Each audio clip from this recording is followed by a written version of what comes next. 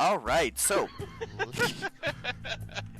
last week we saw our families of our various kids having a nice day, but also preparing for the kids to go on their first deployment. The Rainfalls had spent the night at the beach house, with them all slowly waking up and going around their day, getting ready. Hunk and Davine took Suletta, Sam, JJ, Elizabeth, and Benny on their yacht to have a good time while the others slept. Ash, meanwhile, was tracking down a lead on a small colony. He was able to track down Kaz, the bounty hunter that he had seen before, and have a discussion with him. He learned that he was former Max Tech, and he happened to be working with the group that had held the kids up at gunpoint. He got a bit more information, but found out that Kaz was willing to give even more in exchange for getting the bounty on his head removed. Ash agreed, and a meeting time and point was set. More Rainfalls woke up and had a good discussion with each other, while Ricky, Saris, and Ellie had a nice breakfast and talked about what was to come before Yuri picked them up. The entire Rainfall family ended up meeting up and going off to the ODM Academy, while Ricky's family, including Ash, met with him at Woodbury and got him a bit of a pep talk before they left him to get the rest of his preparations done. The Rainfalls at the ODM Academy had a good time, although some people were taking what was to come better than others. Sasha and Icy up in the triple office were taking it even worse, with Sasha smoking menthol cigarettes and drinking heavily, while throughout the day Icy began to beg for harder and harder drugs. Julius was there to comfort them before Ash came in and gave them the news of what had happened and left. The kids succeeded one more time in a final test run at the kill house before they left for their mission. They arrived at the Moog, saw the heat and the oppression of the place, and settled in for a very long deployment. And I believe that is everything. Okay, 3 weeks ahead. We're going 3 weeks ahead. Kids have been deployed on the airfield base for 3 weeks. Surveying the Moog, the town, the colony, waiting for an opportunity to capture the paramilitary unit's leader, we'll just say. The bad guy's leader. Memory Ann and Carter are overseeing a large, I'll call it a tub of ice and water that Memory Ann's keeping. She's also got this. She's in blue bikini, sweat glistening on her body. Ricky just woke up, sleeping extra in the heat. It's midday. Oz rubbing Laz's legs, reading 2001: A Space Odyssey to her. Colt and Soul are in their barracks, we'll call them barracks, watching Sam try to call JJ. And he does not pick up. Go! Soul tilts her head. I'm sure he's just busy at the moment. Maybe he's doing a test for the academy? She'll sigh and just come sit down. I wouldn't pick up the phone either. Why do you say that, honey? Meet a girl, he seems to like me, and then I have to leave him. Probably found somebody more stable. Oh, Sam, if that was the case with JJ, I'd kick his ass as soon as we got back home. Yeah, he's not that type, trust me. At least from what little I know of him, right? Oh yeah, 100%. He, apparently when he finds a girl he really likes, she gestures out towards Sam, he really likes her. Like his dad! Exactly, like his dad. Like me. Grabbing Soul's thigh. And like your very handsome cousin. She looks up at him, and her eyes start to like twinkle a bit. Sam watching them with a smile. At least you're happy. The heat doesn't stop you two. No, it doesn't. But Jesus Christ, this is the hottest place I've ever been. Yeah, this place really blows. Colt looking at Soul, rubbing her cheek. Hopefully we're not here too much longer. Yeah, hopefully. It would be a blessing if it just ended like all today. But given our luck, I don't think that's gonna happen. No, I don't think so. She'll get up to try and call JJ again. Colt, oh. Well, it could be like solar interference. We're really far from Earth. Maybe a relay station is down? That could be too. There's a lot of reasons why he wouldn't pick up, and none of them have to do with him losing interest in you. No answer, as she'll just sit back down. Sam just clacks her teeth together a couple times. I'm sure he'll call back. Yeah. He's probably just busy or interference, and then he's suddenly gonna get a notification that said he missed calls from you, and boom, you're gonna get a call as soon as possible. And just give it some time. Taking a drink of water, cold. Just give it a little time. Maybe he's very busy at the academy. Doesn't he have more duties now at the school since he's not traveling or something like that? Yeah, he's Trying to corral Fledwick, Krellin, and Robot Samuel. Yeah, he's dealing with the Three Stooges, doing more like hands-on tests instead of the normal written tests. He's doing all that kind of stuff nowadays. She'll just sigh and shake her head. He's gonna call back. Don't worry. Maybe. As Mortis, the sun hitting Mortis's eyes as he awakens. He's gonna stand up, take a look around. At this point, he's just in a wife beater and his normal track pants, not wearing his full normal tracksuit, and he's just walking, looking around where he can see everyone is.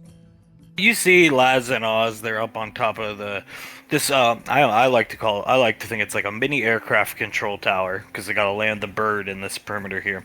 So, they're on top of that flat roof. He's rubbing her legs, reading the book to her as she fans herself, I'd imagine.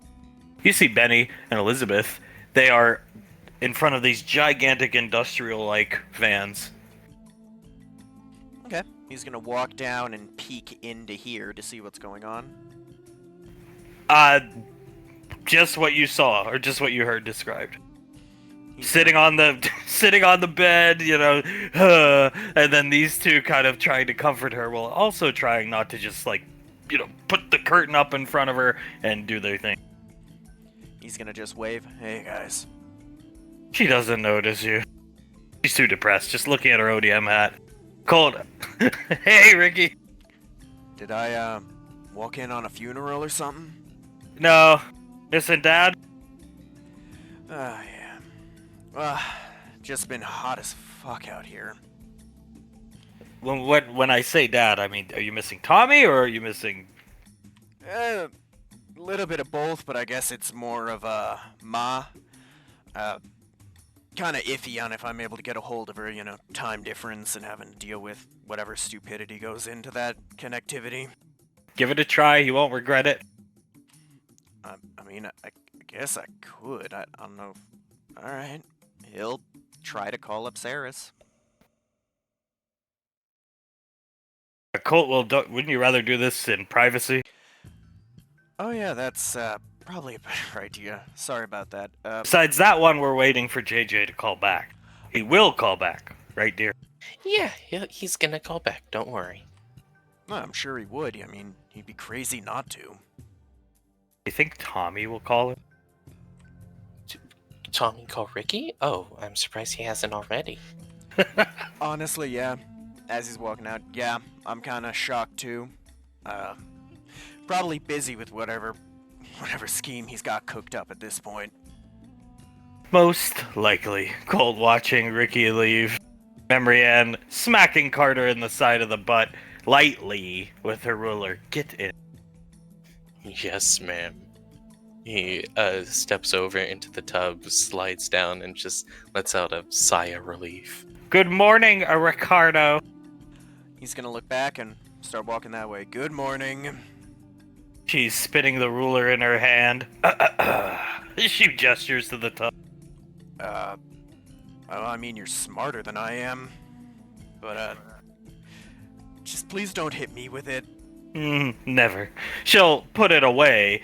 Get in. Alright, if that's alright with you two, I wouldn't want to intrude. I'm taking shifts. Everybody deserves a chance to cool off. Thank you. He'll get in. Oh, you are a lifesaver, ma'am. She looks at the ice as it's already melting. Oh. Hey, I'm not gonna complain. Ice at all is nice. That's right. Honey, these ice abilities in this heat, gotta say it's pretty damn sexy. It's the... She fixes her hair. My god, it's already melting. Rapidly, though. Water's still cold. Yes, she'll get in the water, sit on Carter's lap in the water. Oh, this is a lot nicer.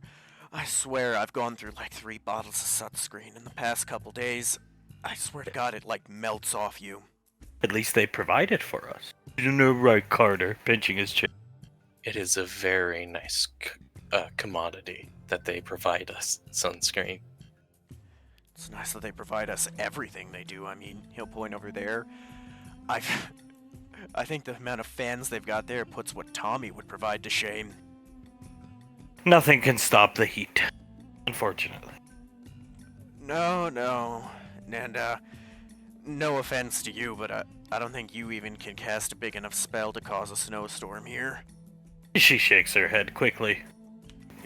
You think your mom could? Yes, maybe, perhaps. Shit, that tells you how fucking hot it is. They're probably having a wonderful time back home. In the air-conditioned academy, Carter. Carter just looks up at the sky with the sun in view. Oh, air conditioning, how I miss you so. Look on the bright side, we do have one thing above them. We aren't the parents worried about us idiots out on deployment. Fair. She'll kiss Carter on the cheek. What time do you think it is back home? Well, let me check. 9 in the morning. Has to grab our wrist computer from a table that's sitting like out here. Oh shit, Mom's probably just opening up the shop then. Yeah, and the classes have probably started. Our parents are probably, yes, they're worried, but going about their business, staying busy, air conditioning, good food, not just MREs, and crappy mess kitchen food. Carter puts a hand on his stomach, rubs it a bit. Oh, I could go for one of Uncle Banksy's steaks. Steaks. She just stares off into the sky. I could go for one of those BLTs from the bar in Woodbury, man. Club sandwiches. Oh, those two, anything right now. I mean, I've eaten more MREs than I'd like to admit. Not a fan myself. They bind me up. Carter nods. Yeah, just when I get home, I swear I'm gonna make like the best meal we have ever eaten for the two of us. I swear to you. I look forward to it as she just looks up into the sky. Oh. When we get home, I'm going on the equivalent of a pub crawl, but just hitting every single restaurant in Woodbury. When we get home, maybe he'll be the saint, pinching Carter's cheek. Oh, Carter looks over at Ricky. Have you made any steps forward in your sainthood? I don't know. What I do know is to reference my dad, there is not a force on heaven or earth that is going to get me in that robe. It's an illustrious honor. That man's face is everywhere. If he were still alive, imagine the royalties. Oh, no, that's true. I also can imagine the pictures that get shared around between us of me in that getup. Benny and Elizabeth coming up. Nice ice pool. And thank you, Benjamin. Yeah, it is nice, man. Elizabeth stares at it. It's very not. You should get in, Benny. Yeah, I can. He'll take off his shirt and get in. Yeah. You have the built-in air conditioning. Uncle Blaze takes good care of her. Yeah, he does. It's almost making me reconsider my choice in combat style. Marianne looking at Elizabeth. Yes, maybe I should have worn a mask. It is quite helpful in these types of situations. I've been trying to wear it less and less as of late, but here I think it's pretty understandable to wear it here. Do you sleep in it? Well, I'm here, yes. And, well, not all the time. And she puts a hand on Benny's shoulder. But sometimes I do, if it gets especially hot. Like it is all the time. Yeah, exactly. Every single moment of the day, it's pretty damn hot. I swear it's hotter at night, Carter. Benny definitely is. Somehow reaching out to Elizabeth. I'll tell you when it's hottest. It's hottest at like 5:30 in the morning. And I know that because that's when I've been waking up every day for the past 3 weeks. He's gonna slip Elizabeth's glove off, kiss her fingers. Can you believe they want to turn this place into a tourist attraction? Town thing? That sounds like the worst thing ever. I will never come here again. What are they gonna do for the fucking attractions? Crack eggs on the pavement and watch them fry? Fry the tourist? Hey, maybe it'll replace tanning beds. Go lay out on the runway for a few minutes and you'll have the best tan of your life. The beach is nice, Rand speaks up, at least from what we can see from here, but there's better beaches. Oh, Grandpa's beach house. Oh, beach house. And that is some of the cleanest water you'll ever see. You could stick your hand in it and then still see everything. It's beautiful. And yacht. If you're fine with Fuedvis, the beaches out near El Paso ain't bad either. And yacht. Speaks up again, he misses the yacht. Elizabeth pats him on the shoulder, makes her mask go up just a bit, gives him a kiss on the head, and then puts it back down. The boat is very nice. A gift from Mr. Wiseau it was. Oh, if it's anything like what I expect Tommy got you guys, it's probably second to none. Spent a lot of time on that boat growing up. Yeah. I watched Dad, Grandpa, all the, males do a lot of fishing on that boat. Do you think Grandma and Grandpa cleaned their plate of issues they've created? Carter just shakes his head. I don't think so. We should call back and ask. No. Not a bad idea to call, but not gonna get into your family business, but if it's that bad, I don't know if it'd be smart to bring it up any. Nope, I agree.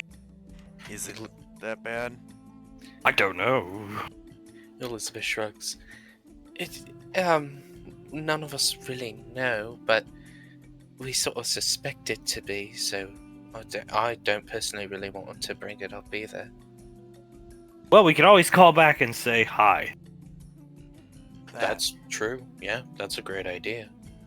That is a good idea. Although, apparently they're waiting for JJ to call Sam back. Oh. Remember Anne pulling out the ruler. Yeah, apparently. I don't know what's going on. I just saw her looking depressed like someone run over her dog. She probably misses JJ. Understandable. I would miss Elizabeth if we were separated for this long. I'd probably cry. A lot, actually. Oh, Elizabeth wraps her arms around him, holds him a bit tighter. It would be quite depressing to be separated from Benny, but I'm sure it's all going to be okay with her. He's probably just busy. He's a busy worker and all that. I mean, he works at your guys' ODM academy, right? Yeah, that's right. He takes on quite a bit of work, and especially right now, he's probably trying to get his head off things. So, probably taking on even more work, which isn't healthy, but that's him. The door swings both ways, nibbling on Carter's chin. He's probably depressed. Missing her. Carter nods. Ergo looks at Ricky, trying to get his mind off things. Well, that's fair. I mean, that's what I would have thought. In his shoes, I'd probably be feeling the same way. I mean, don't worry. Ain't been around him much, but he seems like a smart guy. I got no doubt he'll call her back pretty soon. Poor boy. Nibbling on Carter's chin more. Carter gives her a kiss on her forehead. Poor boy indeed. JJ, I'm talking about. As she spins the ruler in her hand, you. Oh, me? I think you should relax with that. Speaks up. Yeah, that's Auntie's pointing stick, isn't it? Yes. D- I believe Grandma got this for her. I will return it and get my own when we get home. Maybe wash it too, just in case. I've washed the blood off of it. And careful not to break it over. Looks at Carter as well. Yeah, don't break the stick. I'm sure Carter would be fine with it, but not the stick, please. As Carter just laughs. His abs are rock hard. Don't think that's where you've been hitting him. Oh, I have. I've been everywhere. Yeah, anywhere that isn't always visible to people. So like face, forearms. She's hit me pretty much everywhere. And he looks at her and bites his lip a bit. Fair enough. I mean, That's where the yelping comes from at night. I thought it was like some animal out. He's gonna point off towards where they had shot the boar out there. It was huge. Nah, our bunks are close to them. Marianne, oh. Elizabeth nods. We could hear everything. All the thwaps and all the yelps. It is entirely audible to us. All the bad boys.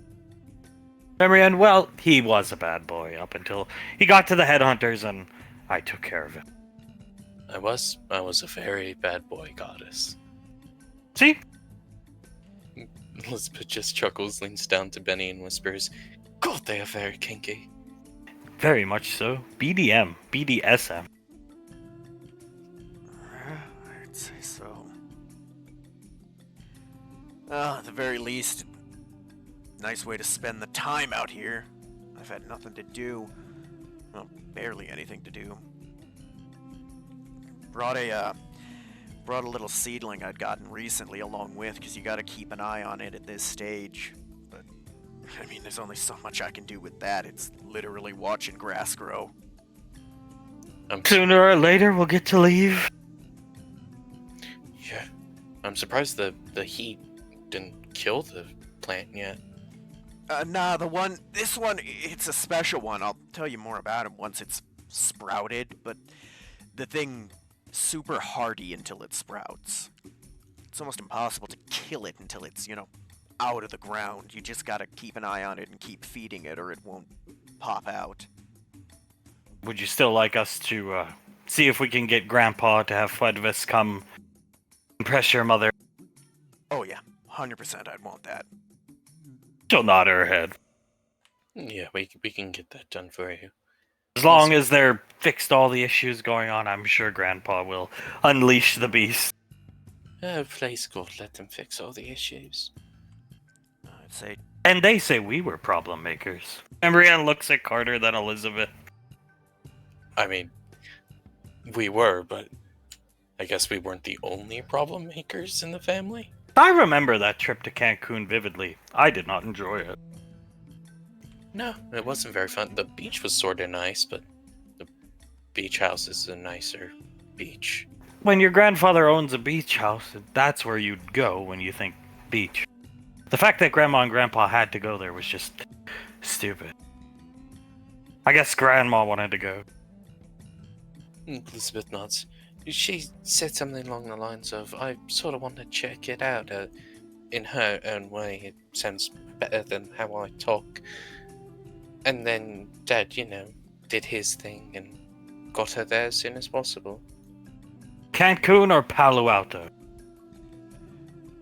Palo Alto, although at this point I'd take pretty much anywhere over here.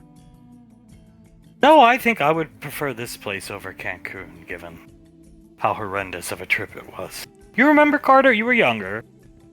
Nobody had fun. No, everyone just sort of looked miserable the entire time. Someone drop a bomb while you were there or something? Not really sure. I personally don't remember, like she just said, I was pretty young.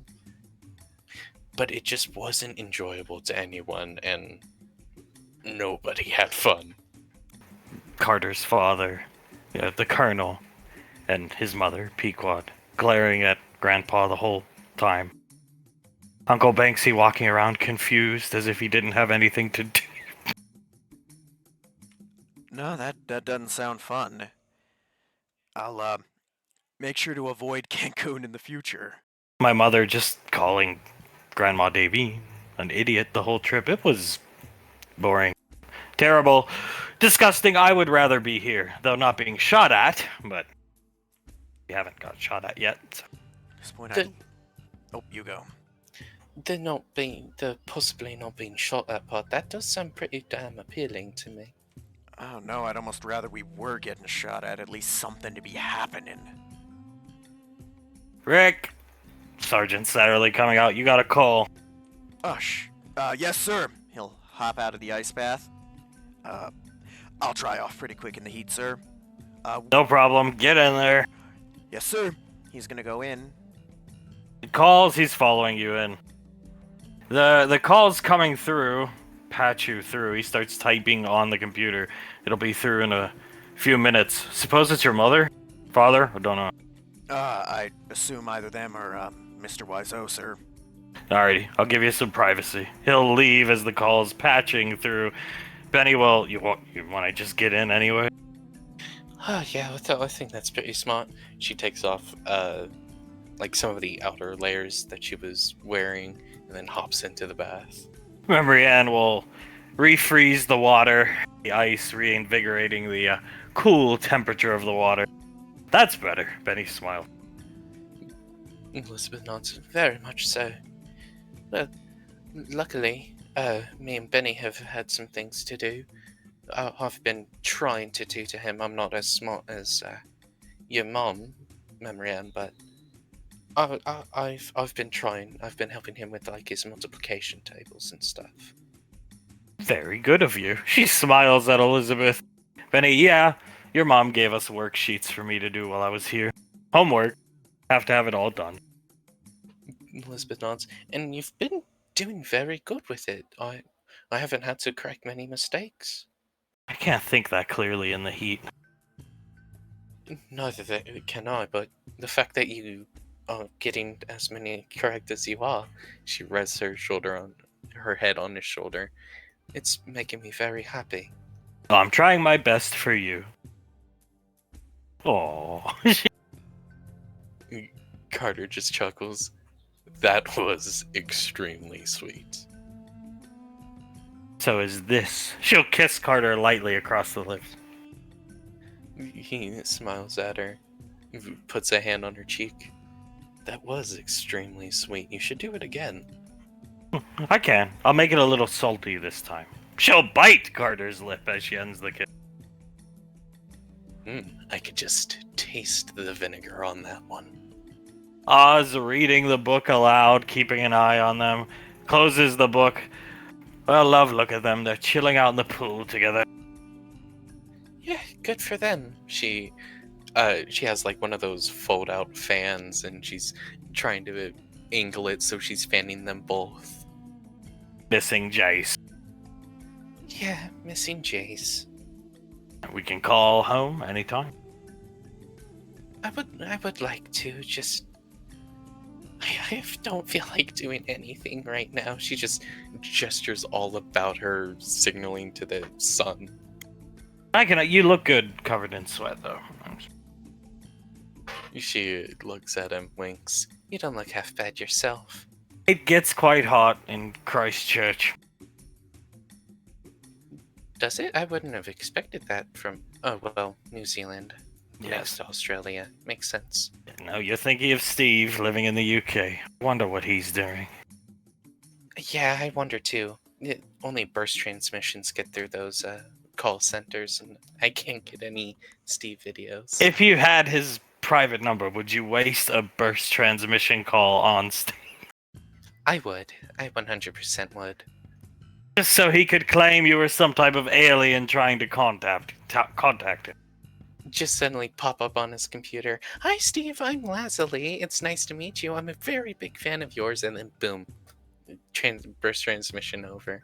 He's probably busy betting a couple quid on football games, rolling his cigarettes, running up and down the stairs, mumbling to himself in air conditioning. What a hero.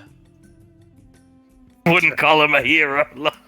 Well, he is throwing off the heart attack weapon for all of humanity, so I would call him a hero. If I carry you to one of the phones, you want to call home? Yes, please. I want to see if Blaze has Jace and he's doing okay, please. See if General Lorelei hasn't come taking him to the farming family. Pick her up, carry her down the stairs. She just mumbles to herself, she better not have. I don't think there's anything really to discuss, right? No, not to my knowledge. Just He's ours now. We're gonna keep him. yeah, 100%. If everything with that is okay with you, I would want to adopt him. Then we shall. Soon as we get back. Yeah, as soon as we get out of the moog. She starts to type on to the call center. I'll do it, love. Oh, okay. Sit down and relax.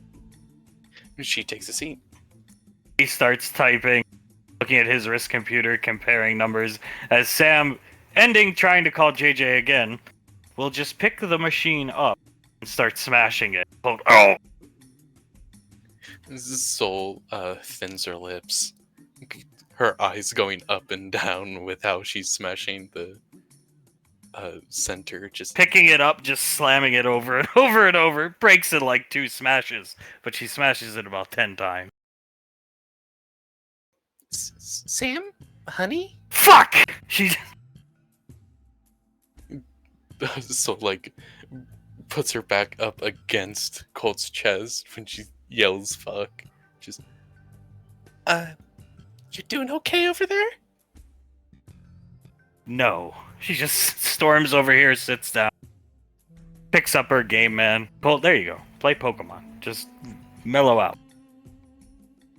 Yeah, get your mind off of everything. So just looks up at Colt and mouths to him, "Oh my god." She's really strong. She like flexes her biceps. Oh, like she could pick me up and break me apart. Yeah. Pretty scary. A lot like Mom. This is Colt looking at Soul, then over at Sam. Didn't you get the new game, Pokemon game? That didn't JJ, as she crushes the game man in her hand, hearing JJ's name. Game man name. New game. Not anymore. Soul has a wince on her face. You'll get another one. Don't worry, Sam. It's okay. That was a nice game, man. That was a very nice game, man. That was the latest model. She'll just throw the game man in the trash. You might want to save the cartridge, because the cartridge fell and hit the floor. She'll step on the cartridge, or not. Oh, I could always mend that together if you want, Sam? No! Okay. Do you want some water? She like pulls up like a canteen of water that she has. She just starts rummaging around in her gear. Her combat gear. So just shakes her head. Leans back onto Colt. I don't think there's a way we can really comfort her through this, is there? She pulls out a small yellow bottle. Squirt bottle. I don't think so. Yeah, it... So leans forward a bit. I know it's very hard right now, Sam, but just a little while longer, and I'm sure we'll be able to see him again. She squirts some of the yellow squirt bottle into the trash can. Huh? Colt just watching. What is that, Sam? Goes back into her gear, pulls out a pack of matches, and drops, after lighting one, into the garbage can, setting it on fire. She'll sit back down. Oh my god. Then she'll light a cigarette. Colt go. Oh, Jesus. Off the burning trash can. Soul watches the burning trash can. We need to put that out, right? No, you don't. Let it burn. Okay, we'll let it burn. She puts both of her hands up in a mock surrender. She will flip a switch, turning on. There are fans, like an exhaust system, in these barrack buildings, so the smoke goes out. As Colt just, oh man, might beat JJ up when they get back. We get back, I should say. So nods. Oh, I don't think it is a might. I think it's a definite. He probably won't be happy when he finds out she smoked, she's lighting up another one. So... 2 at a time! Holy crap. She just closes her eyes, rubs her eyelids. That is, opens them. Oh, she's lighting another one. That is not healthy. Nope! Lucky for her, I don't think JJ will... The smell and the taste on her mouth and body should be gone before he sees her next. Yeah, oh yeah, I'm sure it would be. She just stares at Sam. Hopefully she stops by the time we can leave. I wonder how long that trash can's gonna burn as it starts sparking, because the electronics built into the game. So just watching the sparking trash can. Are you sure I can't put that out really quickly? It's staying this way. She just lays on her bed and keeps smoking, looking at the ceiling. Okay. She just takes a sip of her canteen, hands it to Colt. Okay. Well, if you want to talk about anything, we're right here. Uh-huh. Just staring at the ceiling. Colt will and just pull Soul onto his lap. She rests her head on his chest and just shakes her head. I would probably be mad if you didn't pick up. And I called you, yeah. Yeah, I can't fault her. I'd probably be mad at you, too. Isn't that game man the one? Didn't Grandma and Grandpa give that to her? Like a gift joining the Academy or something? Soul just nods along as he continues to say what he just said. Oh boy. Yeah, oh boy, indeed. Maybe we can get a replacement for her? Or JJ can? I hope so. He smiles, looking at her, just staring at the ceiling. Oh, I hope so too. He is going to have quite a bit to make up for, I think. Poor guy. Yeah, I wouldn't want her to be angry at me. She just bites her lip, shakes her head, and gives Colt a kiss on the chin.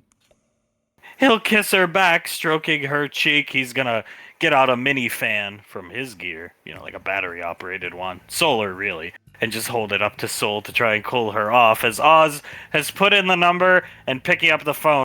Who in the fuck is this? Hi, Uncle! Oh! He turns his wrist computer. He's working on the RV. Turns his wrist computer to face it. What are you guys doing? How's everything? How's Carter? Oh, we're all good. We're all safe. We haven't been deployed yet, but we're all doing just fine. It is really hot here, though. Is there any way we can talk to Uncle Blaze and Jace? I'm sure. I think you might have called the wrong number. Oz, a big family, lot of numbers. Sorry. Yeah, I'll get him. I'll put you on hold. Give me a sec. Thank you, Uncle. How's Carter? How's Carter? He is this is the most worried he's ever been for Carter, I think. Poor man. You remember how he sobbed? Squeaky voice, build me a baseball field. He was crying. I'm so happy we got pictures of that. When you get back, you help me build a baseball field. Do you think he actually just wants to build a baseball field, or is that an excuse for him to spend time with Carter and you guys? Stroking his chin, probably a mix of both, I'd say. Yeah. Probably hopes we can play an actual game of baseball and it won't devolve into straddling one another in the batter's box. Or the dugout. Or third base.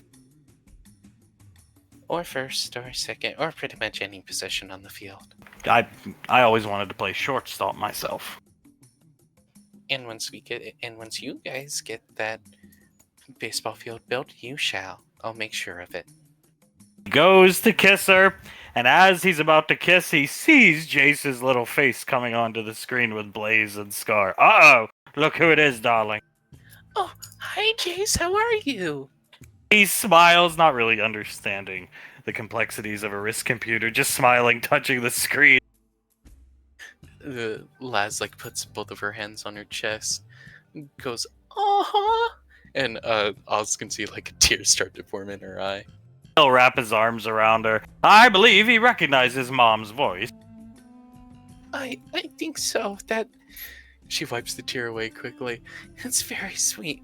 Hi, Chase. I hope is everything going okay at home, please? He looks over his shoulder. As good as can be. Oh, it hasn't been resolved yet, everything? No, these things never get resolved quickly. Your grandparents are interesting people. I love them to death. Gar, they're idiots. Last sighs. That is certainly one way to put it, I'd say, Uncle. You won't be taking him to Cancun, will you? No, I'm never setting foot in that place again. If that's alright with you, she looks at Oz. Where you go, I go. Is it that dreadful? Did somebody get mugged? No. He just stares at Oz. No, nobody got mugged. We just all had a terrible time there. I hate that fucking place. She points at the screen. See? Even Scar had a terrible time. Did you go? No, of course I didn't fucking go. I have brains. Wait, I thought I remembered you go. You hate that place and you didn't even go? I hate the trouble it caused and is still causing. Yeah, fair enough. That is definitely an understandable thing to hate about Cancun. I like things to run smooth and by the numbers, young lady. You know that. I do. I very much do, Uncle. Jace is doing wonderfully. The Ranger General has stopped to see him quite a few times. Uh-oh. Oh, that's good. Oz can see Les's hands go into a fist and ball sort of tightly. Has she tried to take him away? No! She did say the other family is still quite interested in him. They need more hands on the farm. You should have just adopted him that day in the gym. Don't be like your grandparents. Oz will groan. Yes, sir. I understand, sir. Let this be a lesson. He nods his head, stroking Jace's little head. I will. Yes. I'll let it be a lesson for the future. I was just a loss of words, really. Ex-Ranger General, deity elf woman. I should have just stepped up and said, ours, thank you, give me the papers. Yes, you should have. I should have too, but we were just going out on deployment and I didn't. If anything happened to us, I should have just done it. He is a delight to look after, you know. Is he very well behaved? Very well behaved. And not a picky eater, as he scratches Jace's cheek and he laughs. That's very good. Les looks over at Jace in his computer. I'm very proud of you, young man. He taps the screen with his hand. Blaze, oh. Scar, more boys. Need more. Adopt 10 of them. Les chuckles. I don't know about 10 just yet, but we'll do the best we can, Scar. He nods his head, lights up a cigarette. Blaze, no smoking around the child. Oh, alright. Tell Carter I said hello. I gotta go back to work on the RV. And the rest of the kids, too. Okay, I will. I love you all. I love you, too. Carter's probably getting it up the ass for Memorian right now as he walks off. Lester. That's not too far from the truth if you think about it. No, that isn't that far from the truth at all. Yes, I saw some security camera footage of her whipping Carter with Aunt Suletta's favorite pointer. Yeah, just a couple weeks back, I witnessed Memory Ann furiously washing the stick as best she could. Well, I know what I'm getting Memory Ann for Christmas. Latex leather suit. And handcuffs. You know what? Carter would probably enjoy that. Or at least I think he would. Blaze nodding his head as Jace starts to cry. Oh, somebody's dirtied themselves. Laz's lip starts to quiver. And, You'll be handling these duties when you get back, madam. Yeah, I will. Don't worry. Well, I'll have to let you go. Whew! I can't smell, but I do have sensors in my nose that alert to high levels of methane, and this one produces some. Laz chuckles. I bet he does. She puts her hand on the screen. I'll see you very soon, Jace, okay? He'll put his hand on the screen, and Blaze will must be all those snacks the Tarax are feeding you. Be safe. We will, Uncle. Don't worry. He'll hang up the phone. Oh, he's so cute. He's just so small and cute. She looks at us. We should have just adopted him. Yes, we, putting his arms around her and kissing her, should have. But Next time we will just... I couldn't talk with everything going on. There was the Cancun trauma and all this stuff. It was a whirlwind of ridiculousness. It was a lot of stuff. It was. She puts her arms around him. Next time we're presented with that kind of opportunity, we just need to adopt him. And we will. Soon as we get back, sign away on the dotted line. She smiles, gives him a kiss on the cheek. Yeah, definitely. Now, do you want to go back up in the sun? I mean, at least here we have an exhaust fan, and I can fan us better in here with this. She unfurls her fan. He'll sit down in a chair and pat his lap. I've got the book right here, pulling the book out. She'll take a step over, sit on his lap. Ricky's call is coming through. It's Sarah. Hey, Mom! Hey, it's good to talk to you. I was just about to call you. Likewise. Well, You look hot. I feel it, and I just gotta have an ice bath, too. How's it going out there? Good as it can be, although more boring than you could imagine. I'm short-handed at the store today. Your father's out working. Ellie had to call off. She had a cold. Look who came to help me. Ricky! Tommy! Hell yeah, man. You're helping Mom? Yes, come to help. Open store. I'll sell some flowers. Do these type of things. I sold some roses. They were asters. Whatever. Same different. Oh, shit, huh? Oh, I'm happy you guys are doing well. You said, Dad ain't been around recently? No, he's been home on the weekends, but he's been busy. Yeah. Yeah, whatever shit he's getting into with that crazy bounty hunter dude, right? Sarah nods her head. And Ellie got the common cold, so she's out for the day. Aw, poor girl. Well, you guys are still having it better than out here. I watched Memory Ann make a big-ass block of ice, and it was melted and evaporated within like 5 minutes. Jesus Christ. I miss you kids being around town. No, I miss being around town. Miss being able to go home, too. It's been... nothing happens. I mean, the only thing that really has happened since we've been here happened on day 1 when, Sam and Carter went out and shot a big-ass pig. Good cooking. Sam, Frontier Ranger, she knows how to... Yeah, makes sense. That's the best food we had since we've been here. Wasn't as good as your food, Ma, but, you know. Well, hopefully it's over soon. I hope so. I mean, I hope we get to do something, because, I mean, us going here and just kind of hanging out for a few weeks does not sound like my idea for my first deployment. You don't get deployed with that big of a grouping if nothing's gonna happen. So. I hope so. At least some excitement would, spice things up, huh? You'll get it, trust me. Yeah. Did you get it on your first deployment? To the Frontier? Yeah. What happened? UIR. Back when they were actually scary? Competent. I wouldn't say scary.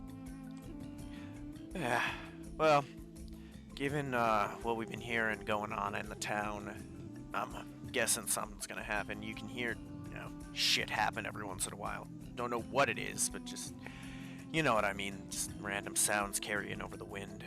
Need your help with something? Oh yeah, Tommy, what's up? I'm going to talk to Julius very soon after I leave your mother's place here.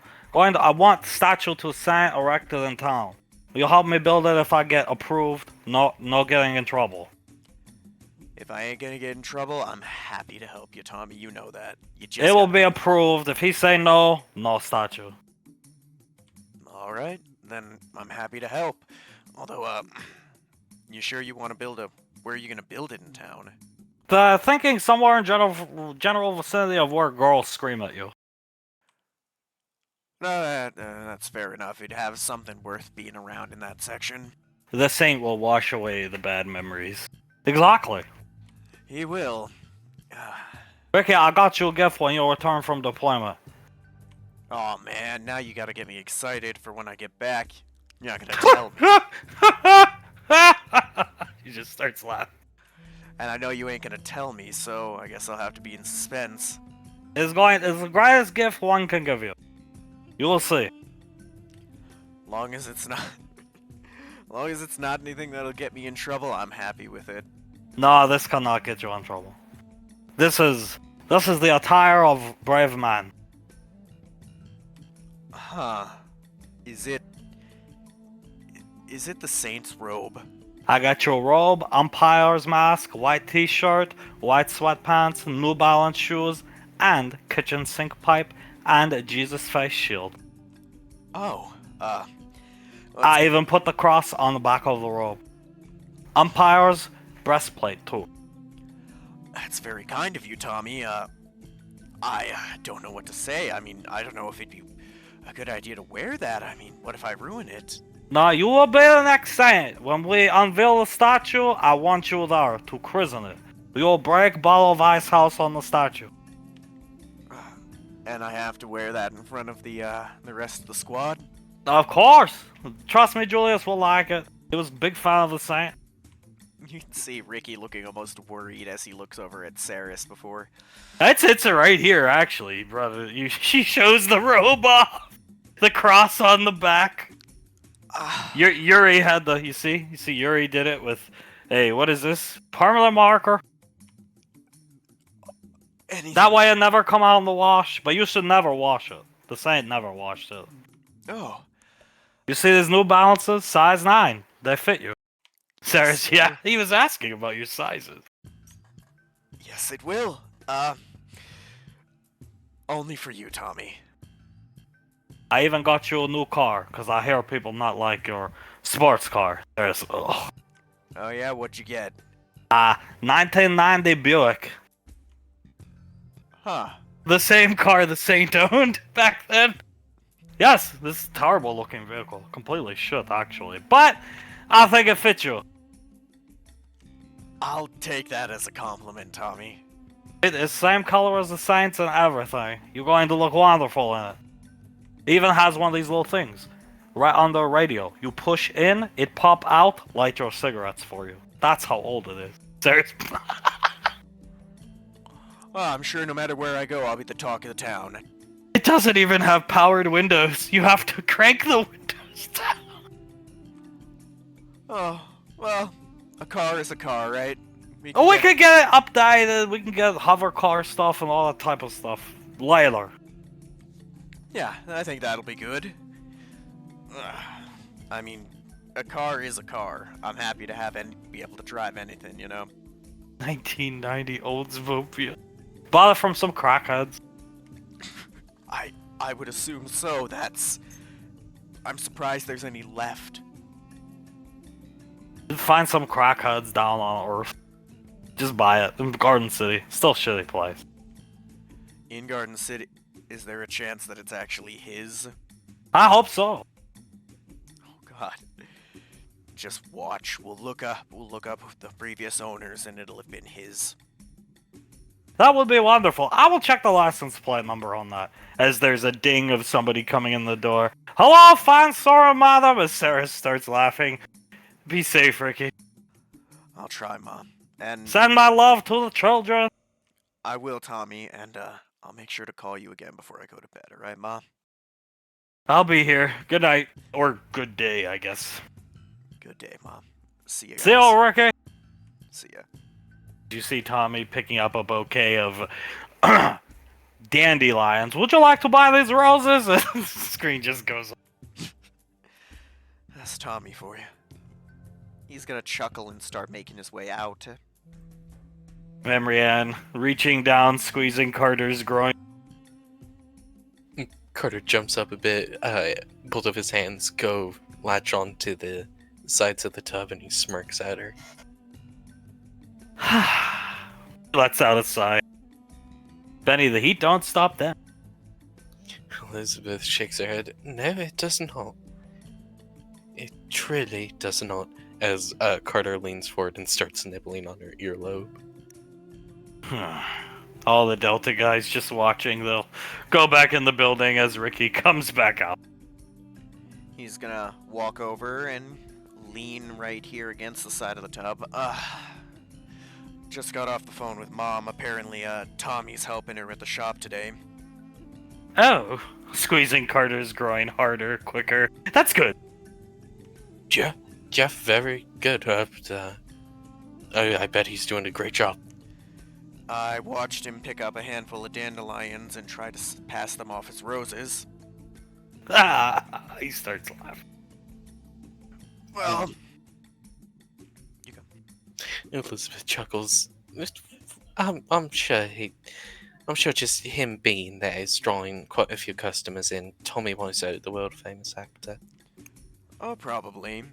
I do have a bit of a insight onto what his current plot is, though. Plot? I thought we were over getting people arrested. This one won't get anyone arrested. He wants to build a statue at Woodbury.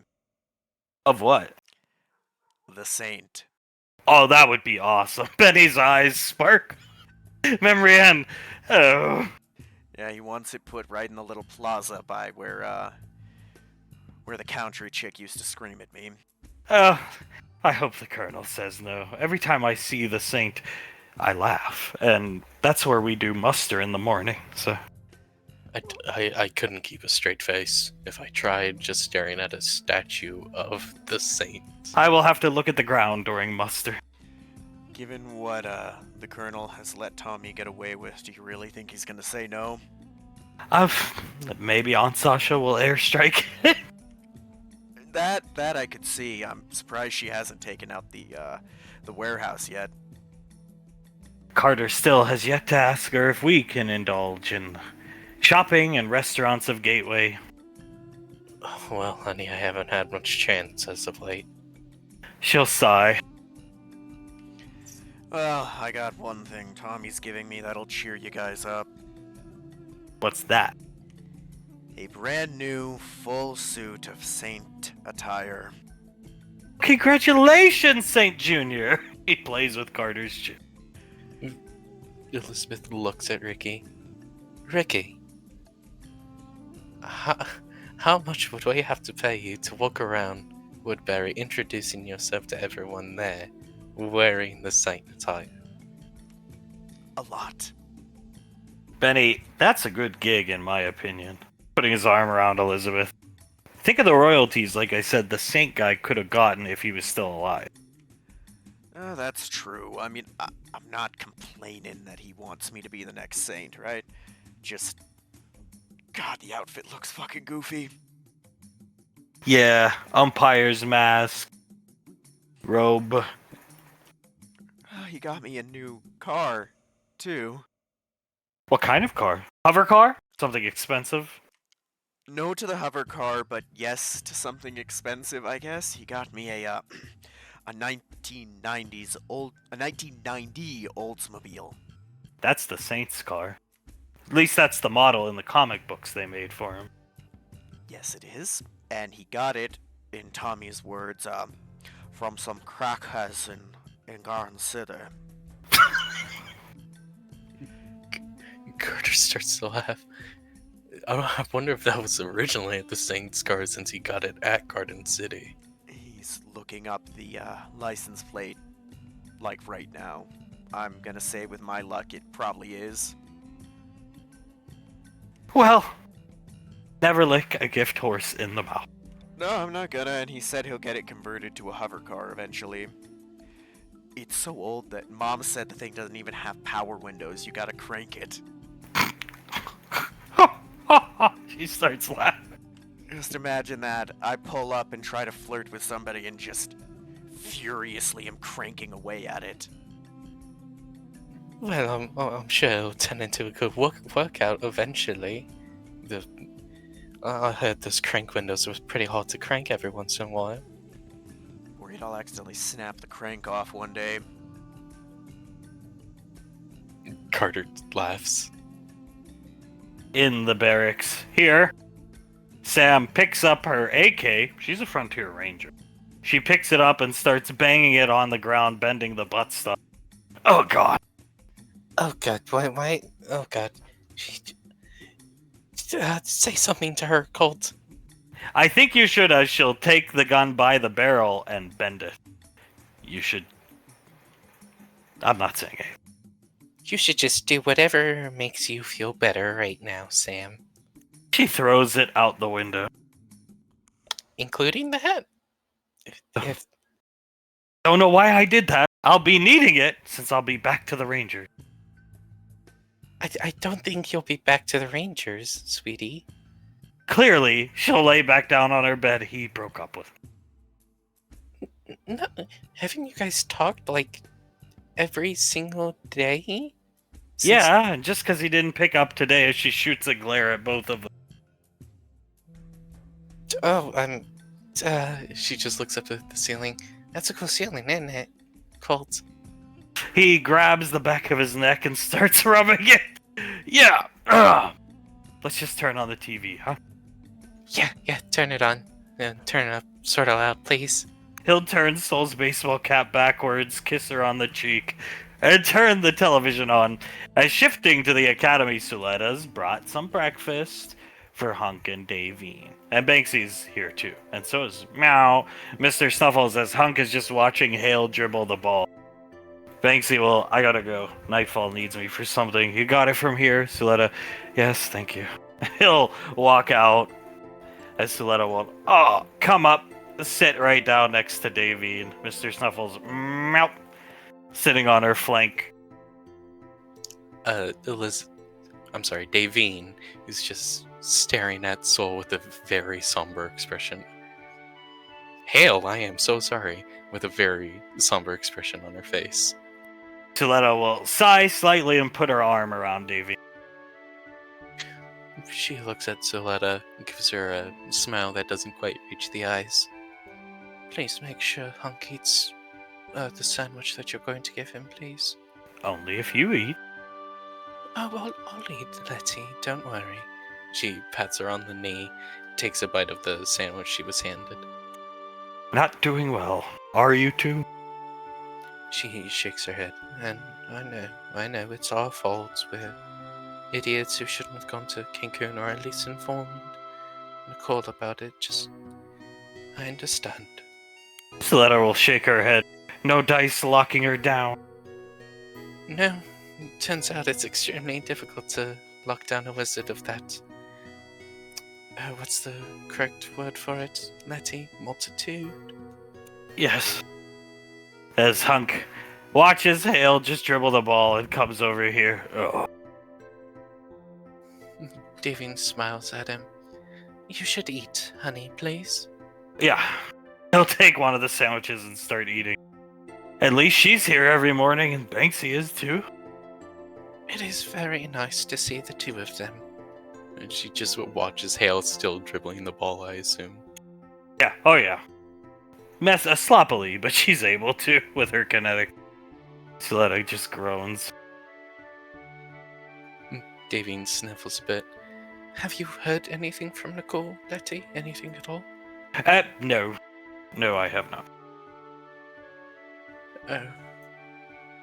She just shakes her head, takes another bite of her sandwich, and looks down at her lap. It's not easy to get a hold of somebody who can know what you're thinking.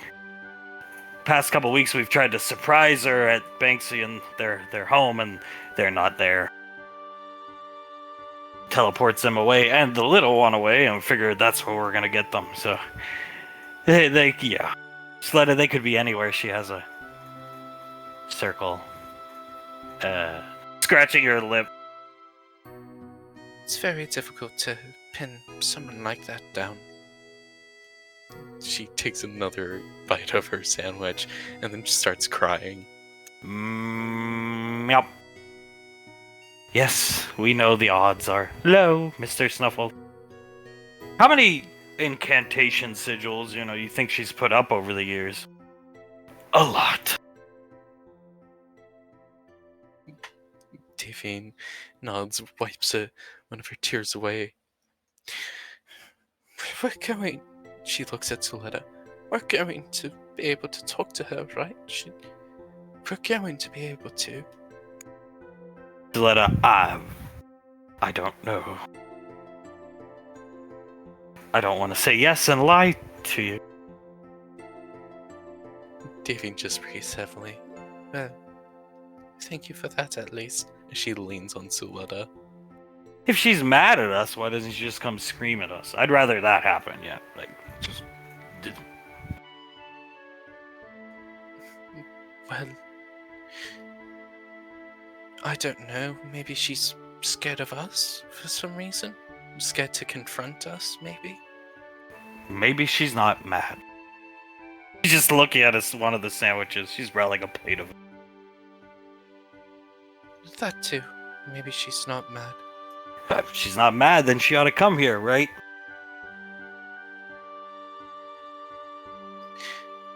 Maybe she's feeling a different emotion other than anger, sadness, disappointment.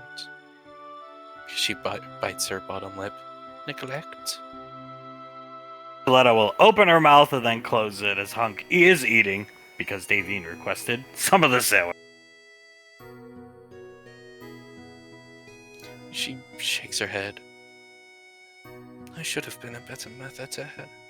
What were you gonna say? He points at Suletta. Nothing. Davine looks at her. You never know, maybe it would be comforting to hear. Oh, this won't be comforting. Please say it anyway. Maybe she's just outgrown us.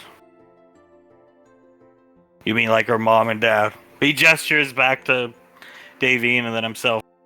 No, I mean us. She'll throw her hand up and make a gesture for the whole academy. The whole shebang. Maybe she has. But... Oh god, that sounds really selfish of me to say, but I haven't outgrown my little girl. Suletta, a good parent never outgrows their child, so there's that. We need to find a way to talk to her. At least once. She's still not picking up her wrist computer, is she? Hunk shakes his head. Hunk, how could she outgrow us? Suletta just groans. There could be a multitude of reasons, but I couldn't say anything for sure. I've spoken with Julius. She's been going to the frontier, exploring. She fancies herself a young Laura Croft, or if you remember, those Lorelei comics that Pequod bought the rights to, and then we pushed them out as Rainfall properties.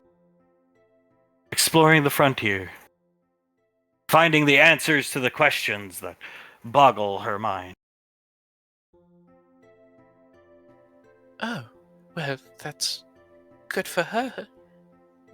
I'm sure she's having fun with that. Is there any, specific reason why she would do something like that, other than pure curiosity? Suletta will shrug. Maybe just for distance sake, I don't know. Oh, that could be it. Distance sake. The frontier's very far away. I never thought any of them would outgrow us. Look at Julius, he's like 40 something and I don't. Oh god. He'll hold Hale out in his arms and just stare at her. Davine stares at Hale as well, gives Mr. Snuffles one pet on the head, and then finishes off her breakfast sandwich. It's very hard to see your children outgrow you, isn't it? Gilletta nods. I wouldn't know. I think Memory End left for a while, but I don't think she's outgrown me. She purses her lips a bit, nods, and holds Soletta's hand. I'm very glad you two have a good relationship again. Yes, it was turmoil, but all it took was one meeting. She chuckles. Well, hopefully we'll get that meeting very soon.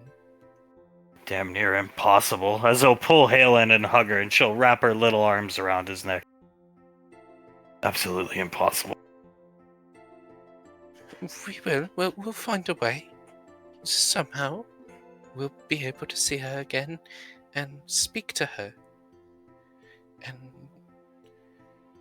just tell her exactly how we feel, and hopefully that would be enough. And apologize. Obviously apologize.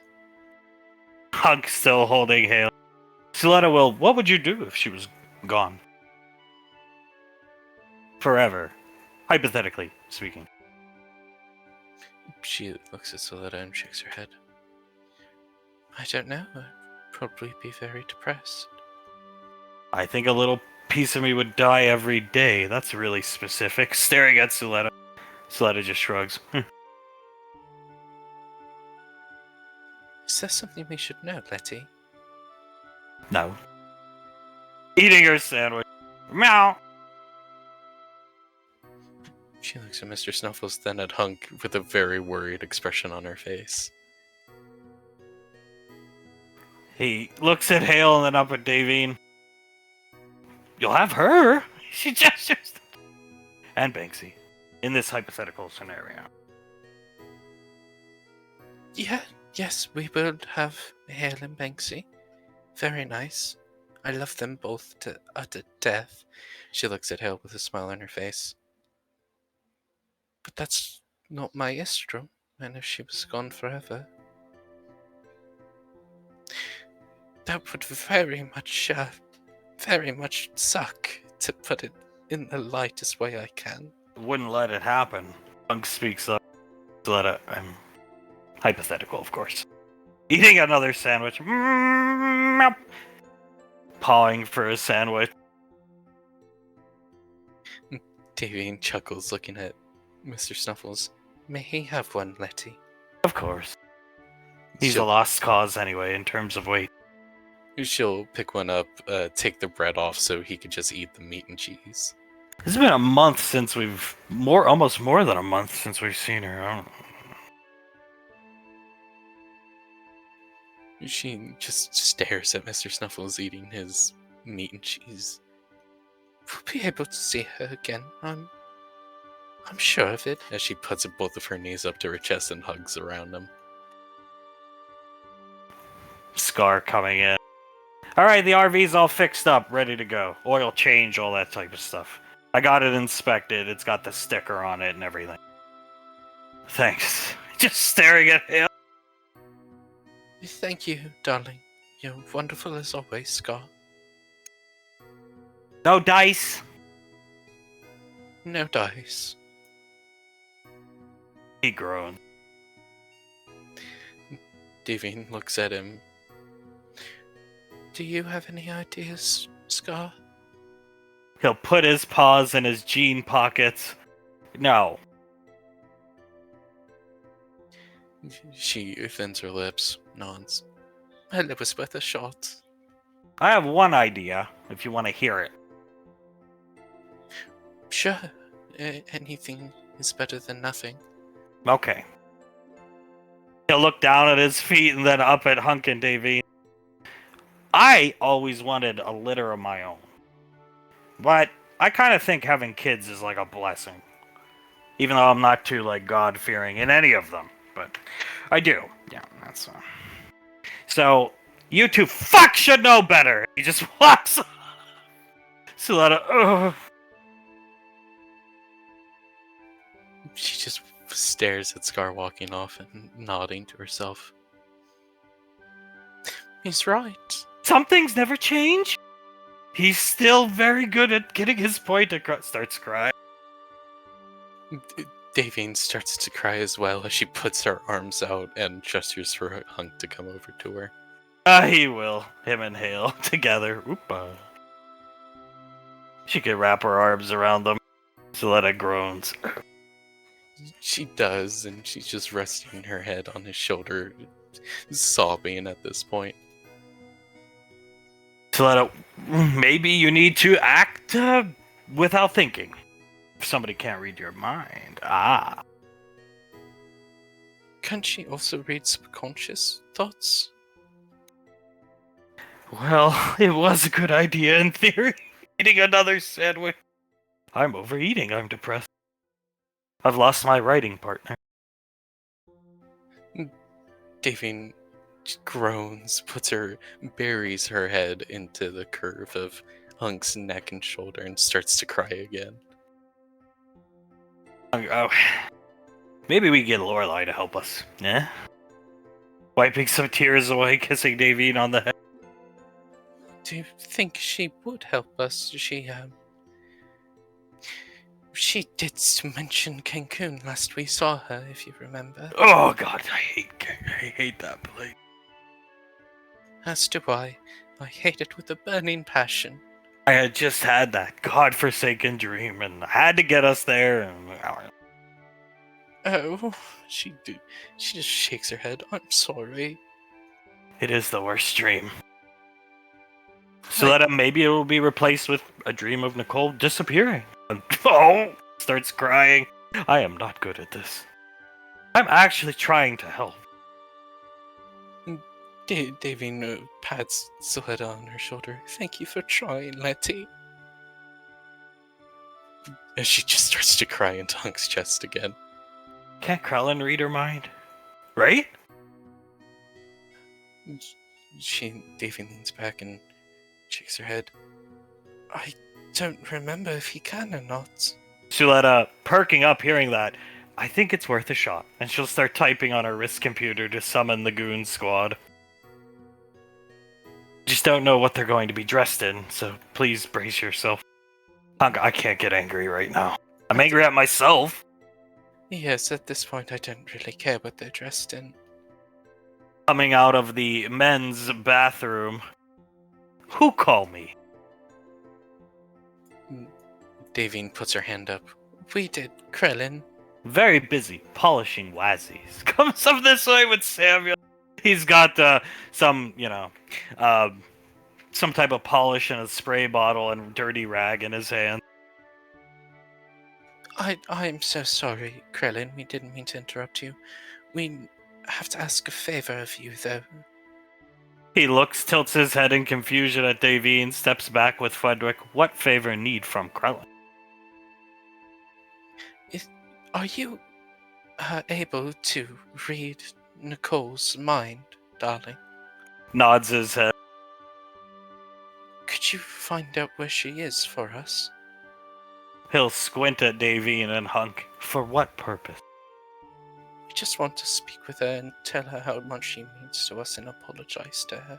What this all about? Still Cancun? Samuel starts wagging his finger at Davine like she's a little girl. Frederick starts tutting his tongue and shaking his head. Yes, it's about Cancun. No. Oh. No help. Puts his finger up at Davine. Fire me if like. No, I understand, darling. I understand why you won't help us. Not my place to stop Ascension. Let's go, Frederick. Scold them. And they walk off. Flitwick just stares at them. You all should know better. We heard Scar in the bathroom. Very wild man, very scary. I almost dropped one of my wazzies. You should know Sorry, better. Fred. He puts his hand up. It's okay. All is good. You should fix this, though. As he just tuts his tongue at them.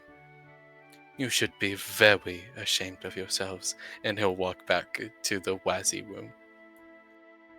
Hunk lets out a big sigh. Davian does the same, just a large sigh. Watching them walk off. Davian rubs her cheek. Is there any place where we could think that she might be right now? We could just, poof, spring up on Gateway. Into the office. I think that's our only chance. Surprise attacks. It is working hours at the moment. There is a good chance she's up at the triple office. So not a bad idea. Give it some time. Finish your breakfast sandwich. Hunk will, take it. Wiping tears away from his eyes, I gotta let you go to eat it, dear, unless you feed me. Oh, I can feed you, as she starts to feed him. Give it some time and then just go through the teleporter without thinking about it. Maybe that will work? She shrugged. Hopefully, that will work. Speaking up in the triple office, Sasha and Julius and Pequod are here. Icy has papers levitated all around her, pens. She's working a lot. Very quickly, very efficiently. These guys are just watching her. Sasha, just watching her as well. Julia's watching her. Do you want any help with that stuff, Icy? She does not hear what you're saying because she's concentrating, and Julius has definitely noticed over the past couple weeks she's getting forgetful. Like, very forgetful. Sasha, she'll come over here. Got her actually working for a change? Julius turns around. Cancun. Cancun has her working? Oh god, right. You don't know. I know about what happened, but I don't see why it's having her work. Well, she brought it up in front of Mom and Dad. And she said some things while she brought it up about, like, how being married into the rain... Not married, grandfathered into the Rainfalls is different from being married into the Rainfalls, and now I'm pretty sure she's worried that she's going to be screamed at if she goes back, and She's still... Sasha will point to her temple. Forgetful? yeah, she's still pretty... Forgetful? Pequod speaks up. What do you mean forgetful? She's been forgetful. Like, over the past 3 weeks, it's just gotten sort of worse and worse. At first it was, oh, I forgot where I set my coffee. That's pretty normal. Not for her, but pretty normal. And then it's turned into, oh, where did I set that paperwork? Type thing. Sasha looks at her with a worried look. Look, Julius, anyway, here. From what Talons has told me, his agents in the Moog, we're just calling this guy Crash. We don't have an ID, an official name for him. He's probably frontier-born, so no documentation to be found. Anyway, he's having a meeting with his top lieutenants today in the Bakara market of the Moog. I think this is a good opportunity if you want to capitalize on it. It's happening in 3 hours. I'm not going to be there in 3 hours. He leans back in his chair. So we're gonna go in. So they would have to go in with our ranger support. Sasha nods her head. It's your call, Colonel. You're in charge of the operation. I forego command by going into the field. He stares at the picture of Crash. They're capable. They're rookies, but they're capable. 1st Battalion and Delta. I would prefer to be there. She looks over at Icy. I actually would prefer to be here and try to solve that, but I can't. So the sooner I leave, the quicker I get there. Either way, if you want to capitalize on this, I'll leave that between you and you. She smiles at Pequod. Pequod looking at Icy. Julius looks at Pequod, looks at Sasha. I don't think we're gonna get much better opportunity than this. Pequod just staring at her. Sasha, you make the call, Julius. Okay, I have to go. Okay, keep going. All right. She'll walk off with her guards. This one's still just staring at her, working, leaving. Pequod, what? Looking at Julius. Oh, we have to make the call if the kids go into the field, try to capture this guy without supportive rangers. Starts rubbing her forehead. I don't think there's a much better chance than this one that we're gonna get. He sets the picture down on the desk and just stares at it. We could do it. They can do it. Yeah, like Sasha said, they're capable, rookies, but capable. And they have 1st Battalion and Delta on their side, so... Maybe it's a hasty decision, but the sooner they get them, the sooner every one of those men and women are back home, which includes our children and family. So Exactly. Oh, God. I think we do it. she'll start typing on her wrist computer. Done. He nods.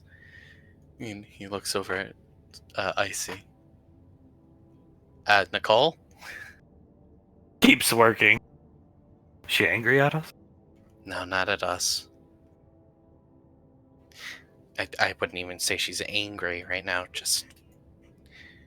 You know how she's been going to the frontier and all that, sating her curiosity?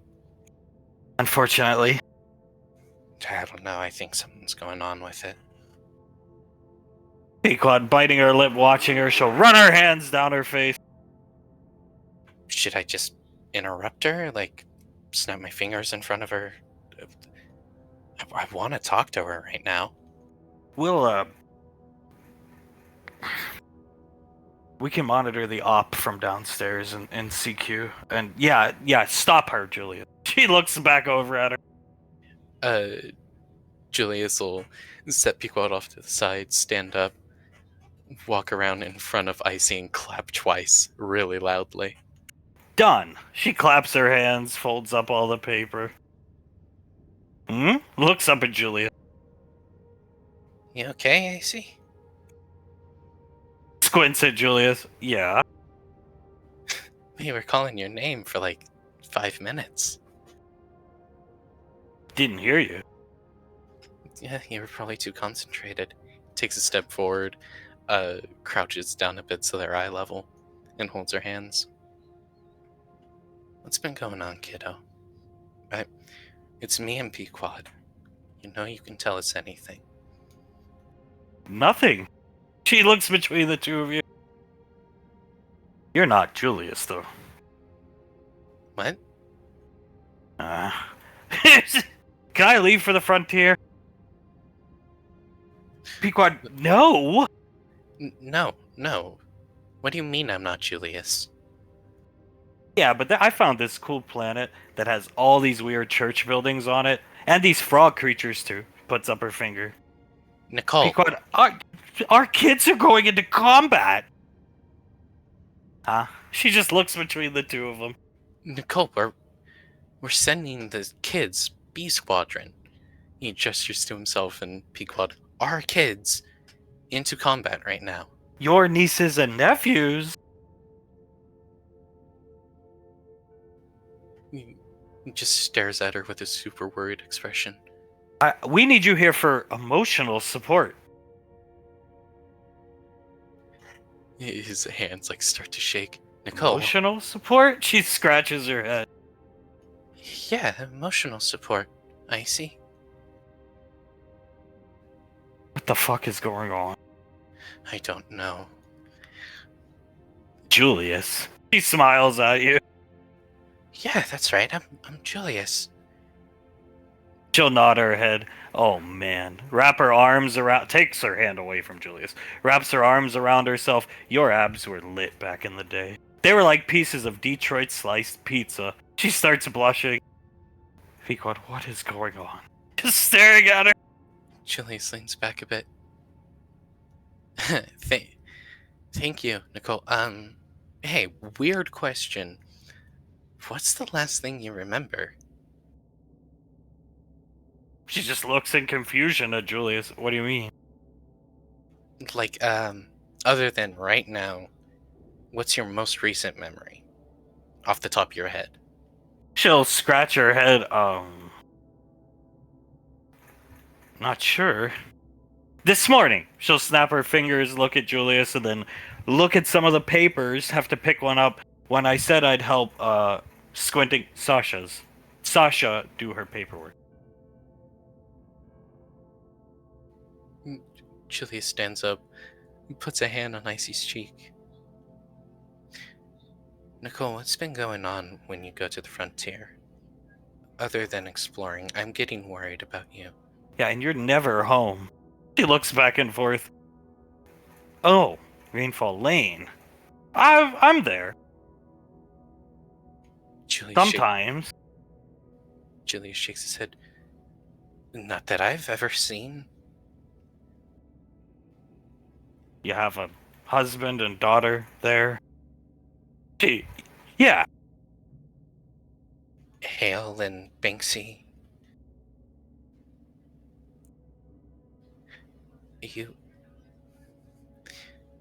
He just starts rubbing his thumb on her cheek, shaking his head.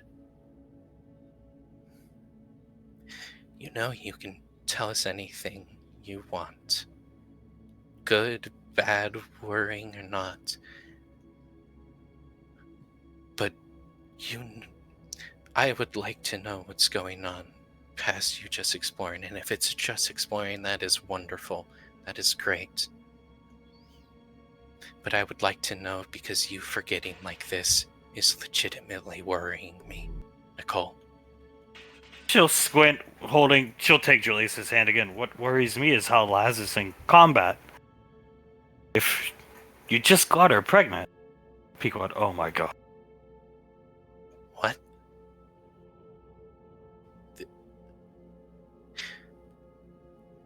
Laz, my daughter? Laz? Where do you live? The Arcane Council base? Oh my god, she's starting to have a panic attack. Oh god. No. You live at Rainfall Lane with the family, the Rainfalls. You're part of the Rainfalls, Nicole. Rainfalls. Yeah! Rainfalls. She looks at her scarf and plays with it. Julie starts breathing heavily. He, too, is starting to panic. Okay. Ha! She'll show her a picture of Hunk and Davy, Mom and Dad. She's just squints in confusion at the picture. Julie points at him. Mom and Dad. Hunk and Davine, right? Hunk? No. She shakes her head. I've never seen Hunk's face. Points at the picture. That lady looks cool. Julius covers his mouth. Oh god, I really don't want to ask this. Nicole. I'm sorry if this is too personal. How old are you? 16? Squints at Julia. Okay. Julius pulls up his wrist computer and shows her the date. It's about 20 years past that, Nicole. Squints at the computer. Oh.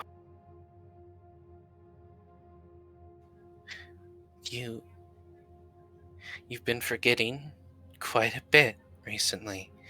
This little bout is the worst I've seen thus far. and that has got me a bit scared. Remember when we beat up that bald guy in the Olympics? Pequod, oh god.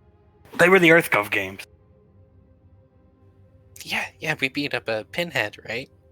That's what we always used to call him. She smiles, nods her head a lot.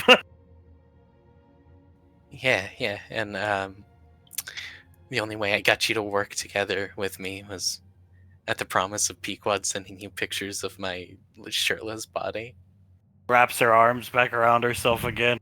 Pequod's hands on her temples. I can't leave today. I did all the work. And yours. Points at Julius. Oh, you didn't have to do that for me, kiddo. He looks at Pequod. I think we're gonna need you here for some emotional support today. It's a really tough day for us. You're staying. Okay. She just smiled. Okay. He runs his hand through her hair and gives her a kiss on the forehead. How about some emotional support? She smiles at Julius. Food. Is that emotional support? She's tearing up. Yeah, that could be emotional support. A good meal to fill the stomach always makes people feel better. Pregnant Pequod sandwiches, remember? No? Julius breathes heavily. Come on, you gotta remember that. She shakes her head. Not really. I can get them, though. Yeah, they, he rubs his face. Is Yuri down at Tommy's? I know they sell them at Tommy's. Pequod will start typing on her wrist computer. Icy, well, I can get them myself. Okay. Do you know where they're sold? I'll find them. She'll get up and walk out. Leaving. Julius stands up from his crouching position and watches her leave. Watching, just hands on her temple. What the hell is going on? She takes one step forward, tears building in her eyes. She reminds me of Rico's mother. She had dementia. I think that was what it was called. Julius swallows heavily. She doesn't remember the past 20 years. She's just acting this way to spite us for Cancun? God, I hope she is. I hope so. I hope she is. He covers his mouth. Oh fuck, I feel like I'm gonna be sick, dude. I don't know jack all about spellcasters, and what the fuck is he doing here? As Tommy comes into the office. Julius! Julius uncovers his mouth. Tommy, questions. I have a question for you. Or a couple, maybe? Ah, absolutely. Answer anything, just have one small, tiny, with his finger, request. Sure, go ahead. I would like to have statue of Saint erected in Woodbury. Julius pauses for a second. Oh god. Sure, Tommy. Yeah, we could do that for you.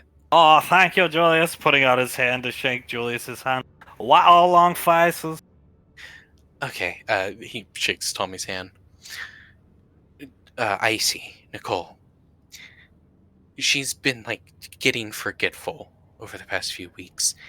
And she's been going off to the frontier. I'm sure you've heard something about that. We were just talking to her, and she's back in the mind of her 16-year-old self. Oh, wow. He watch it. Does she like... I come through teleporter. Yeah, she just left to get pregnant Pequod sandwiches, even though she didn't remember what those are. Oh. How long be like this? Julius looks at Pequod. I'd say 3 weeks. Maybe a bit more than that. I haven't noticed because I haven't seen her up until today. Oh, what the hell? He takes his glasses off, looks in the direction she walked. Have you heard of anything like this happening before? Well, if you take the Frontero thing out of the equation, Master Yan, final couple weeks of life, was like this. Not dementia, though. He didn't have dementia. Julius puts his hands in his pockets. And did he just die of old age? Or... I go to man plane.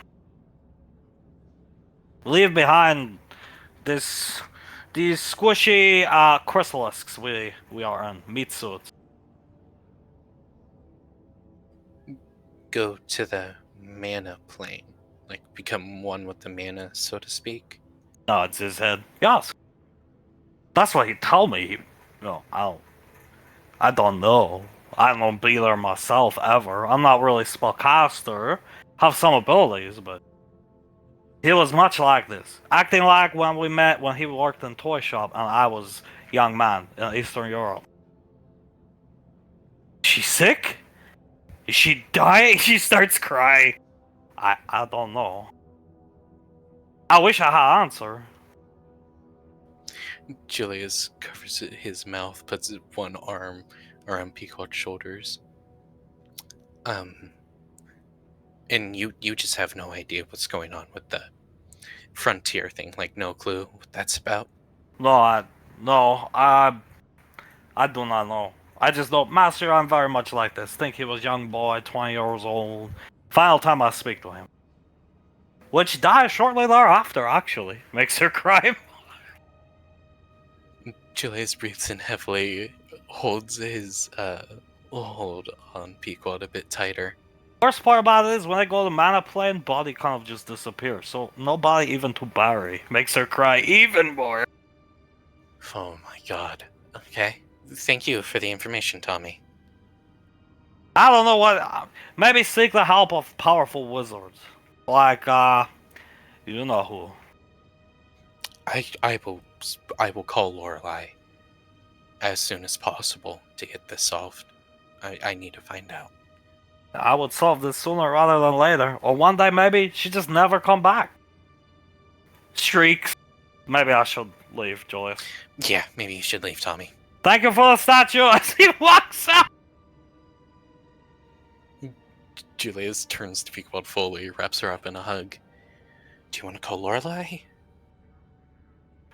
As she's about to say that, oh, it just gets worse. Because these two goofuses come through the teleporter. Got her! Or not. Julius immediately glares over to the two of them. He pats Pequod on the shoulder. I'm gonna let you go for a couple seconds, okay? She nods her head. He walks over. May I hold hail? I don't really want... Yeah, sure. He takes her. Such a cute little face. Walks her over, hands her over to Pequod. She'll take her and start crying. What is going on? What's with that about? What's the deal with... Dear? He looks at Davy. Davy will go comfort Pequod as Julius steps in front of them both. Here's the deal. Me and Pequod are going to call Lorelei very soon.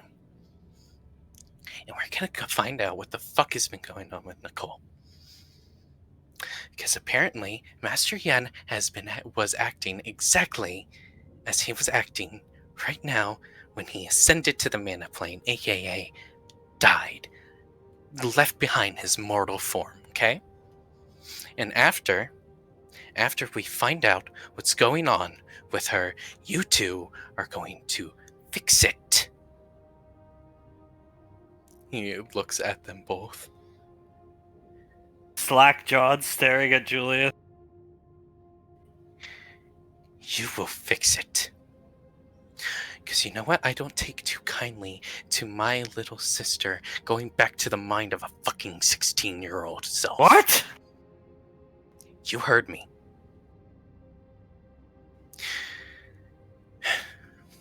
And I don't take too kindly to losing my sister. He looks at them both. I love her with my whole heart and soul. She is my best friend. Other than my wife, of course. She is my best friend. He starts to tear up just a bit, puts one index finger on Hunk's chest, and stares at Davine while he says it. So you two are gonna fix this shit. I'll find out what's going on for you. I can do that for you. I understand. I want to be there when you talk to Lorelai. Yeah. He nods. Good. Good. He balls up a fist.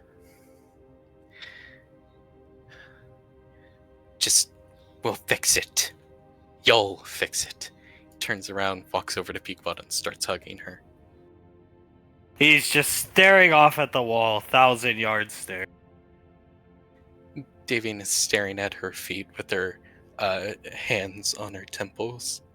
That's what Krellin said. Not my place to stop Ascension. He just stares at the wall. Ascension. Oh my god. And Davine looks at Hunk. We're going to fix it. She holds his hand. We're going to fix it, right? You will. Or I will never speak to either of you again.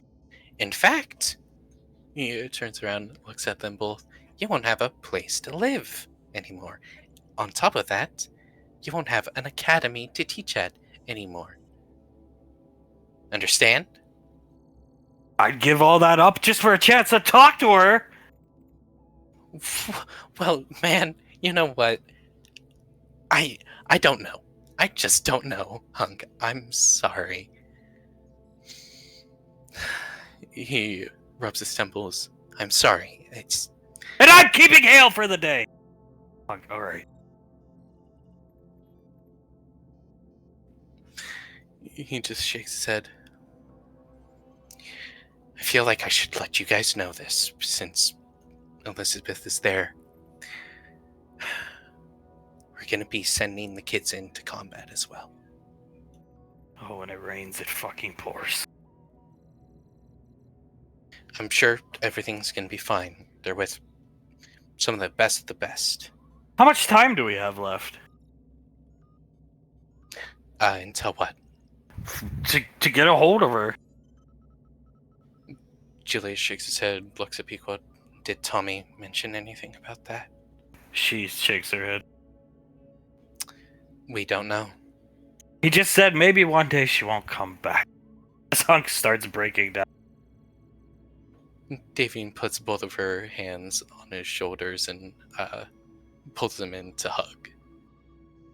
Now get out of our office. Davine nods. Okay, yes, we'll leave. He won't move. Honey, we should go, okay? A gesture towards the teleport. She'll, not drag, but, like, help him along over to the teleporter. They'll go back through. Idiots. Dumbasses. Julius takes a deep breath in. He was right, though, when it rains, it fucking pours. I'm sorry for cussing in front of you, Hale. Pequod just looking down at the baby. Oh my god. He sighs a bit. He doesn't even remember we have kids. God kids. What the fuck? He said she said I got Laz pregnant. That doesn't even make sense. I can't live like this. I can't either. He puts his hands around Pequod's waist, gives her a kiss on the ear. We're gonna call Lorelai as soon as possible when we're both ready for it, sooner rather than later. And we're gonna do our best to fix this, right, honey? I hope we can. I I think it's up to those two idiots. I hope so. We'll provide them with the information necessary, I'd say. Lorelai's not gonna help. She'll tell us, but she's not gonna help. No, And that's just the truth. It's your problem, you made it. And you know what? She's right. You should make it. Take Hale. I'll go find her, and I'll meet you down in CQ. He picks up Hale, gives her a kiss on the forehead. Okay, I'll meet you down there, honey. She has to wipe a lot of tears away and starts storming off as well, it might be going for better for some people out here. The kids are enjoying some mana water. They got delicious mana water here for the children. And JJ strolling up to the gate. JJ, with a white long sleeve shirt, sleeves rolled up, dress slacks, whistling to himself a bit, walks up to these two guards. Hi, says. I'm JJ Rainfall with the ODM Academy, a proctor, just here to keep an eye on everything, see if we need to emergency send in some ODMs. JJ notices large plumes of smoke coming out of this. From the exhaust fan. Rainfall, you said? Yes, sir, Rainfall. Gotcha. Types on his wrist computer and the gate opens and this, gate that goes up and down open. Parking device. He steps through and turns around. By the by, would you happen to know where Samantha Browse is? Right there, sir. In that barracks, middle barracks. Delta is the one next to it, and then I think the majority of the other kids are in that one. Oh, okay. He points to the building. Is it on fire? They look over. No, somebody was burning something in there. We went to check on it earlier. Burning garbage. I don't know why you'd want to fire in this heat, sir, but maybe roasting marshmallows? Oh, yeah, maybe. Thank you very much, says. He gives him a two-finger salute, walks through. JJ. Speaking up, handing Carter a glass of mana water that she frosted over so it's cold. He takes a sip of it. JJ waves to them all. Memory Ann. Uh-oh, look who's here. He'll step out of the way so Elizabeth can embrace her brother. Elizabeth runs up, hugs her brother very quickly, then takes a step back. I'm sorry I didn't hug you for longer. It's really hot to hug right now.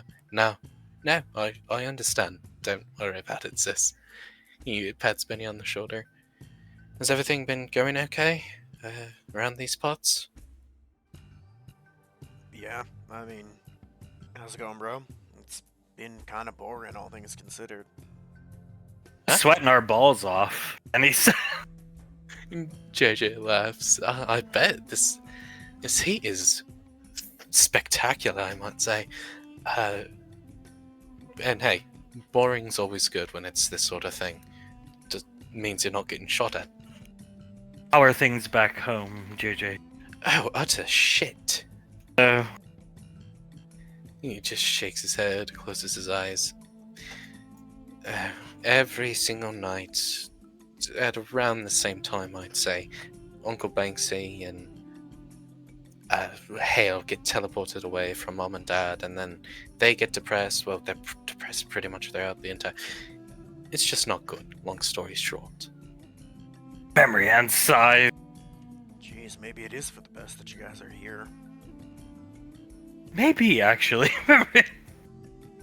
Or maybe we could help if we were home. JJ shakes his head. Unless you have a way that they can talk to Nicole, I don't know if there's much we can do to help. Other than comfort, maybe? Oz coming up with Laz. Memory, I know. I don't think I could nail her down. I know who I can nail down, though. Smacking Carter's thigh with the point. Carter jumps a bit, bites his lip. You can nail me down any day. Drink your water. Yes, goddess. He drinks his water.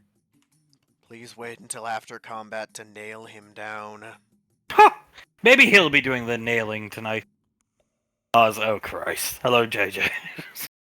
Oh, it's great to see you, man. He puts his hand out for a handshake. He shakes his hand. We just called home a while ago. Uncle Blaze, arms full with Jace. So, and Uncle Scar as ever. Oh, Uncle Scar is actually. Last I saw him, he was quite calm with everything. Sort of worrying me. He was also quite worried about you all. He says hi to all the kids, by the way. So, hi's from Uncle Scar. That's right. When we called him, he asked twice for you, Carter. So. Carter puts a hand up to his chest. That's the nicest thing he's done for me. That's very sweet of him. Benny passing around mana water to everybody. This water is the best. Yeah. Oh, yeah, mana water. Rainfall Lane produces it, so it's pretty damn good. Yeah, never had much of it before, but this stuff. How does it stay like? You know, it's not frosty cold, but how does it stay cold in this heat? It's just ultra refreshing, given the fact it's infused from the mana plane. Make sure to fill your canteens with it if we must go out to combat into that horrendous city. She just gestures in the direction of the city. Won't catch me forgetting. Hell, I'd bring a jug of it with if I could. So, JJ, Yes, sir. what brings you here? Oh, Besides coming to see the family. I saw an AK go out the window with the barrel bent. JJ blinks a couple times. Well, I was just gonna propose to Sam today. Oh, I think they'd probably like that. I think it'd be for the best, man, because, I don't think I've seen someone that depressed in years. Memory Ann agreed, spinning the pointer in her hand. She hasn't been doing well since, the day we left, actually. Yeah, bro, I checked in there, like, what'd you say, 30 minutes ago, and, she looked almost as bad as Memory Ann did after being away from Carter for a day. JJ looks past them all to the barracks. He sucks through his teeth. Alright, yeah, I should probably get in there then. Go get her, tiger. She'll slap Carter's thigh again. Carter lets out a ooh. Good luck, JJ, good luck. Thank you very much. He gives them all like a little bow, hand or forearm across his stomach. Walks past. I'm gonna grab one of these mana waters for Sam, if you don't mind. As many as you'd like. He picks one up and walks up to the door. He's gonna need that luck when he goes in there. He'll have a rap against the door. Open. It's like half open. Okay. He'll step in slowly but surely. Smoking cigarettes. Different brand, but not menthol. But smoking cigarettes just lying on the top bunk. The garbage can still burning. You could see the cartridge smashed to pieces on the floor. Broken window, broken computer, still sparking. Cold. She's just looking at the ceiling. Cold. Oh, uh-oh. JJ looking at it all. Sucks some air in through his teeth. He'll get up. Didn't pick up the calls. Not taking it too well. Sit down here, grab Soul, pull her onto it. Yep, I can see that. I was in transit to come see her. Well, he gestures over. Might wanna... Yeah. Yep, Air conditioner unit in the window sparking because she punched it. I can probably help fix that. Her hand's still bleeding from punching the AC. We offered to help, she said no. Oh, Jesus. I like to imagine he has a little med kit, just Yep. like his father on his belt. He'll walk up next to her bed, lean his chin on it a bit. You know, I never picked a smoker. She sucks all the smoke in at once, which is... Oh, no matter how much you smoke, is always too much at once. Starts coughing and rolls off the side of her butt. Oh, shit! He runs over, helps her up, pats her on the stomach. Here, drink this. She'll take the water and start drinking it, staring at JJ. Oh, are you doing okay, love? Yes, throwing the cigarettes out the window. I'm sorry I didn't pick up your calls. He lifts up his wrist computer. I was on my way to come see you. I can't call in transit. I knew you would. I knew you were on your way. Right. He looks at the fire and the Smash game cartridge. Soul wanted to play my game, man. I wanted to play it. So, she got mad and burned it. Right, yep, that sounds like Soul. Smashed this computer. Smashed our AC. I was smoking to relieve the stress. I got the cigarettes from Soul. Cold. Yeah, it's always comforting to have a pack in my pocket, even though I haven't smoked in 5 years. And JJ chuckles. She'll grab JJ's shirt and twist it in her hands, staring at him longing. He chuckles and gives her a quick kiss. Here, why don't you come and show me exactly what's wrong with this computer, yeah? Sure. He'll take JJ over. Well, I tried to call you. You didn't answer, and I just assumed you... None of that really happened. I assumed you moved on or something. I would dump me too if I had to get deployed after we were together for a month having a wonderful time, and so I might have smashed this, and the air conditioner, and my game man, and the game you bought me, the game man that came from your parents, and threw my AK out the window after breaking the barrel, which is fine because I use my light machine gun that the captain had made for me anyway. The AK is just a ceremonial type of thing. He's smiling at her. Understandable. I would never break up with you, though. Turn around right quick. Let me see exactly what's wrong with the computer. She will. He waits for her to be completely turned around. He gets on one knee and pulls out the box. I don't think you can fix that. He's talking about the computer as he kneels down.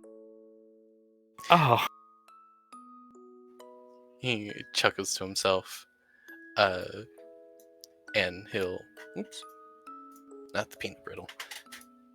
Pulls out peanut brittle! Thank you! He'll open up the box and reveal the ring.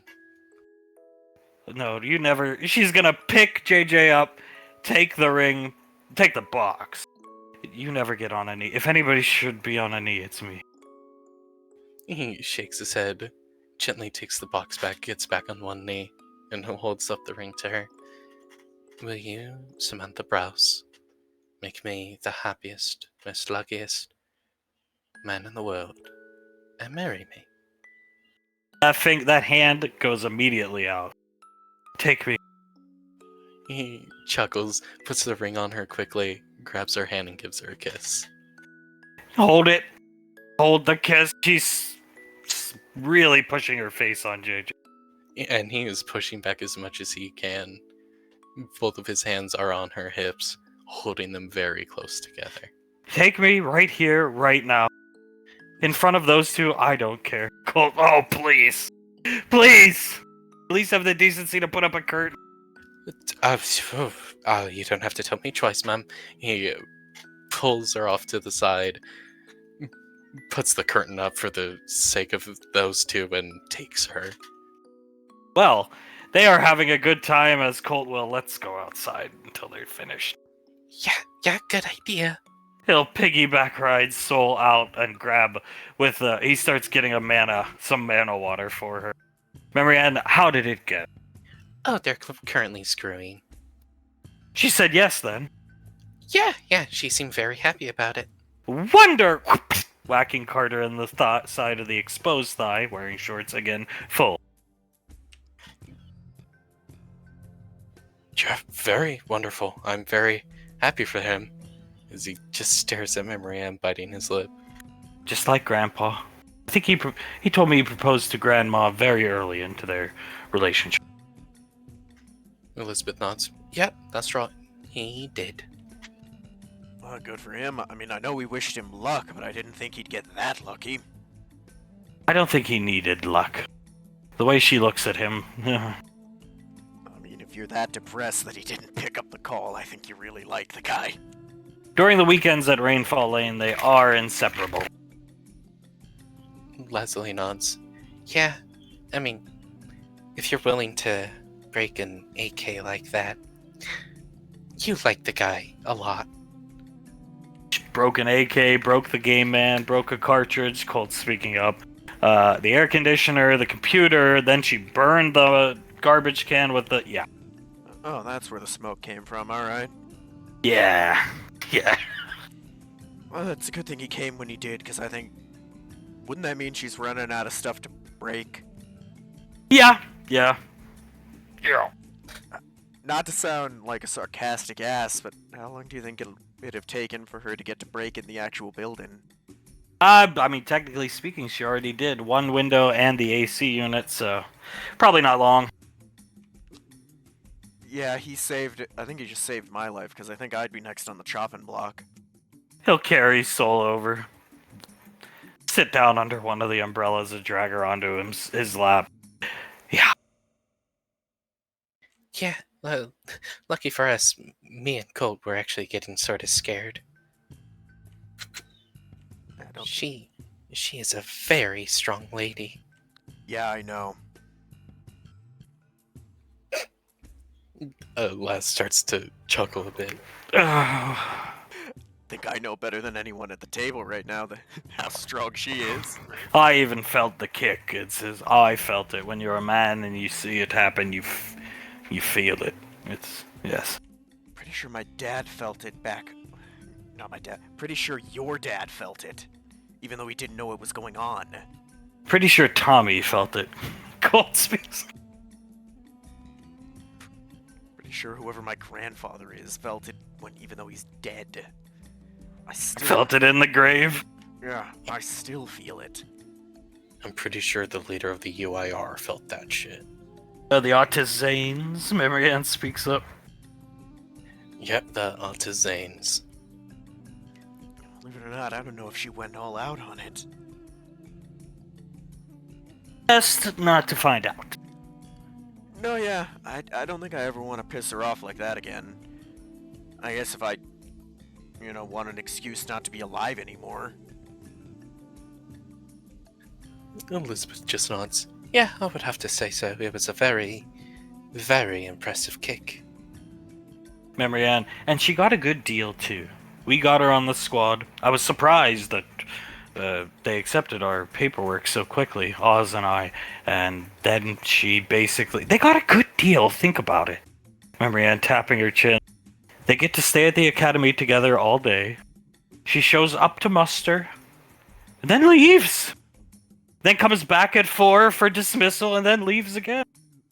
Oz chuckles. Yeah, well, I mean, is what it is. Just say it. Damn, they're lucky. They are quite lucky, Les says, shaking her head. We're gonna get the same type of deal when we get home. We adopt him. The general, Ranger General, already said so. Oh yeah, I cannot wait. Lucky. Just tapping Carter's butt cheek with the pointer. So it seems having a kid gets you that deal, huh? Marianne, no. Oh, really? Well, just assume based off them. No, it's the last name. There's lots of people. I'm sure most of these men and women have children. It's called nepotism. Well, I mean, it's not like you two haven't worked your asses off to earn it, right? You're here because of it. She points at Ricky with the pointer. You think I don't know that? Enjoy it. Hey, I know it's a combination of who my dad is and, to be honest, who your guys' parents are, or I wouldn't be here. Enjoy it and embrace it. I'll embrace it. I mean, I got an opportunity, best to make the most of it. Soul chuckles. Yeah, I mean, we all should embrace it, basically. Nepotism got us a lot of stuff, especially in this job. Hey man, there's positives and negatives that come with having the last names you guys, and I guess I do. Might as well take advantage of the positives when you can, because you can't choose not to take the negatives. Memory and nepotism only goes so far, though. It's cold. We're still getting deployed into a hot zone, so yeah. Ah, I don't mind that. I joined the military, right? I knew this shit was happening eventually. I'd much rather be on the boat. Like that boat, don't you, Benny? Colt just smiling at him. Elizabeth pats Benny's cheek. Yes, he does, and I quite enjoy the boat too. Colt will hold some of the water up to Soul so she can drink it. She takes a sip and then takes it from him, holds it up to his mouth. Good water. Very refreshing. So who's in the running for godparents for Jace? Laz looks up. I don't think we ever really decided that, did we? We might want to. I mean, yeah, we sort of have to. Laz strokes her chin a bit. I mean, I know for a fact Uncle Scar would be absolutely ecstatic if we said he was the godfather of Jace. Would he dog Jace as he did Carter though? Then again, Jace would not turn out to be quite, bitch. Sorry, Carter. No, I agree. Oh, he was. That's why I am correcting him. Smacks him again. She is, and she's doing a very good job. Might not be my place to say anyone, but I think Tommy probably would not be a bad choice either. I mean, he did kind of do his best to help you two get together in the first place. Probably would cry. Oh, he'd cry. You wouldn't be. He'd be unconsolable, bro. I'm good with anybody, love. You pick. Anybody within the family and the, extended. Not Steve, please! Oh, God. No, I won't choose Steve for this. I don't think he would make a good godfather. Probably. No, definitely not. She bites her lip a bit. This is something I'll have to think a bit on if you don't mind. No problem. She smiles at him and gives him a kiss on the chin. I hope I get to meet the little guy someday. He seems like you guys really like him. He seems like he's a cute kid. I'm sure we can bring him down to base. Oh yeah, most definitely. I'm sure you'll be able to meet Jace. He is very sweet and very cute. We're going to start him young on harassing my estranged psychotic brother, so... We have to. Harassing Steve is going to be a great pastime for our family. You're gonna give your brother, like, a seizure someday, bro. Oh, it would be a mercy. It would be a mercy, and honestly, given Steve's track record, let's say, it would probably be a heart attack. Oh, damn. A major one. He had high cholesterol when I was a child, so... Oh, I didn't know. Maybe that's why he tries to throw off the heart attack weapon. I mean, he gets winded running up and down the 10 steps after one cycle up and down, so, yeah. You know, every time you bring up your brother, I hear something new. What the hell is a heart attack weapon? God only knows. It's a weapon created by, I believe he said his name was Nick, to, give people heart attacks at long range. Uh-huh. And your brother's being targeted by it. He thinks. Yeah, he thinks, but who knows? Honestly, Steve is absolutely insane. I absolutely love his videos, but he is insane. With everything going on, we haven't gotten a chance to go pay him a visit. Now that we got the bird, we want to go circle around his house and... yeah. God. Well, maybe it'll work as some therapy for him, kind of snap it back to reality. I think it'll just do more damage. Yeah. Yeah, hearing from a vertibird just, "Hi, Steve," that would probably mess him up. I mean, we did steal the man's bike. I did. Have you tried, like, getting him into, like, therapy or some shit? My parents tried when I was young. Yeah. Never worked out. Fair enough. I mean, Maybe if you went and talked to him, I mean, you can't. He thinks I'm dead, so it won't work. No. Estranged. He is estranged by definition. Okay, I'm sorry, I gotta ask. Why does he think you're dead? I died in the Christchurch, New Zealand earthquake. The earthquake that was barely even feelable. It wasn't even a 0.1? I don't think so. I don't think it was, but it wasn't even feelable, no casualties. The worst thing that happened was one of his models got knocked off the dresser or shelf he had. Damn. Rest in peace, bro. Steve was always into the conspiracy theories and stuff like that. So said my parents. And tennis. He loved tennis. I'm gonna have to start watching your brother's videos, because this sounds fucking crazy, man. Oh, he uploads usually 4 or 5 a day, rambling to himself. Colt, yeah, we watch some every once in a while. Looking at Soul. Oh yeah, they're insane. He like bikes up and down the canal, he calls it, and every so often a car will just drive by and he'll jump into the canal. You know? I don't even know, man. We should send Tommy to see him. See if Tommy can help him.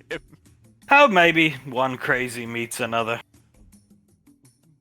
You know, maybe they'll cancel each other out. Laz chuckles. That'd be interesting to see, definitely. If he's as paranoid as you say, imagine what the dude would do if Yuri just showed up at his door one day unannounced. Good, that is good, Steve. Anybody else notice that's how he never says hello, he just, good, that is good. Good, Soul, that is good. Huh. Didn't think about it, but yeah. The other morning, she rolled over in bed on top of me, and I, good, Soul, that is good. He did do that. It made me laugh very hard. To the point of having a coughing fit, but it was a very good impression. Colt, you know, it is tradition, I've noticed, in the Rainfall family, when you get married, Tommy is the priest. He's gonna have to be the priest at our wedding, right? I would say so, yeah. So you're gonna have to keep pouring on the charm that somehow does work on Mom, and make sure that happens. I'll kiss her on the cheek. She smiles at him. This might be my hardest mission yet. We have the wedding, everything's going normally. After the wedding, going to the reception, Tommy walks out of the church, you just hear gunshots. It's just like a scene in the movie. Everything somehow goes slow motion, and then bam, bam, bam, Tommy getting shot. Well, I'd hope she'd have the decency to use a silencer, not to damper the festivities. I mean, with how Sosh, or the general, has looked at Tommy in the past, I don't even think she would think about that. She was ready to blow up his warehouse, thinking he was in it with how much explosives a couple weeks ago? 40, 50 pounds of C4. So a lot. Yeah, I think she might just bring a rail cannon and just missed him. She just railguns him. Just red mist. Yeah, exactly. A spanker? Rocket launchers him, and then we ride the momentum of the murder to the, reception. We were just here before Tommy perishes. Oh no, I should have seen this coming. Or screaming as he starts kissing Syl on the lips because the wedding talk's getting him up to a fervor. Or screaming, Julia. It's a hell of a way to kick off the after party. A real bang as he starts tonguing Syl. Syl returns the tongue, and Laz nods. I would definitely say it would be the most interesting wedding the Rainfalls have had. In here, these two finishing up, she's putting her shoes back on. Grabs JJ, because I imagine he's putting something on, grabs him and kisses him again. He returns the kiss. holds her cheeks with both of his hands and stares at her. How long do I have you for? As long, Here. as long as you want. You're staying? Yeah, I'm here as a member of the ODM Academy to see if we have to send any ODMers into battle in the case of an emergency. Oh, she smirks at JJ, kisses him right on the cheek, holding it there. She's blushing. He smiles at her, gives her a kiss on the head. So you have me for as long as you want. You did see I tried to call you 3 times. Yes, I did. He pulls up his wrist computer, and it's like missed call times 3. I can understand you were trying to surprise. I was, and trust me, my love, I would have answered if I could receive calls in transit. Parents are okay with this? She'll wiggle the ring on her finger. Yeah, they absolutely adore you, love. And even if they didn't and they weren't okay with it, I still would have proposed to you. They don't have control over those kinds of decisions with me. She'll run her hand down her face and look down at the smashed cartridge. I'll have to get a new game, man. I'll buy one for you, my love. Yeah. Your parents gave me that one. Yeah, I remember. We can get an exact copy. They won't notice. They won't notice the difference. Take me outside. She'll put her arms out to be carried. He picks her up and carries her outside. Hot damn! Colt's speaking up because they've just finished kissing Soul and Colt. Look who it is. As Sam gestures, she wants some mana water. He picks up the mana water, pops the cap open with one hand and puts it up to her mouth. I need a new game, man. Maybe we plan to go to New York when we get back, right? Pokemon store? Yeah, correct. Pokemon store, buy all of the plushies. Didn't you mention buy all the plushies? Sam nods her head, kissing JJ's neck. I've been to that store once, there's like thousands of them. Yeah, I know. Okay. Didn't you say something you wanted to go to New York? Library there? Oh yeah, there's like a huge library with a bunch of books. I'm sure it's not as cool as Lorelai's, but I would love to see it. We could take you guys. Hop on the bird with us and make a day out of it. We are the more mature couples, I'd say. Sam nods. Sounds perfect to me. Staring at JJ. I would love to go with you guys. He pushes some hair behind Sam's ear. It sounds like the most smashing day ever with my new fiancé. Smashing. Grabbing at his shirt. Yeah, congrats, you two. I think you guys are gonna make a good couple long term. Thank you. Twisting his shirt. Does the word smashing turn her on? Is that just what it is? Laz nods, or the two twins and Laz just nod. Yeah, it does. Smashing. Okay. Duly noted. Won't say it around her. Don't want to. Maybe it would spoil the mood if it came from somebody besides JJ. It would. She speaks up. I think it's the way he says it. JJ looks around. Let's say pretty normal. Smashing. Smashing. She just imitates her, fluttering her eyes. Nah, bro, there's magic in the way you say it. Smashing. Yeah, it doesn't sound anything like that. Show them your accent. Oh, of course. Anything specific you want me to say? Anything. Something that includes motherfucker. Okay. So here I am, coming onto this fucking moog, coming to propose my motherfucking girlfriend, and here I am talking to these pansies all about this and that, and I love them. I love them all to death. I love y'all. And then I propose, and bada bing, bada boom, she says yes. What the fuck is that about? She starts cackling loudly. Colt, oh jeez. Pulling Soul closer. He's trying to hide a laugh behind her back. Soul turns around and has to hide a laugh facing the other way. Carter just takes some water and covers his mouth. Memory Ann drops the pointer. Oz, yeah, we heard it once a few weeks ago. I've forgotten. Grabbing Laz's arm. I'm here. That's fucking awesome, bro. Benny clapping. Elizabeth giving him a little golf clap. Laz almost laughing herself. Thank you. My fiance enjoys it quite a bit. Oz kissing Laz on the cheek. You don't think he's gonna try that in the movie, do you? I really hope not. Like, that's Razzie worthy, honey. You know what I mean?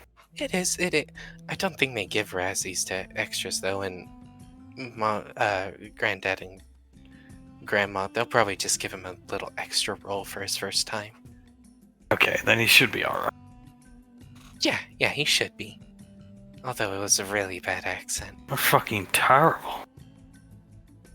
Was it supposed to be Boston or something? I have no idea. What is that accent? Is she Brooklyn, JJ?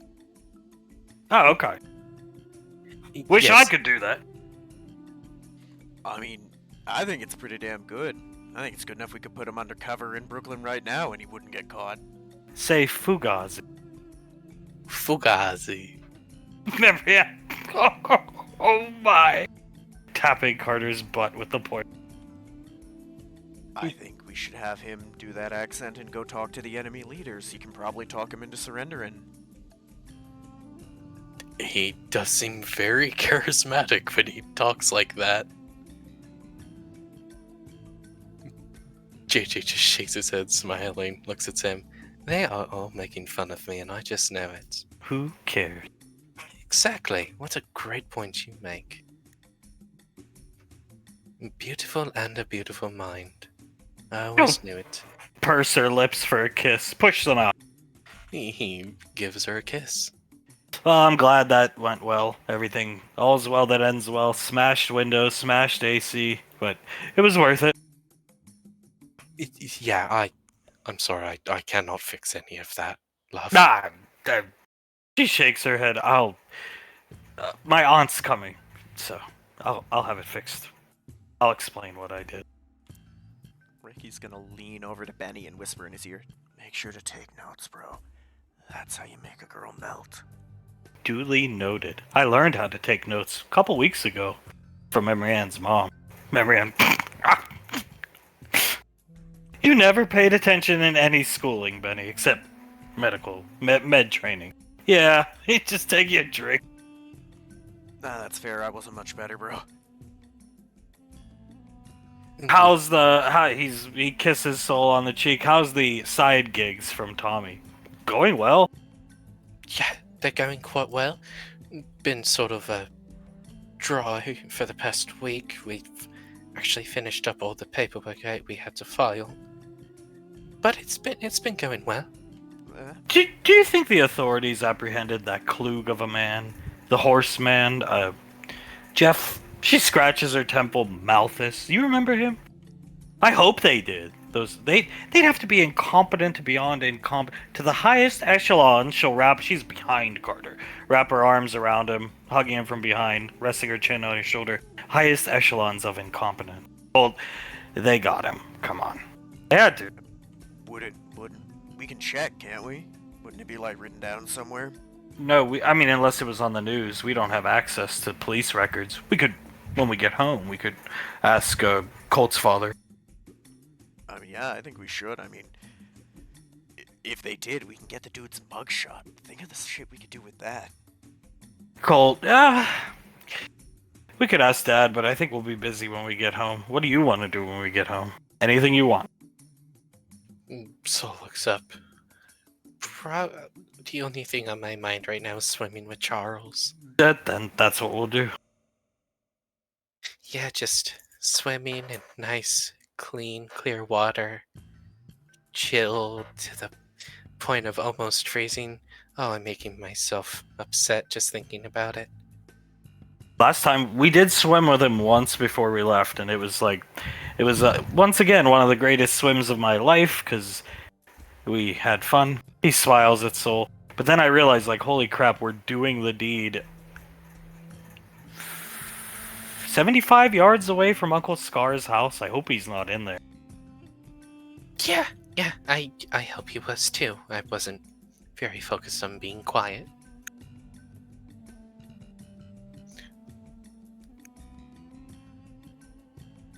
Well, I don't know. Honestly, I just think I'm gonna pass out as soon as we get back home. God. He was just laughing to himself. That's why he hasn't responded yet. He's still just laughing to himself. What?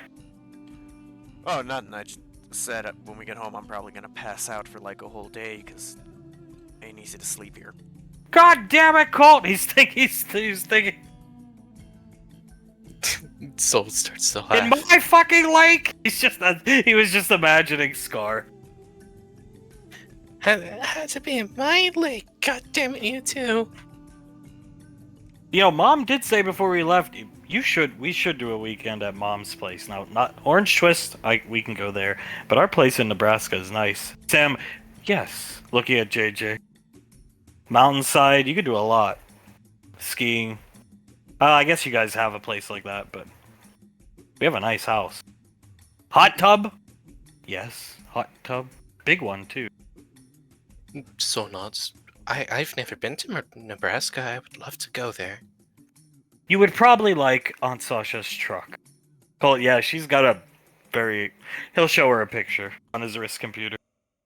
It's a nice hover Ford F-150. Special edition given to her by, Pequod got it made for her. Soul's eyes light up a bit. Ooh, that's very nice. I learned to drive on that. Lucky you. I was horrified the whole time, honey. Well, you drove on that, so I'm pretty sure you could drive pretty much anything now. Memory and Carter learned to drive on a similar vehicle, probably not as expensive. Oh, probably not. I learned to drive on something similar. And when will you be able to legally obtain your license, Ricardo? And it's 4 months still. About 4 months, give or take a couple days, because, hard to keep track of time here. Well, perhaps you'll learn in your Oldsmobile. I'm probably gonna, which, yeah, that'll be interesting. Hey, any car is better than walking, right? Agreed. And, it'll turn heads. How many people do you think alive have even seen one? Imagine, if you will, Colt stroking Soul's cheek. I was laughing because didn't your dad... It doesn't matter to me, but didn't your dad get your mom pregnant before they were engaged, right? Imagine if I got you pregnant before we were married and Scar found out. Who the fuck do you think you are, Julius? Or who the fuck do you think you are, Julius? Oh God, I don't think we would hear the end of it. Never would hear the fucking end. He would Leave that dolphin alone! He would probably call you Julius 2.0 for the rest of your life. We still gotta get a female dolphin for Charles, so we gotta have Aunt Icy. Yep, gotta have Aunt Icy do it. Soul just looks down at her lap. Anyway, Benny, have you been studying that book on bases that I gave you? Yeah. Have you been doing well with it? Do you understand it? It would help if we could get back home and actually get in front of the musical equipment. Yeah, that's very true, but it does help to learn like the basics first, learn some and then practice it a bit. But yeah, it'll definitely help when we get in front of the instruments. Colt's been making good strides too. Carter pats him on the back. Hell yeah, man. Maybe we could have a concert when we get back. Somewhere. You gotta have small ones to work out the kinks. From a technical standpoint, I agree with that.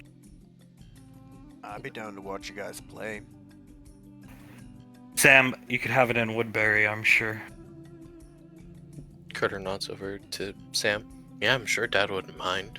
Put on a good show for any other person there that would want to see a show. Yeah, we could definitely do that. A bit more practice under our belts first, but yeah.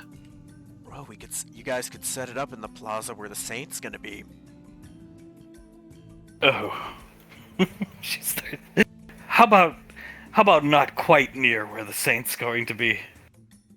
Yeah, maybe more towards the center of the town is where we hold the concert.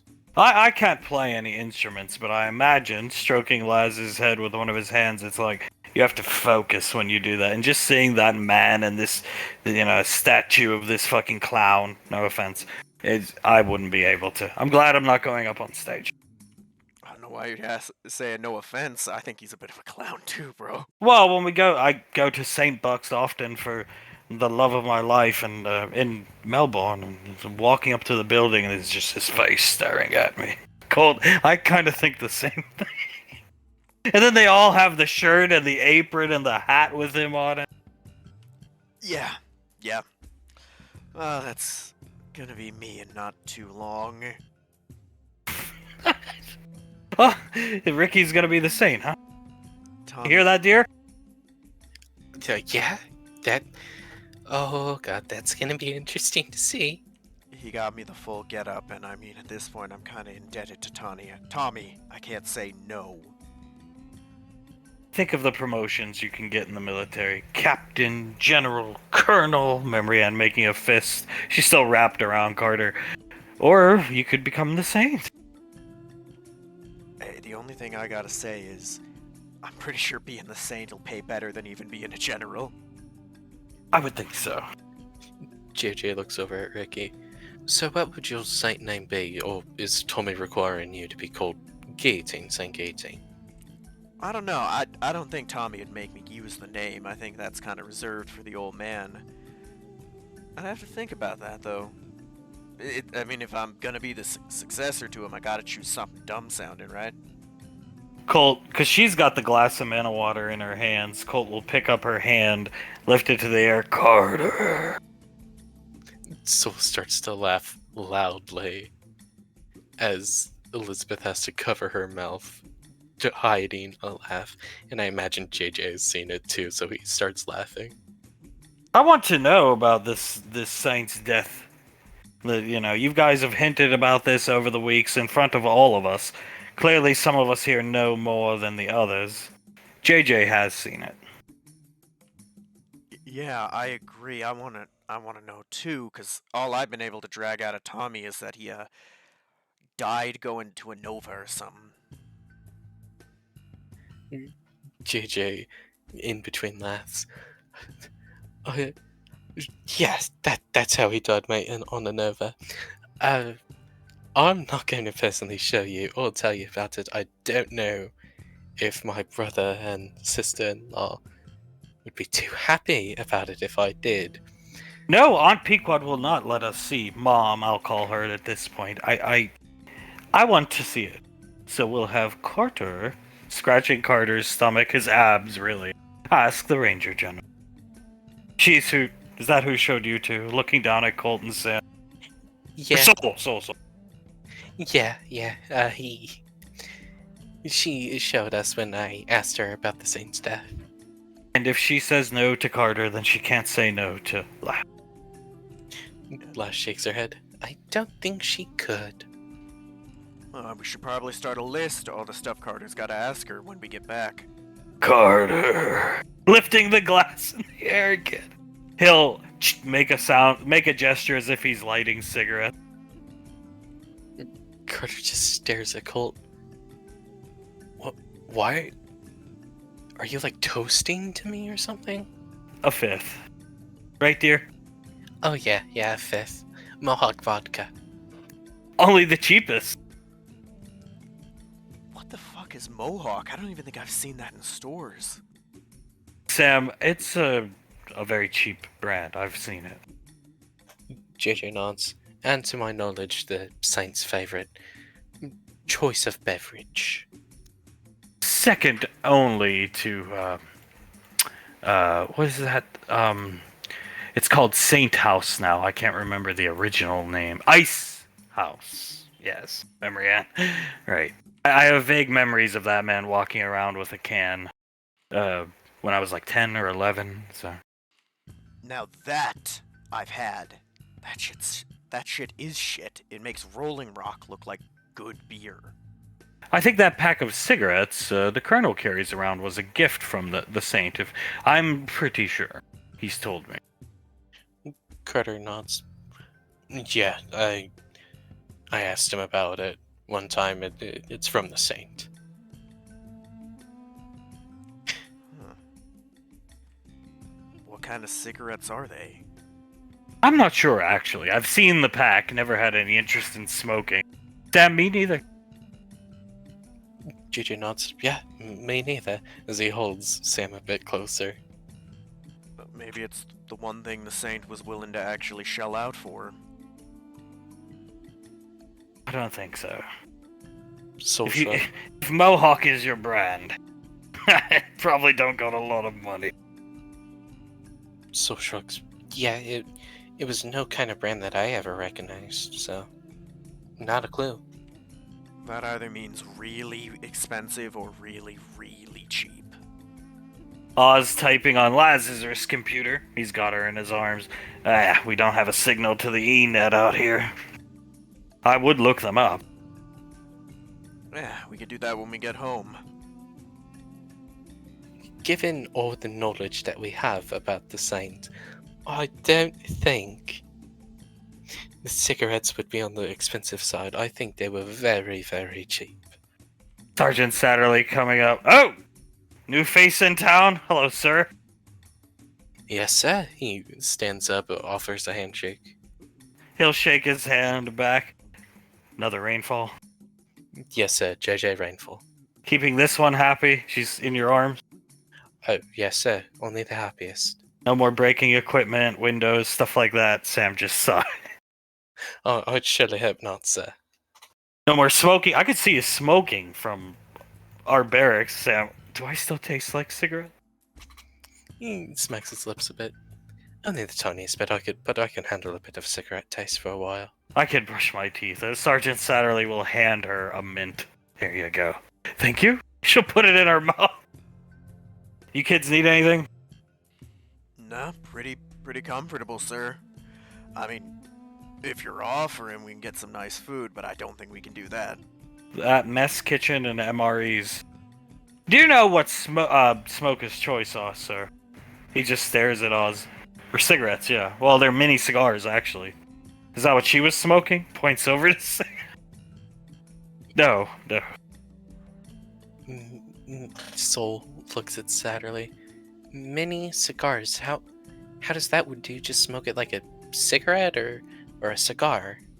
Back in my day when I was closer to your ages and I had like no money, you smoke it like a cigarette.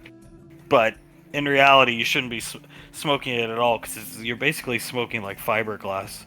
They're dirt cheap. So I made what?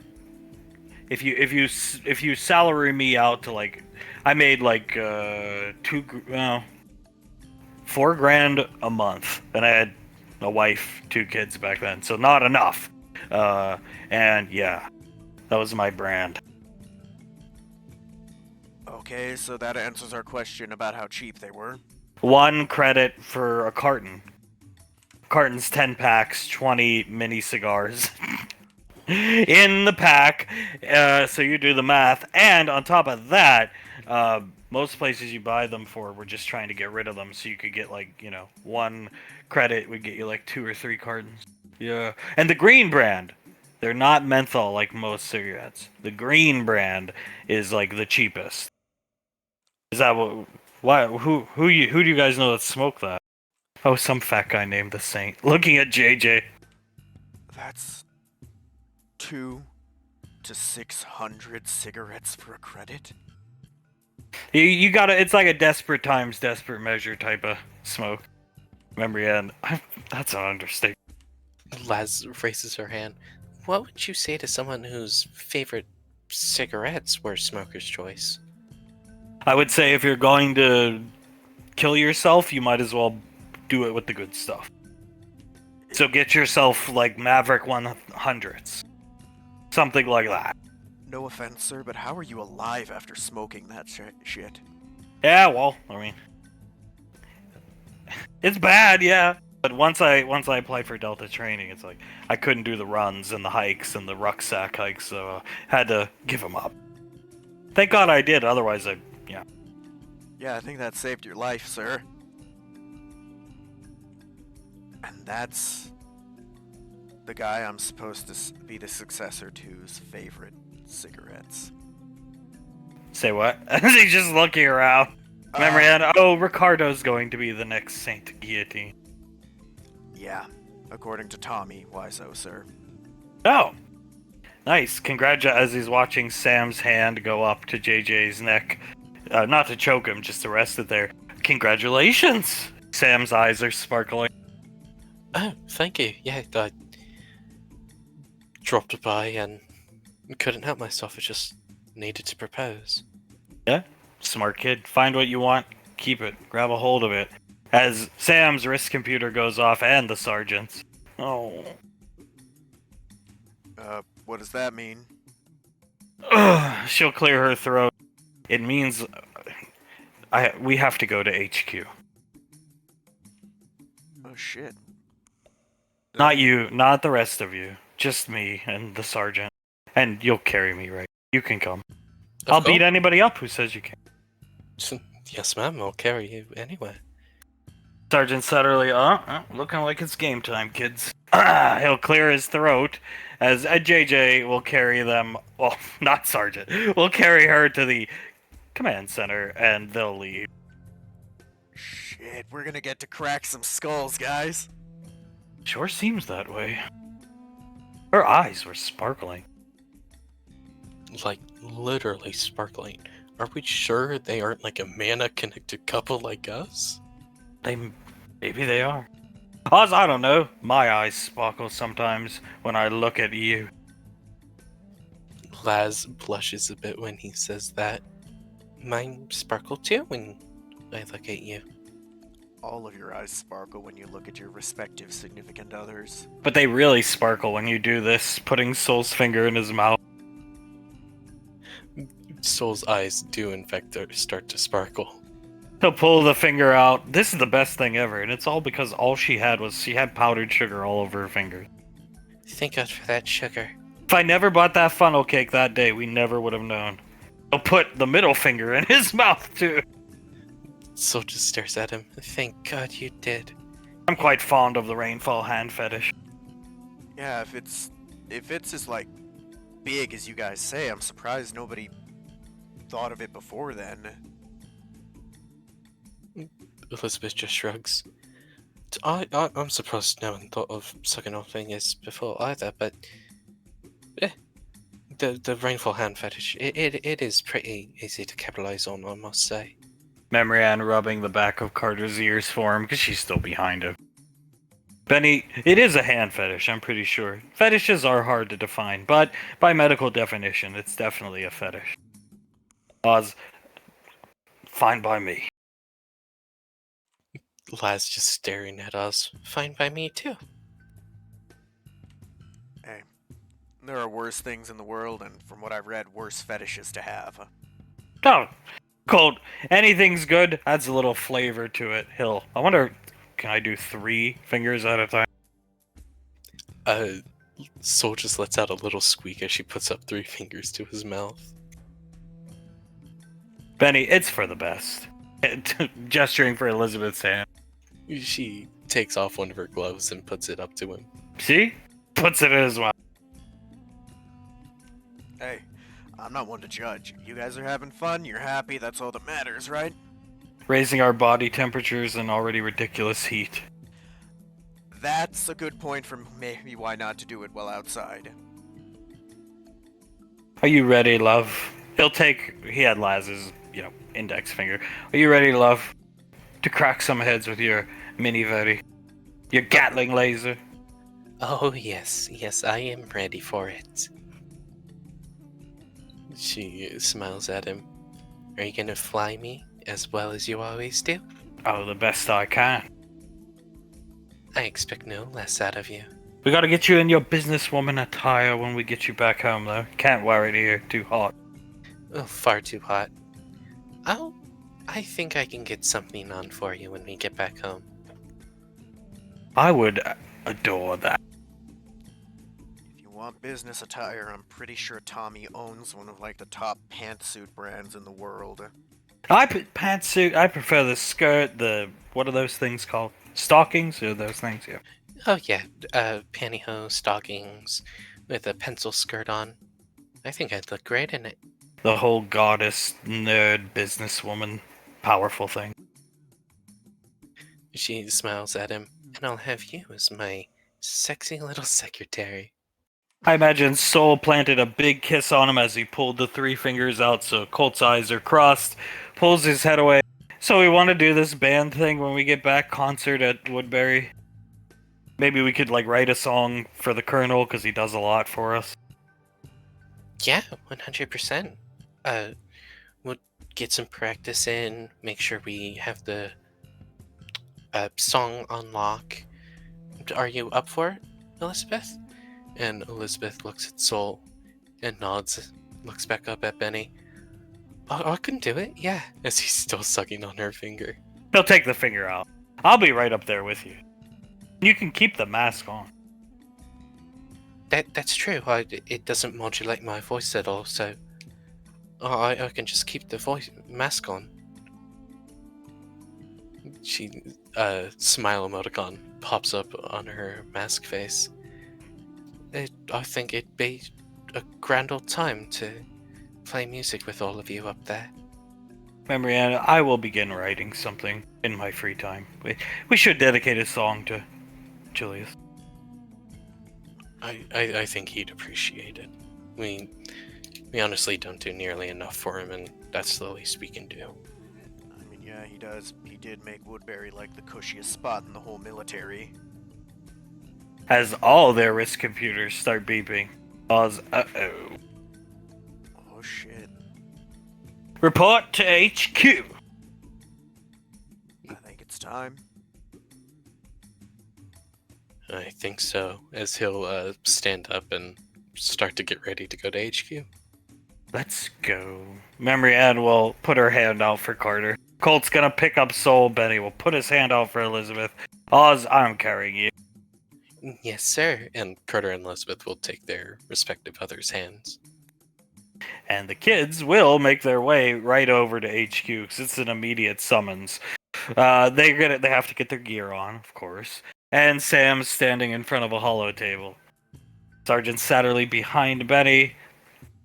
Captain Richter, you won't see him again, so don't worry about the name. But he's in charge of the ground operations for 1st Battalion, and Sam's just staring down at her wrist computer and then making notes. It's quiet in here, like very quiet. Changing things on the hollow table. Carter looks at Sam, and then Sergeant Satterley. So, it's go time, I'm guessing? Yes, sir. Sergeant Satterley nods his head. Sam mumbling to herself, the Colonel in his fucking note. JJ looks over Sam's shoulder. What's wrong with him? He just sent a lot.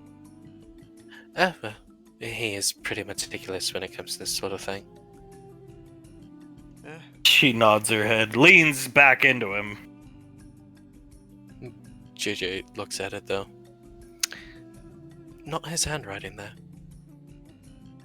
No, kind of like he has the handwriting of a child. Yeah, no, that's Nicole's handwriting. It is? Oh my god. JJ chuckles.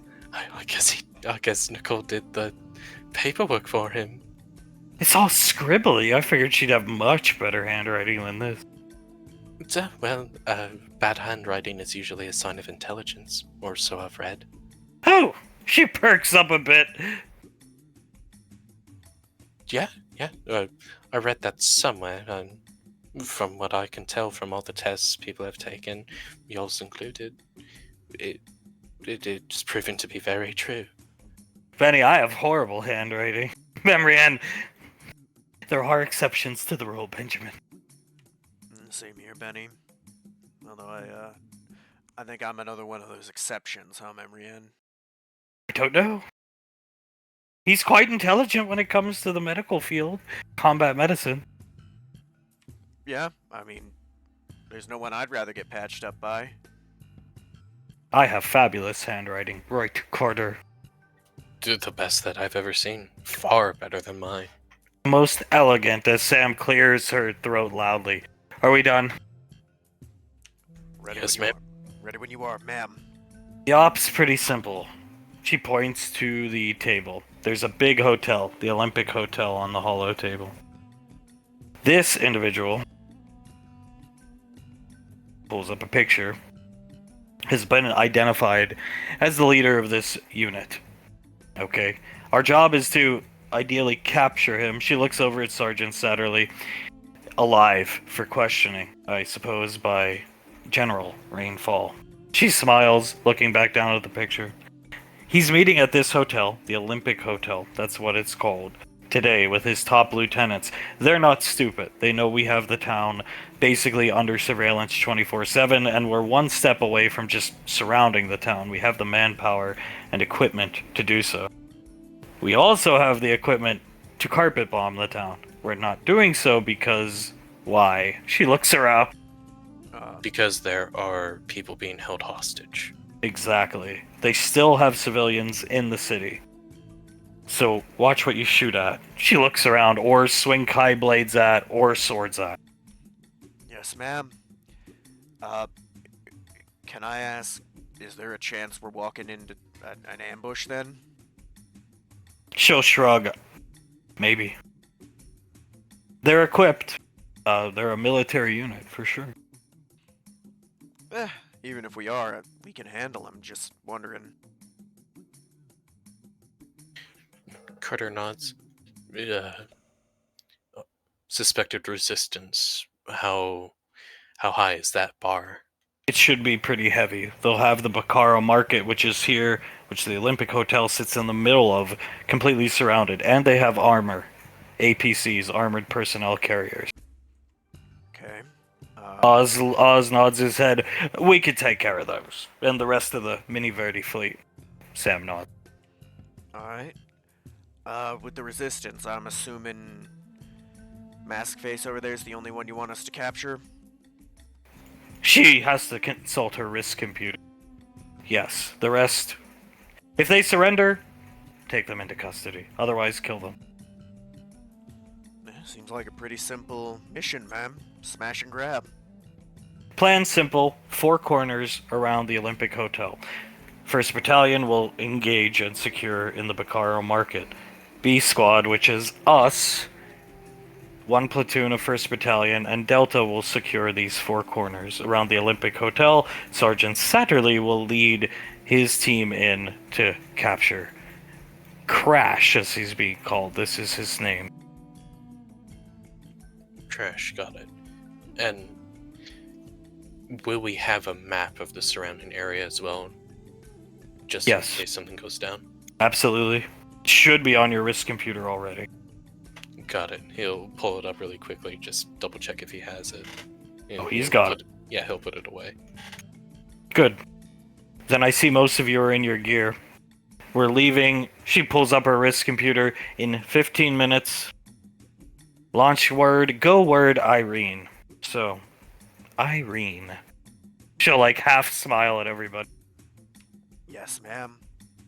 Oz and Laz. We'll deploy from Oz and Laz's vertibird. The captain here, she gestures to this guy, and Sergeant Satterley have that figured out for their squad. Dismiss. Yes, ma'am. Emrianne will take Carter's hand and walk off. Oz will, time to kick the fires and light the kick the tires and light the fires. Yes, sir. Let's get going. Benny, we'll be fine. Smiling at everybody left. I'm sure we will. Hey, look on the bright side. By the end of today, I'm not going to be the only one on the squad with a confirmed kill. I mean, technically speaking, I have 15 confirmed kills. That's true. You're just the only rookie with... well, you guys are just rook... yeah, you're gonna get kills, I think, trust me. He'll clap his hands and put his arms out for Soul. Soul puts a finger over it, asking for just 1 second. She pats Sam on the shoulder. You're getting too great, Sam. You okay? She smiles and puts her hand. She just always asks for a hug. She wraps Sam up in a quick hug, gives her a kiss on the cheek, and then walks over to Colt. Colt smiling while they're hugging. She hug and he comes over. Hug. Stares at JJ. Don't have to tell me twice. He hugs them all. Benny will pick Elizabeth up. Let's go, Rick. Yeah. You see, he's just staring really intently at the map. Yeah, let's go.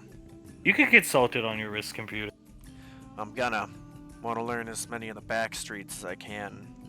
My, style ain't exactly good in open combat.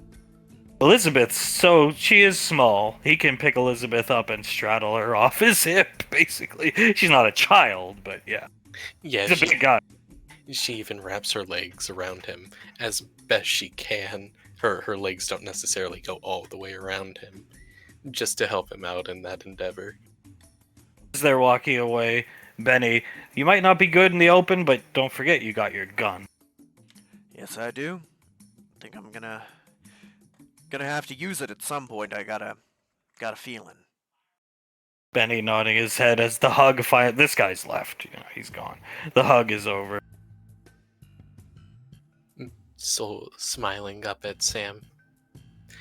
I have the utmost faith in you. I don't know how much that means coming from me. It means a lot. She smiles at her. Then, Sorry for throwing you under the bus with the game. oh, it's fine. I'm always willing to be thrown under the bus for the people that I love most in my life. If you really want to drive on Sasha's Ford F-150, you can do it. I have a key, actually. She reaches around. She gave me a key. I learned to drive on it too. I want one. I couldn't afford one like hers. I got a hover Jeep. Soul just looks up at her, surprised look. Really? You'll let me drive it? I'll get you in. We'll spend one of these weekends, the four of us there. Maybe Oz and Laz can come too. She gives Sam a hug. Thank you. That's so awesome, honestly. Colt will clap his hands and put his arms up. She'll hop into his arms. He'll carry her out as Sam turns to JJ. Suppose you're staying here, civilian. He clicks his tongue. I suppose so. She'll lean into him and kiss him. I'll look after your family. He kisses her back, holds her face again. Yes, look after my family. But you need to look after yourself too, okay? Oh, if you think I'm gonna die after this, she holds up her ring, fiddling it with her thumb. I'm coming back. He chuckles to himself. I'm gonna say this.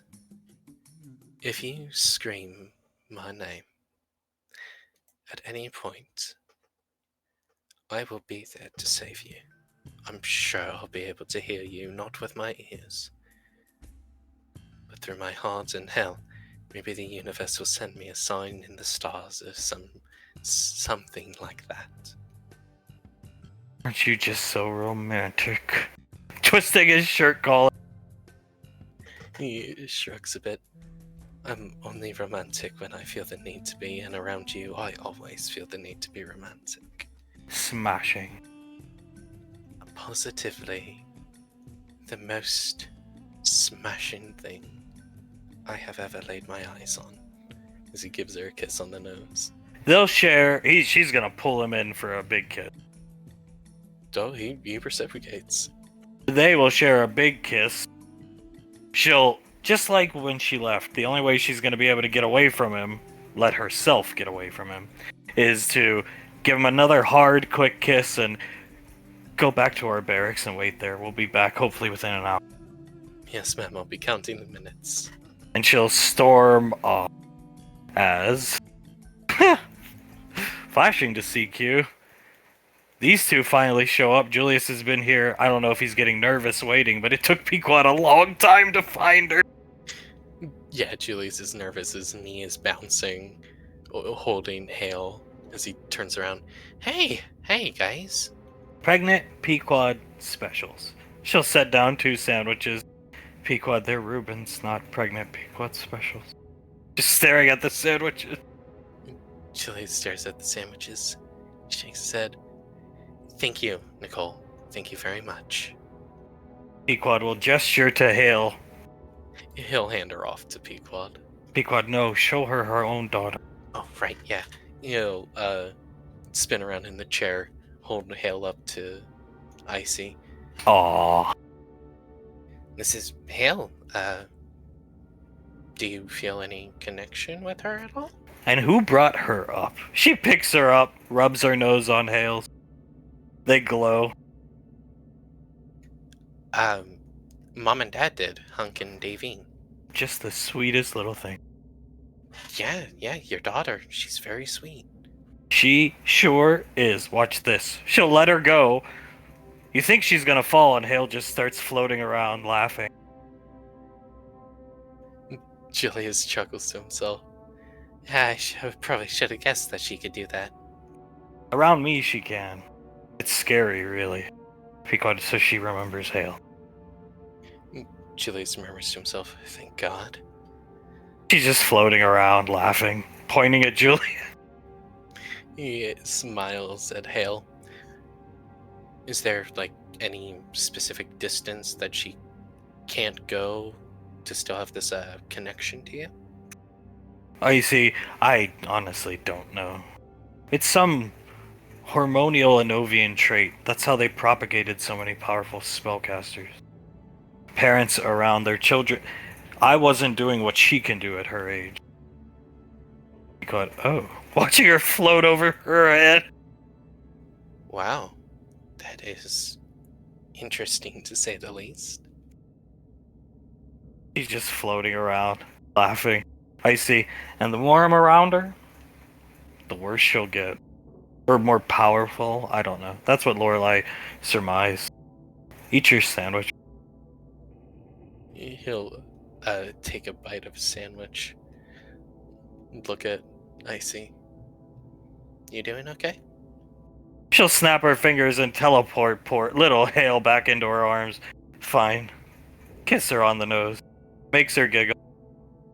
Pequod, these are good sandwiches. I don't know if I have the stomach to fucking eat ever again, but yeah. I don't know either. He chuckles, sets his sandwich down. Just stares up at Icy with a worried expression on his face. She'll turn out to be just like me, a complete mess. Pequod, You're not a complete mess. I mean, when I was young, I was. Okay, now you remember your age. Icy, yeah. You, I'm not sure if you remember this or not. You thought you were back in the headhunter days, 16 years old.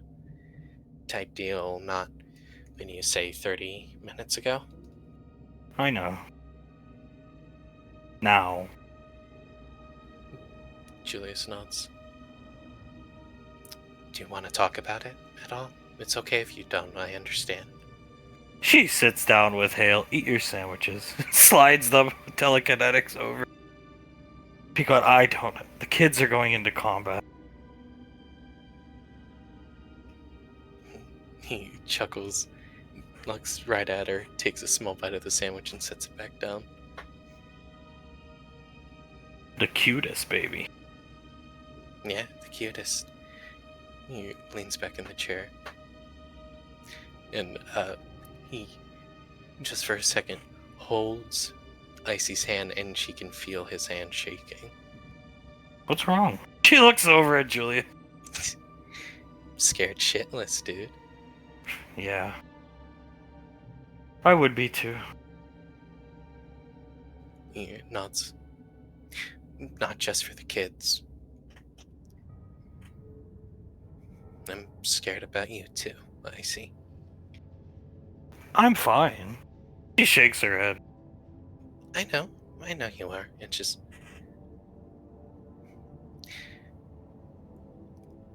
Oh, God. Tommy told us about, like, how Master Yen was like this before he ascended to the mana plane. Death. Yeah, death. He holds her hand a bit tighter. Are you planning on doing that? You don't have to tell me. She'll look down at Hale. Maybe. Finn's You don't get. Do you remember when I blew up, freaked out? The kids aren't leaving yet. Blew up, freaked out. You don't ascend transcendence. Do you know what it's like to be at a, I don't know, an omnipresent level of thinking, but you can't open any doors. You can't have any answers. He shakes his head. No, I haven't. Well, imagine that. That's what drives spellcasters like a Yen. Or a me. Or I guarantee you, Lorelei won't be around long after Gondar's dead. And I hope it never happens, but it will eventually. So, For me, she shrugs. The more I'm around her, the worse it will get for her. She'll be, from a cosmic balance standpoint, this little thing, she lets her float around. Nobody should be as powerful as me or her. No one individual. Why it happened, I can't tell you. I can find the answers, but it's a one-way trip. Pequod starts crying.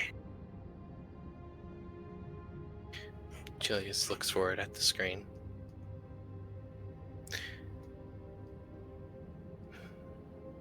Okay. So you want answers to this sort of thing? I understand. I would too. If this was something that I had to worry about, I would want answers too. He just holds her hand tighter. I'll respect any decision you make, Nicole. Just know the entire family would miss you a great deal. You would be fine without me. She smiles at Julius. Pequod, we can face any problem that kid has together. When she says, "Oh, you'd be fine without me," Julius just starts to tear up and he shakes his head. I don't want to lose my best friend, Nicole. You made it through Gallia, you and Mom. And it wasn't good. Not 1 second. Us three together, the entire family together, that's good. What we did on Gallia, that isn't living, this is living. We can get through whatever happens with her, with the universe, whatever, together. And I'm not sure if me saying this to you is going to change your mind or not, but I would like to make my opinion known about this. Well, I appreciate it from you. She takes Julius's hand and kisses it. I would miss you every second if there is a second time thing. And you, Pequod, coming over, hugging her. I never wanted to be this. I'm fine with it. Trust me. But I also never wanted to be the package deal for that poor guy. You know, Dad. The thing that came between every woman that he showed any interest in his life. And no. And besides that, really, she lets Hale float around, taking a sandwich, floating this way. I forced myself on Davine. You have to be my mom. Nothing genuine comes from that. Pequod just calls her an idiot. He stares at Icy. Maybe this is why Master Yen told me I needed to stay as close to home as possible at all times. I don't know, he's dead, so I can't really go ask him. I think I can't speak for him, but think it is. He holds her hand. Why don't you go talk to Mom and Dad if you don't mind my asking? I don't want to. She just looks at Julius like, I don't want to. I don't want to be the third wheel rainfall or the nothing genuine comes from the start me and your mother had. She's your mother. Icy shrugs. Okay. I will placate you and say that about her. Ooh, taking a sandwich. Besides, Hunk is a man with a heart of gold.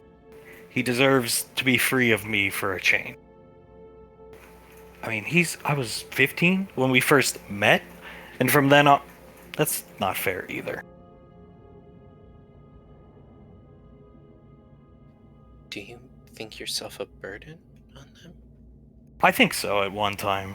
I mean, I threatened to kill everybody just to get what I wanted. Maybe I wasn't in control, but it's still not right. Nothing genuine comes from that. And Besides, if she wasn't in love with Dad, I don't think she ever would have put up with me.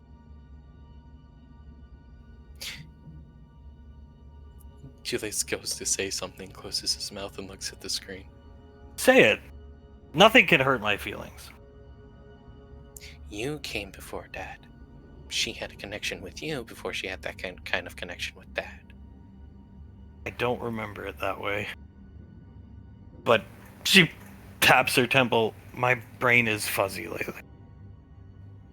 Never really gotten like this, but the past couple weeks I haven't been home, and He pats her hand. I understand. It was you first, though. she'll shrug. Either way, my point stands. Nothing genuine can come from what I did to that woman. Or anybody. Because I punched her like 2 times at least. Nicole, the woman killed me, basically. You saying me and her can have a genuine relationship after that? She crosses her arms. Oh, when you put it that way. Starts laughing. He chuckles a bit to himself. We're gonna respect any decision you make. But you know me and Pequod, Nicole. Even if it is you or Mom and Dad or whoever, we're gonna make our opinion known about it. At the very least, you need to at least talk to them before you do whatever you plan to do. I assume. Oh. Don't.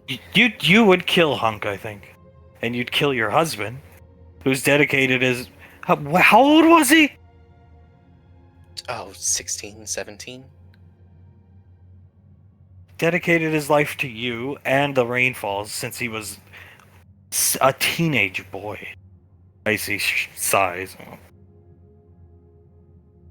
And you'd be no better than your actual parent, your biological parents. Icy, I'm not 16. I don't hate those people anymore. You'd still leave your own daughter, though. That's... Icy, maybe. Boop! Flopping right down on Julius's lap. He pets her head, pushing the cat ears back a bit, and then they pop back up. Either way, no matter what, everything would be fine. You guys can handle anything that gets thrown at you. The dragon, plus, what's it called? Mushin? We couldn't handle not having you around us. I know you two couldn't. And poor Banksy. I would miss everybody if there is missing at that state of being. I don't know. He thins his lips. And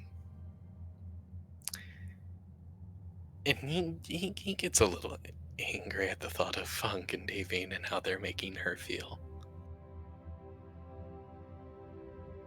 He just shakes his head. Breathing in to calm down, petting Hale's head a bit more. Focus on Icy will point up there. I have no sigils there. Any sigil I put there won't work because of the mass amount of crystals at the core of the planet and then spread throughout the bedrock, so if something goes wrong, I'm gonna need a shuttle. Oh god. I'm gonna need a shuttle there fast, and she's gonna have to come, otherwise I... Did I forget you guys had kids? Yes, you said that I had gotten Laz pregnant and you were scared because she was on the field. Oh. Sorry. She looked at Julius. It's a distance thing. Master Yen was vague. There were no rainfalls back when we... Yeah. No, it's okay. I understand, Nicole. Just quick question that I should have asked when they got there. The RC crystals aren't going to mess up Memory and Carter's soul, are they? They can still do spells. They'll still be able to do spells, but anything like a sigil won't last long on the planet's surface. Long enough. Otherwise, I would have covered the planet. Yeah. Okay. Actually, I probably wouldn't, given the fact I am just now remembering those kids exist. Maybe. How long have I been like this? She looks at Julia. Oh, it started around 3 weeks ago. Pequod will sit down here. You will kill us if you leave. I see. Oh, now the guilt tripping. Julius chuckles, puts a hand onto Icy's head, rubs it just the tiniest bit. You've been my little sister. For I don't even keep track of the years, but for a very long time, since I first met you, I felt that kind of connection with you. And to lose my little sister would probably be the hardest thing that I have ever had to go through. And then he'll turn his head and look towards the screen. She'll actually stop to really think, getting a little teary-eyed as Pequod, they're landing. And the kids are landing around the Olympic Hotel. And they do. They disperse from Laz and Oz's vertibird quickly. The dust kicking up. It's a brownout of dust. And the smell begins to abate through all the kids' nostrils that are not wearing headgear. Never smelled anything like it before. The smell of death and decay. Bodies and feces. Fecal matter. As Laz and Oz are going back into their holding pattern. Smells like shit. Literally. Colt slamming up against this building here, looking across the way. Memory End seems clear through her head. Carter will slam against the building he's on, look across the way. Is it clear? It's clear. Carter, cover that alley. Yes, ma'am. He'll go over to this area, slam against the wall, and peek around the alley.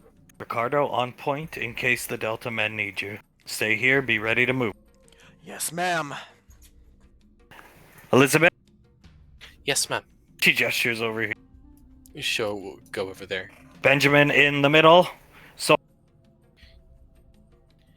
She'll run over. Samantha does not receive any orders because she has free reign over the field because she is the most experienced. Memory Ant doesn't even try to order her around. As you see, the Delta Bird has landed, these guys, and they enter the building. You hear the sounds of gunfire, and what definitely sounds like large caliber weapons being fired. Whether they're the APCs or vertibirds engaging in combat, you're not sure yet. No shots in this general area. Ricky's gonna put his hand up and talk into his earpiece. I don't know.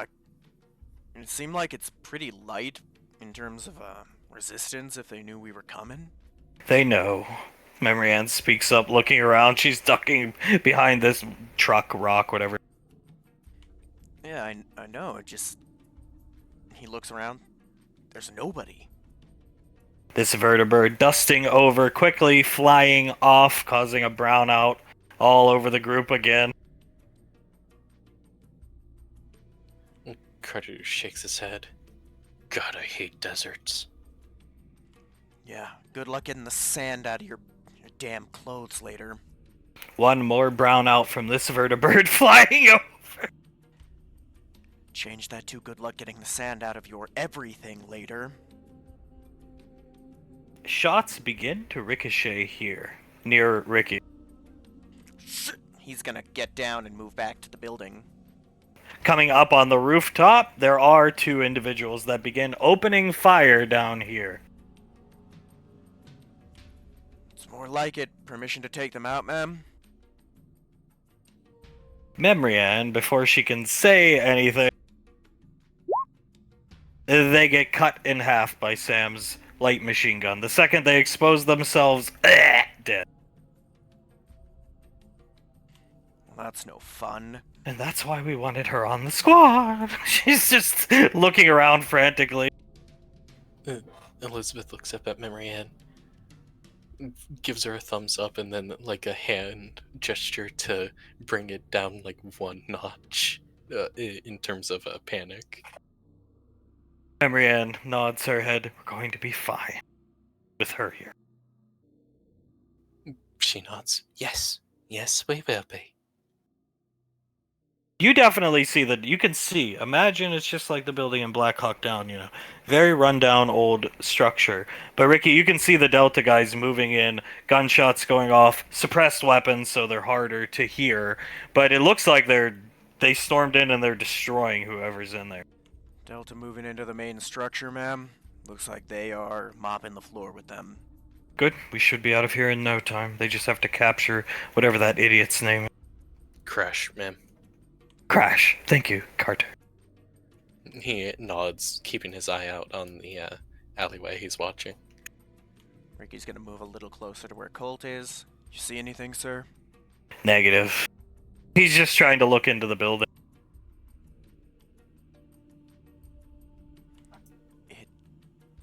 I don't know. Weren't these guys supposed to be scary? Just squinting, looking at all the rooftop. Carter looks over at Ricky. Worst thing you can do is underestimate someone. I agree. That's kind of what I mean. I thought there'd be a lot more. There is a large explosion that goes off in this building. Marianne turning, looking at the building. She's got to move up a little bit. Everything all right, ma'am? Another large explosion. Well, looks like the Delta boys may have come across someone with something big. And then being thrown through the wall, concrete wall, is one of the Delta guys. Bodies mangled, neck broken, landing right in front of, boom, right here in the street. Shit. He's gonna duck down behind what little cover he's got there. Colt will make a move to head for their building. Sam, no. And he steps back. Carter, trying to get the best view he can of the guy. The hell happened to him? What could do that to a Delta guy? A large man, looks just like the picture that Sam showed you guys, presenting himself on the roof, as it looks like bullets are being fired at him. They're missing, but he's running up. It looks like he's running up whatever staircase got him to the roof. He's got something big strapped to his back. Ma'am, we got Crash Bandicoot sighted. One of the Delta guys chasing him up on the roof disarms the Delta guy and boom, punches right through his stomach, hurling him off the roof, killing him. Marianne, my god. Holy shit. Can Ricky feel any ki coming off this guy? Yes, an immense amount. Guys, get careful. This guy's a ki fighter like me, and he's got way more of it than I do. That explains the, through the body punching. the sergeant and 2 of his men have this guy surrounded on the roof. They have guns drawn at him. And he easily and deftly jumps onto this more thatched roof. This guy's really, really good. He'll fire a Kai blast at the roof, which knocks the poor sergeant and this guy off. They're not dead, but yeah, knocking them off the roof. Then he starts fidgeting with whatever's on his back and hoists it on one shoulder. Soul spots what's on his shoulder. Ma'am, open fire on him? As Memrian's about to say something, he launches a rocket at a vertibird that was coming in to do a strafing run on this guy because he's killed some Delta dudes, clearly informed by the Delta guys inside. The rocket hits the bird and it hits one of the engines, we'll say the left propeller engine, and it starts spiraling out of control deeper into the city. Boom! That's bad. He'll jump down here, pick this guy up by the throat, squeeze his throat until his head pops off, basically, disconnecting the head from the body and chucking it this way as Sam's shooting at him, Colt's shooting at him, and this Delta guy's on the ground. He's going to step on him right in the stomach, going through his stomach, and you hear gunshots going off. Yeah, he's destroying people left and right, crashing through the building. A scream of pain. Fuck. Permission to give chase, ma'am.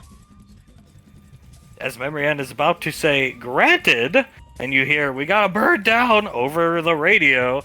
Crashing through here is a large APC. Now it doesn't know you're there. It's crashing through buildings and alleyways. Most likely his vehicle he wants to get on to escape. He's discarded the rocket-propelled grenade launcher. Memrian grabs Benny, pulling him and Soul this direction. Disperse! He's gonna jump back to where Colt is. Manhandling poor Elizabeth, just grabbing her and picking her up, running her this direction. She lets Sam do it. Carter looks over at Colt. What do we do? Starting to get shot at. They were hidden in the building. 4 dudes start to shoot at you 3 down here. Colt, if we hang around much longer, as the gun on top of this thing activates, it's not aiming at you guys, but it powers up. You hear it powering up. Looks like some type of phased machine gun cannon. And it begins firing in this direction, unfortunately killing the poor Delta guy on the ground. Colt, we need to move. Yeah. Stay low behind the cover. He's slamming into this thing. It probably has infrared, and you're not wearing suits that protect you from infrared sensor. Yes, sir. We'll follow your move, sir. Driving through the street, it's most likely Crash's getaway vehicle, but it's stopping to engage at every turn. And then, as it comes up here, whoever's driving it's looking for him. The gun turns and looks in your direction. Shit.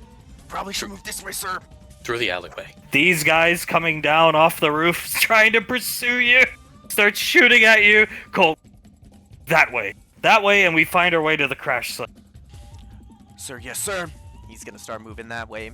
Take point. You guys move off. Is Memrian. Carter! She's screaming over the radio. Is Carter able to respond, like, hear her over? Oh, yeah, absolutely. Carter gets onto the radio. We're gonna go try and find the other crash site, the one where the Verdi fell. Carter, consult your map. We'll meet you there. Yes, ma'am. Memrian, we could try to hook up now as more guys who are hidden in buildings around start showing up, most likely trying to pursue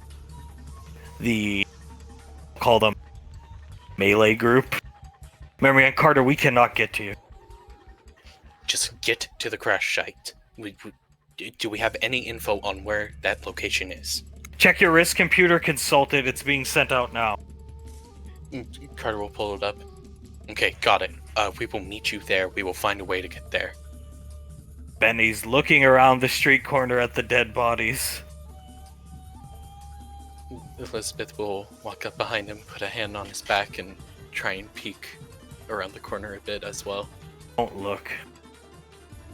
Okay, I'll Membrianne taking Soul by the shoulder. They're gonna have to go the long way around. So as you're being pursued by guys now, expected on the next map. They're gonna have to go the long way around. We will have the shorter distance. Sam on point. We need to get to the crash site ASAP. She pushes on her earwig radio again. Carter, you must get to me as quickly as possible. We discussed this.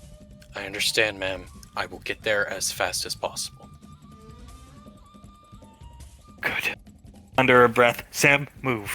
Sam, Elizabeth, right behind me. Yes, ma'am. And they will. They have the quick route.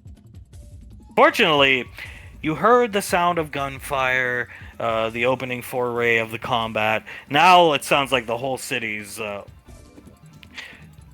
in combat, we'll say. Whole city, there's gunfire coming from every direction. Mortars, you definitely hear mortars. You see a lot of RPGs in the sky. I mean, you see, quite a few, maybe 4 or 5, every couple minutes spread out, trying to shoot down other Earthgov vertibirds. And you find yourself here, and Samantha is looking around the corner, and there are tons of dudes off in the distance. Sam, 1, 2, 3, 4, 5, 6 visible. Elizabeth is gonna try looking through these back alleyways. Does she spot anyone trying to hide, trying to sneak? No, she doesn't see anybody. There's nobody back there. I'll tell you for sure. Nobody back here, ma'am. And looking over Sam's shoulder, they're all spread out. Soul, looking the same way Elizabeth is. If they're all spread out, we can't have a one concise ambush on them, can we? This guy up here firing because he sees these two leaning around the corner. A rocket launcher, and Sam and Memorian have to push everybody back because they don't want to get blown up either. Blowing up right here. Sam, and now they know we're here. Standing up. Yeah, they do. Soul will pull her defenders out. Elizabeth, her shotgun out. What are orders? Memorian trying to look around the corner one more time. They're pulling out more of those rocket-propelled grenade launchers. So I'm guessing take those ones out first. Sam on me through the back alleys. Slaughter them. Yes, ma'am. Roll initiative. Just the people on this map? Yeah.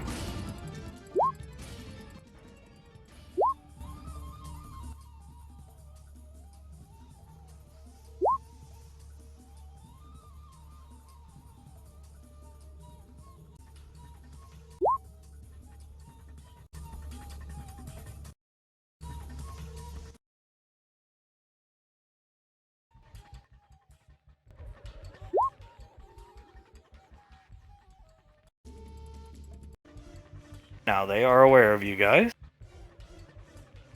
Know your general vicinity. However, they are not moving. They're holding their ground.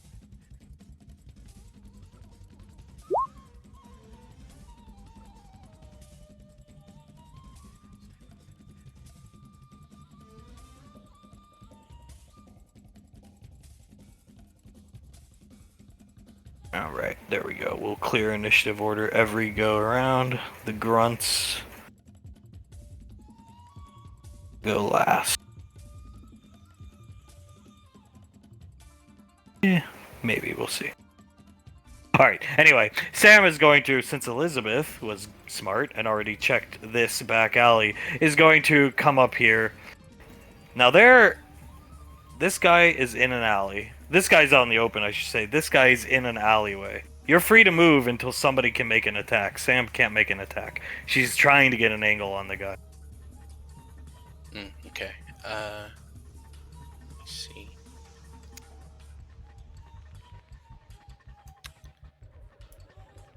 Elizabeth is gonna come around right here. Would she be able to tell if she moves up just a couple spaces up? Would she have a shot on this guy? She has ODM gear, right? Yeah, oh yeah, she could just drag him in. Or Whatever she wants to do, yeah. Elizabeth will take a step forward right here and then fire a harpoon at the 17 AC, dragging them to her, not her to them. Oh, not gonna work. I like to imagine it impales him and he gets pulled, like in the, let's say, the lower stomach area, exposed fleshy parts of the body armor, and he gets pulled into Elizabeth, screaming. Oh yeah, and then, sorry, just 1 second. And then she is going to stock strike him. Flavor it up. He gets pulled in, impaled through the lower stomach, dragged in by his waist, and as he's pulled in, using the momentum from it, Elizabeth spins around and strikes him right in the back of the neck, severing the connection from the brain and the spinal cord. Not bad, sis. Elizabeth gives her a thumbs up. Memory and Soul, we need to engage the ones across the riverway. Soul nods. She will come up right around here. We don't need it. You know what? We don't need initiative order to do this. Goodbye. We're doing it cinematically. So what Memory Ann said, Stan. Okay. She looks across the way. Does she have a shot on this guy, or is this covering him completely? He's hiding behind cover. She doesn't have a shot on this guy. If her blasters can reach any of these dudes, they're on roofs. Roofs!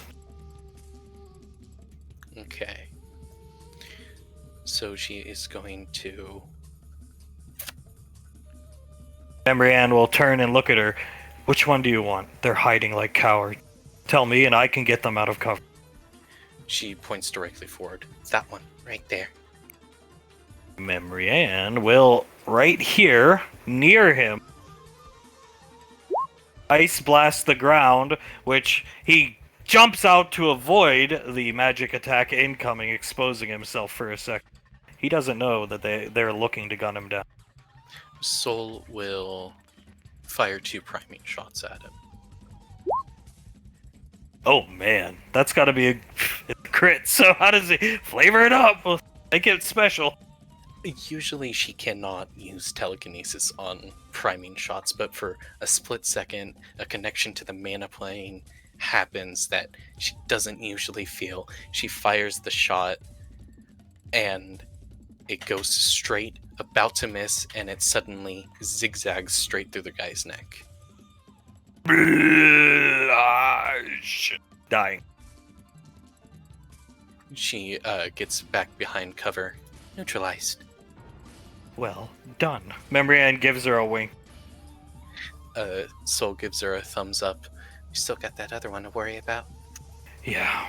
Memory Ann looking over at him. He, seeing his buddy killed, is prone, shuffling around. He saw where the shots came from. He's peeking around the corner here. As Elizabeth, hearing that guy die, more guys from somewhere up here have exposed themselves coming down the alley, and they see Elizabeth. Elizabeth is going to... No, you're not. She grabs Elizabeth, throws her behind her. She's got the gun for the job. Thankfully, Elizabeth wears a helmet because she just unloads, and these guys... Elizabeth is getting hit again. Thankfully, she wears a helmet. She's getting hit by the shell casings of her light machine gun, and Elizabeth hears the sound of death and screams as these guys get turned into basically pulp, red pulp. Elizabeth looks up at Sam. I was just gonna say contact and then get behind cover. I heard them coming. She's just breathing heavily, looking at the now red pulped alley. Elizabeth can take a look if she wants. She's just breathing heavily, quickly. She peers around it. Yeah, that did him in pretty quickly. Benny coming up. That was pretty cool. Yeah, I would have to say so. That was pretty cool. Elizabeth. Boom! RPG goes off from this guy up on the roof right here, and he's reloading it. It hits Sam, knocking her back, and Memory Ann doesn't get hit with a direct blast, but a piece of shrapnel from something it hit on the ground goes right into her side, and she lets out a scream. Soul isn't fast enough to help Memory Ann, but at the very last second, she puts up an absorb shield for Sam. Sam is good. She's bleeding for sure. She got hit with some of the debris. Face cut up, but she's okay. Standing up, checking herself very quickly over for wounds. That was quick. Yeah, very. Soul puts a hand onto Memory Ann's shoulder. You okay? You got hit. I'm good. She has to pull it out. Like I always said, she's a lot tougher than she ever looked. She pulls it out with her hand and will frost over her wound. Benny, I have you. Memory Ann, save it. It's going to be a long fucking day. Benny, what? He's just looking at Memory Ann confused. Soul looks at Memory Ann. Are you sure, ma'am? Save it. Soul looks up at Benny and shrugs. Save it, I guess. Benny looks at Sam. Sam, she's in command. Keep moving. If we stay here longer, we're dead. Plus, he's reloading that rocket launcher. Magic users, take him out. Yes, ma'am.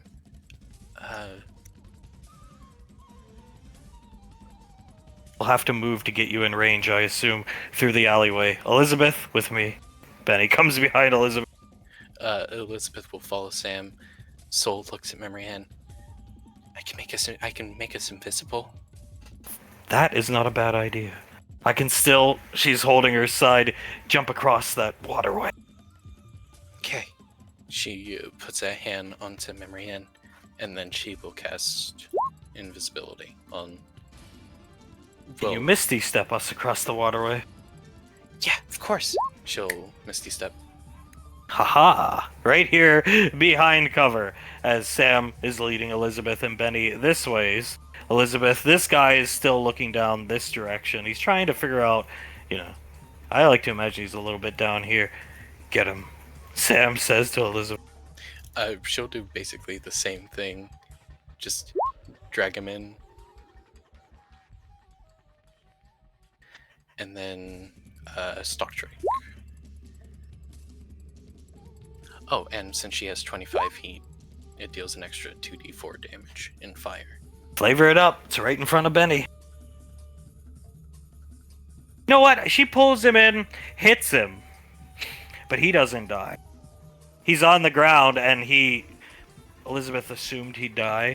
He's still kicking, so he's reaching for a knife, and he's trying to fight back against Elizabeth. She takes one step forward, sees that that's happening, and she will just try and shoot him with a buckshot. Go ahead. Blowing his head off, smearing her mask with brain matter and blood and bone fragments. She breathes heavily, looks over at Sam, nods, and then just keeps on walking. Sam's gesturing with her hand for her to come. Benny's following, looking back at the body.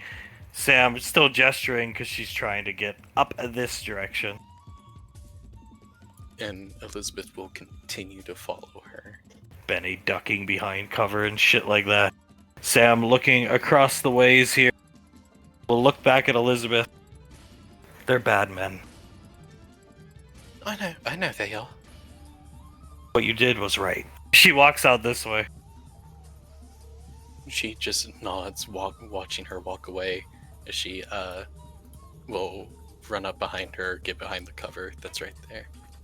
Memory Ann looking at this guy. I can grabbing her wound. I can handle him if you would like to. Get rid of Mr. RPG. Soul keep staring at Marianne. Yeah, I could do that. Go for it. I'll distract him. Okay. As Marianne distracts him, she will start running and roll behind this cover right here. Does she have a clear enough shot on this guy? He is loading he sees them. He's loading the rocket in the back of the it loads from the back. It's not like a RPG we've seen in our world. Loads from the back. Memory Ann drew this guy's attention by just shooting at him, drawing his fire. She will try another priming shot at him. And she missed, so she'll try another one. Flavor it.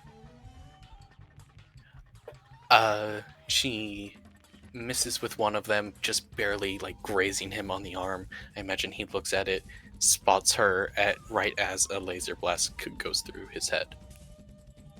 Going through his skull, he drops the RPG, thud, onto the roof, falls to 2 knees, and then falls over, dead. As Memory Ann, though she's in a lot of pain trying to be cool, she drew fire from this guy who was about to fire back, so Soul could get around him. Freezes him, and she'll just walk up and snap her finger and shatter him into quite a few million pieces that quickly melt. Soul, watching that happen, just gives Marianne a thumbs up. Coming over this way, Elizabeth... Sam's looking up this direction. Elizabeth notices reinforcements coming in.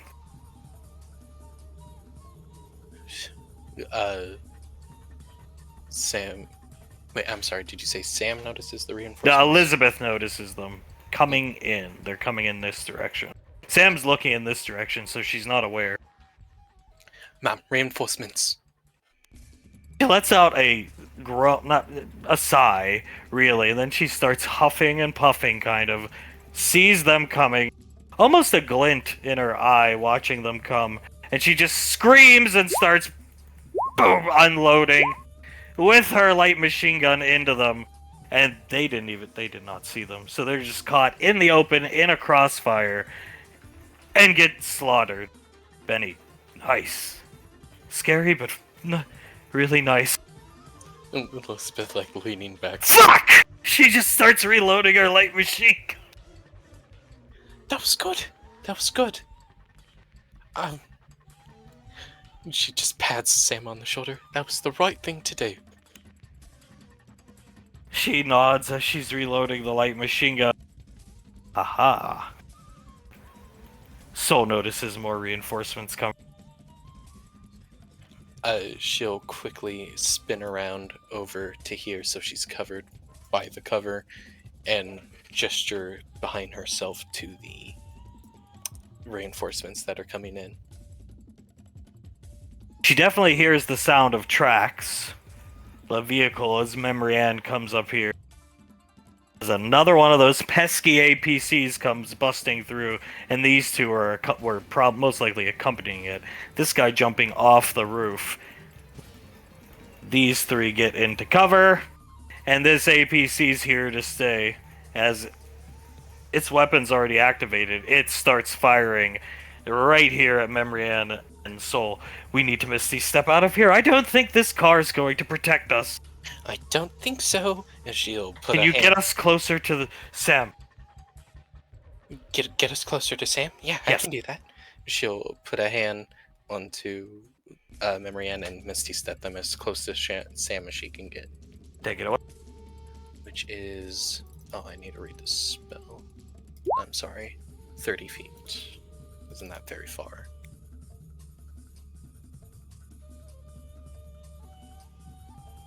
She can get him behind a rock or something like that. Yeah, she can. I'm sorry, I was looking for the measuring tool. Wherever you think's best. Yeah, right here. Alright. As they hear over the radio, need some help? Oz and Laz coming over.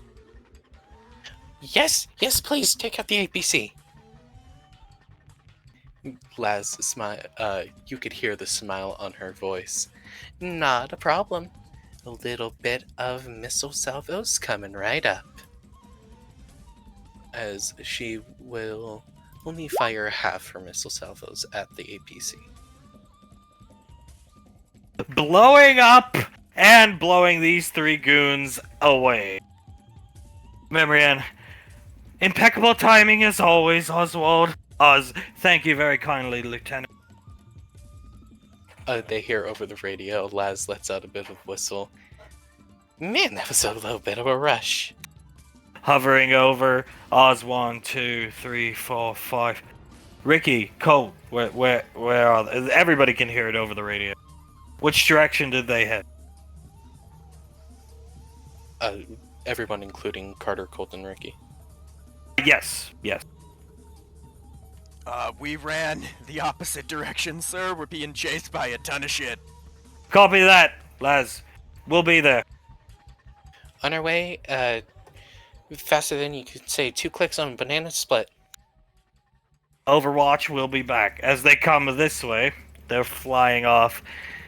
Sam's still loading her light machine gun. Benny, you are really scary, you know that? Sam starts chuckling. Elizabeth laughs. Yeah. Well, I thought the AK being bent up was scary. No, that was shit pants terrifying type of scary. Memrian, looking at the waterway, she'll just frost it over so they can walk with, and they don't slip, walk, and catch up with everybody here. Everybody good? Memrian looking them over. Benny, fine? I'm good. Fine. Reloading her gun still. Soul looking at Sam, just nodding. I saw what you did. That was very cool. Thanks. She smiles up at Soul. Benny, you really should let me take a look at that, Memrian. Benjamin, we're going to be here a while. You need to reserve what you have. Save it for the basic troops, the Delta guys. We're going to be here a while. As long as I can still cast my frost magic, I can keep it frosted over. It just melts quickly in this ridiculous heat.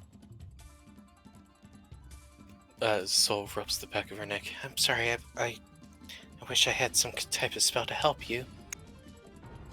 Benny, I can at least give you some painkillers, Memrian. I'll take those. Benny will give her... He has, like, nanomachines that provide pain relief. Sam, done reloading. Loading the big box of ammunition onto her gun. Let's move to the crash site. Yes, ma'am. And they will. As flashing to the office, and things are going to shit. Icy's brought tea, Pequod's not drinking it though. Yeah, not going so great. Julius looks paler than he usually is. Memrian's hit. Oh god, Memrian's hit. And Colt and Ricky. Oh god, and Carter are on their own. Julius lets in a deep breath and then... This is the first time a birds of ours has went down in 20 some odd years. Yeah, it is. We should have just sent you. Because that freak-ass Sky Fighter, she's having a breakdown. It's fine. They will be okay. We still got Delta. Most of Delta is still there. First Battalion's doing... How's First Battalion doing? I mean, they're doing their best, you know.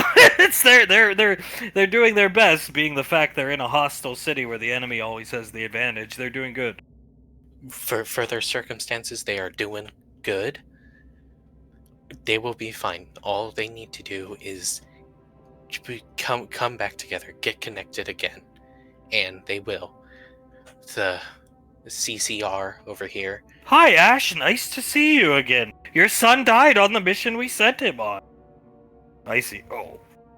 Julius just puts both of his hands on his face and yells out, "Fuck!" Icy's just watching the screen, shaking her head. Oh. It's gonna be cool. It's gonna be fine. They are gonna do just fine. I got faith. What is Sasha's ETA? Anybody? She hands slammed down on the desk. Icy. 4 hours. Oh God. Julius gets up, starts pacing around the room. We should have waited. We should have waited till she was there. If we waited, we would have lost the opportunity. Sometimes missions go to shit. You know that. Sometimes missions go to shit that don't involve our children. Well, you know what? They were going to be a part of a mission that went to shit no matter what. Oh. She facepalm. Might as well get this shit out of the way sooner rather than later. I see they're with Colt. Ricky will be fine, so will Carter. Julius nods. How... Oh, God. They have a miniature version of Sasha with each group. They're fine. Julius walks up to the screen.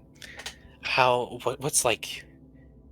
Given no extenuating circumstances, he starts typing on the computer. What is the 3 of their... CCR, we'll call them. CCR's ETA to the crash site compared to the other group's ETA. Computer spits back to you 4 hours, give or take. Memory Ann's group, less than an hour. They're going the length around the city. You're seeing the projected map that the computer comes up with that they'll follow, that their risk computers will feed them. Fuck, okay. Julius rubs his forehead, looks back at Icy. Okay, how long until Memory Ann and Carter start shitting the bed? She'll make that exact noise. 2.5, 3 hours. Just depends. They'll have to be able to hold it together. Julius clacks his teeth together, stares back at the screen. It's not all at once. He'll probably start feeling sick to his stomach within 2 hours. She'll start feeling lethargic. But it's not like they're going to go catatonic. So they'll still be able to fight.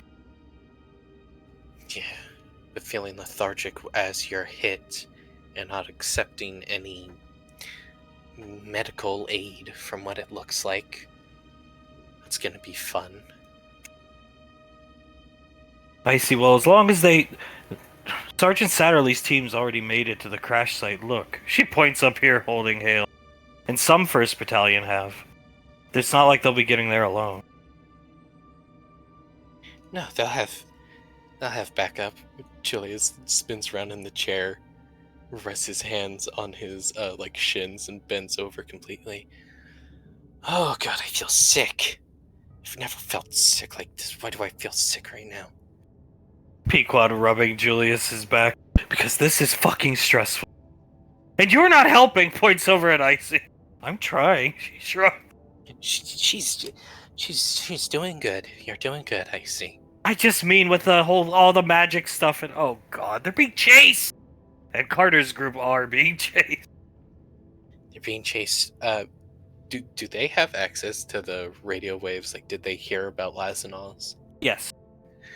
Lazanos are on their way to their location. They will help them out. Oh god. Oh god, this went to shit real fast. I see. 20 years of peace. Wasn't gonna last forever. Well, it would have been nice if it did. Never does. She squints at the screen as flashing to Carter, Ricky, and Colt's group. They are being pursued. There are men behind them. Colt is scaling this building. You guys enter a larger scene, though. You hear gunfire. There's multiple EarthGov groups engaging at once. Oh, shit. He's gonna look behind him. Are they still being followed? Slowly, yeah. Because Colt's been returning fire to them, so they're taking their time. They're not just running at you. Come on, Carter. Carter nods. He'll move up a bit behind this, partial looking cover here and spot these two. Firing up the street at these two EarthGov troops down here with these goons firing down on them. APC gunshots going off. Boom, boom, boom, boom, boom. Sounds like we got a big bastard up here, sir. Say that again as he's setting up his sniper rifle. Carter looks that way. We gotta take care of that shit. But to take care of it, we need to get through here. He looks forward. Okay. Colt. Here's the deal. From what I can see, I can go up there and deal with it with my sword, okay? And then duck back behind cover, being relatively fine. Whichever one I mark with my static aura, you remember what that looks like, right? Affirmative. Okay, whichever one I mark with my static aura, it's gonna be the one on the left. You pop in, and I'll take care of the other one. Duck back behind cover, see where we are from there. Copy. I'm quick. If you want, I can take the back alley. This is a back alley, right? Hmm. If you want, I can take the back alley there and get around to take this dude out. And then duck back behind cover. Affirmative. Work this side of the street, relieve those Earth-Gov troops, and then figure out how we're going to deal with the APs. Yes, sir. He's gonna take a second and he's gonna limit break. Roll initiative. On this one.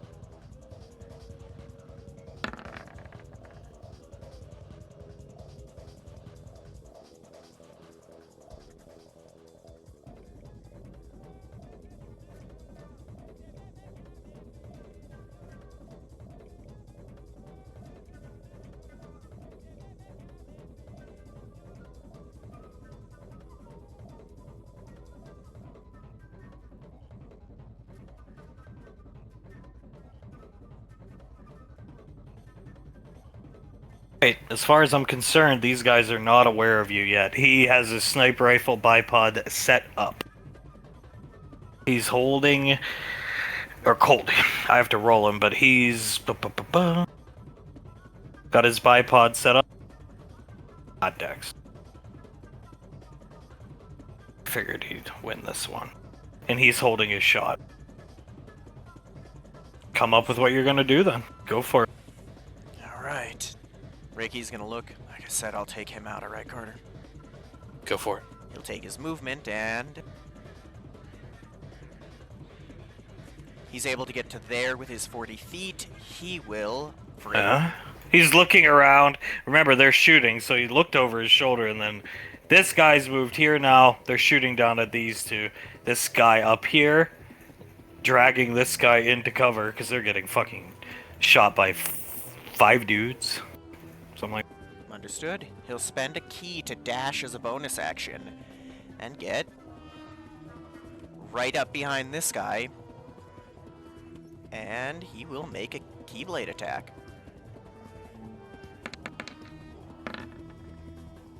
Flavor. He's gonna come right up behind the guy, reach around, cover his mouth, and put the blade right through his neck. Carter's... Carter is going to automatically mark this guy with a static aura to give Colt the go-ahead to shoot. Boom! Blowing his head right off in front of Ricky. Falls to his knees, slumps over. And then Carter is going to 5, 10, 15, 20, 25, 30, 35. Come around here. I assume he noticed along with Ricky this guy moving around. And so this guy, he's coming here. He's trying to get through the alley like this. So, he's like, at this time, like right here, trying to get up, because he wants to get into cover and be a jerk and help shoot down on these guys with his little goon buddies up here. So, technically speaking, Carter's looking at him from behind. Okay. But he's moving quick. So, Carter like silently entered a rage when I'd like to say he entered a rage when the shit started to go down, and he will walk up behind this guy and do a reckless attack for advantage. Oh. Alright, you're behind him. He's not aware of you. How does he die? Yeah, he just decapitates him. Dead. And then he will drag the body along with him behind this cover right here. Colt fixing his sniper scope to left. Understood, sir. You two take them. I'm gonna start working on the guys around the APC. These troops are getting hammered. Yes, sir. I'll take him. Carter looks around. Does he think this raised elevation area is scalable for him to get in one turn? Yes. The only thing we'll say here is... The only thing we're gonna say here is... If he wants to climb that building and kill this guy, we just need acrobatics, athletics. Let's get something that gives this guy a chance to at least notice. Okay. Well, thankfully I get Any roll, any roll he's good in. It gives the guy a small chance if he fails the roll to notice. Okay, yeah. Good deal.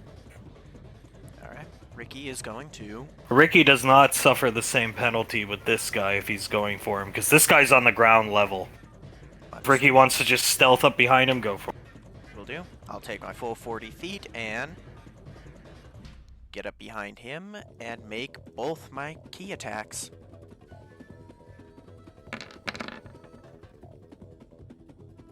Dead. Let's see Carter. Okay, Carter's going to move up. He'll make an athletics check, and since he's raging, he gets advantage on it. He's good. So he'll make This that. guy's mid-reload. You see him lifting the gun, the AK. He's got it lifted in one hand, reaching in his pocket for his satchel pack for another magazine. You hear him even chuckling under his breath, because these two are, hunkering behind this, we'll call it a large rock. Yeah, he'll just go for a reckless attack on this guy. Hearing Carter let out a scream, he turns to see what? His sword swing up, cutting both of his arms off as he was reloading, and then a cut across the throat. Dead. And how did this guy die? Ricky's going to run up, get right in his face, take a slash right across the belly, and then a slash right up through the guy's face. Nice work. Over your radio, Colt saying nice work. Thank you. You see this guy, because this other guy was wounded, this guy come out giving you guys a thumbs up. Carter returns it from his vantage point, gives him a little salute, and then slides back. Or actually, he's gonna try and do a quick survey of the surrounding area from this raised point. From what you can see, really, it's the APC that's hammering these poor bastards who have had to come back. They're being pushed back by the APC, and just these three goons left. Okay. Over the radio, he's gonna say, "Any way we can deal with that APC, Colt?" Colt, I can deal with the guys. But the second I start shooting at the guys, I'll draw fire from the APC. So I think it's up to you guys to deal with this APC, unless Laz comes over the radio. We can't help you this round, boys. We're taking heavy ground fire from small arms and these ridiculous RPGs. We will get to you as soon as possible. And we're on our own. Carter nods to himself. Do we have explosives? I don't have any explosives on me. Do either of you two or any 1st Battalion have those kind of heavy-duty shit? I got no boom on me. This guy over here, negative, sir. Colt, then you'll have to take it out with your blade. And your magic and your Kai blades. Carter clicks his tongue a bit. Alright, I'll give you the opening. copy that. Get into position as the APC is moving. Because it's trying to keep these guys pinned, and the goons around it are moving. Using it as cover. Can we see where the door on the APC is? It is... You can't. No, but if you get close enough... It's at the top. Like a tank, almost. At the top. You want to get in? Submarine? You gonna look at Carter. Want to get in and blend the idiots inside? I mean, it's a better bet than, a attacking that heavily armored thing with a sword. Will do. I'll get in. I'll take this side, see if I can take one of the guys behind out, and then we'll get in. Okay. He nods to himself. He'll slide down here, get behind this cover here. It's gonna be on your go, Colt, okay? Affirmative. He'll take his 40 movement and...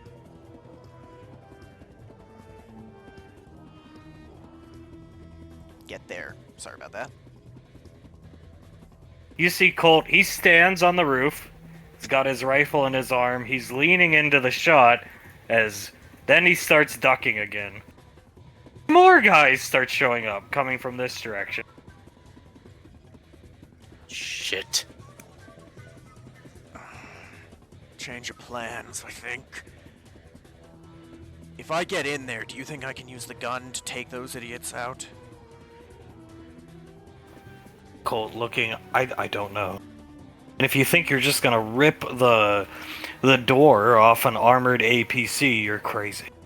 It's locked, it's made for military combat. A sword or a Kai blade isn't gonna get you through quickly. Fuck. And none of us have anything that can blow it up.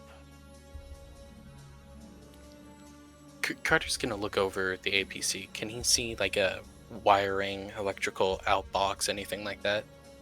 Thinking back to when he was a young boy, riding one of those mechanics wheel things they slide under cars. Remembering that a lot of the car's electronics, Uncle Scar teaching him, are usually held in the front underneath somewhere. Even armored cars, Carter, like that ridiculous APC your parents used to keep. It was at the front under a titanium steel box. Front under a titanium steel box, there's an electrical wiring that I can short out if I get around to it. Makes it easier. So we clear the way for him. Affirmative. I'll get these guys. I can get them all. His visor starts glowing in one go, and I can get him. I cannot see whatever is over there. Could you ping that again? I couldn't see it. He can get these three, plus this guy. Not see what's over here, because the APC's blocking. Whatever's over there, I'll run in and get their attention, so Carter's got an easy path. Colt's visor was slightly growing, now it's glowing very intensely. Go. And he just chambers each round. You see one head explode, Ricky. 2 heads explode, Ricky. 3 heads explode, Ricky. And Carter can see this one. This guy gets shot in half. His torso is here, and his legs land back this way from the force of the shot. Understood. Ricky's gonna take his movement right into there and go to work. He's gonna take his first attack at this gentleman.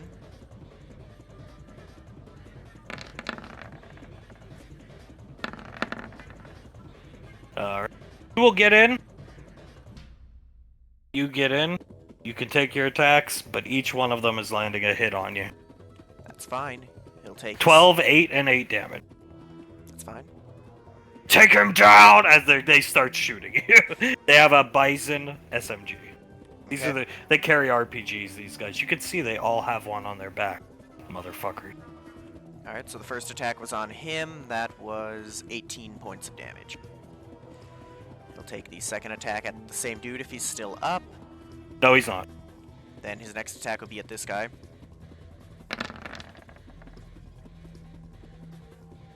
Alright, and I'll roll my energy. Alright, and he will spend... Never mind, that'll be it for his turn, I guess. This APC has started to shoot at Colt, who has to duck behind the we'll say, cover on the roof. Okay, Carter is going to start running around to the front of the APC over the radio real quick. Ricky, you good? I'm good, you go. Copy. He'll run around to the front of the APC and look for the titanium plate. Oh, if he slides under it, he'll see it. Oh yeah, he does like a badass fucking slide right under it, finds the titanium plate, and starts to try and short circuit the APC. He'll stick his sword in and whatever he wants to do after that. Okay. He'll stick his sword in and then use, I believe it's focus shock for that. Yeah, focus shock to like zap into the through the titanium plate. This guy trying to, as the APC is starting, the gun stops shooting. The APC is being electrified. This guy tries to grapple Ricky and fails. He's reaching for a knife now, though.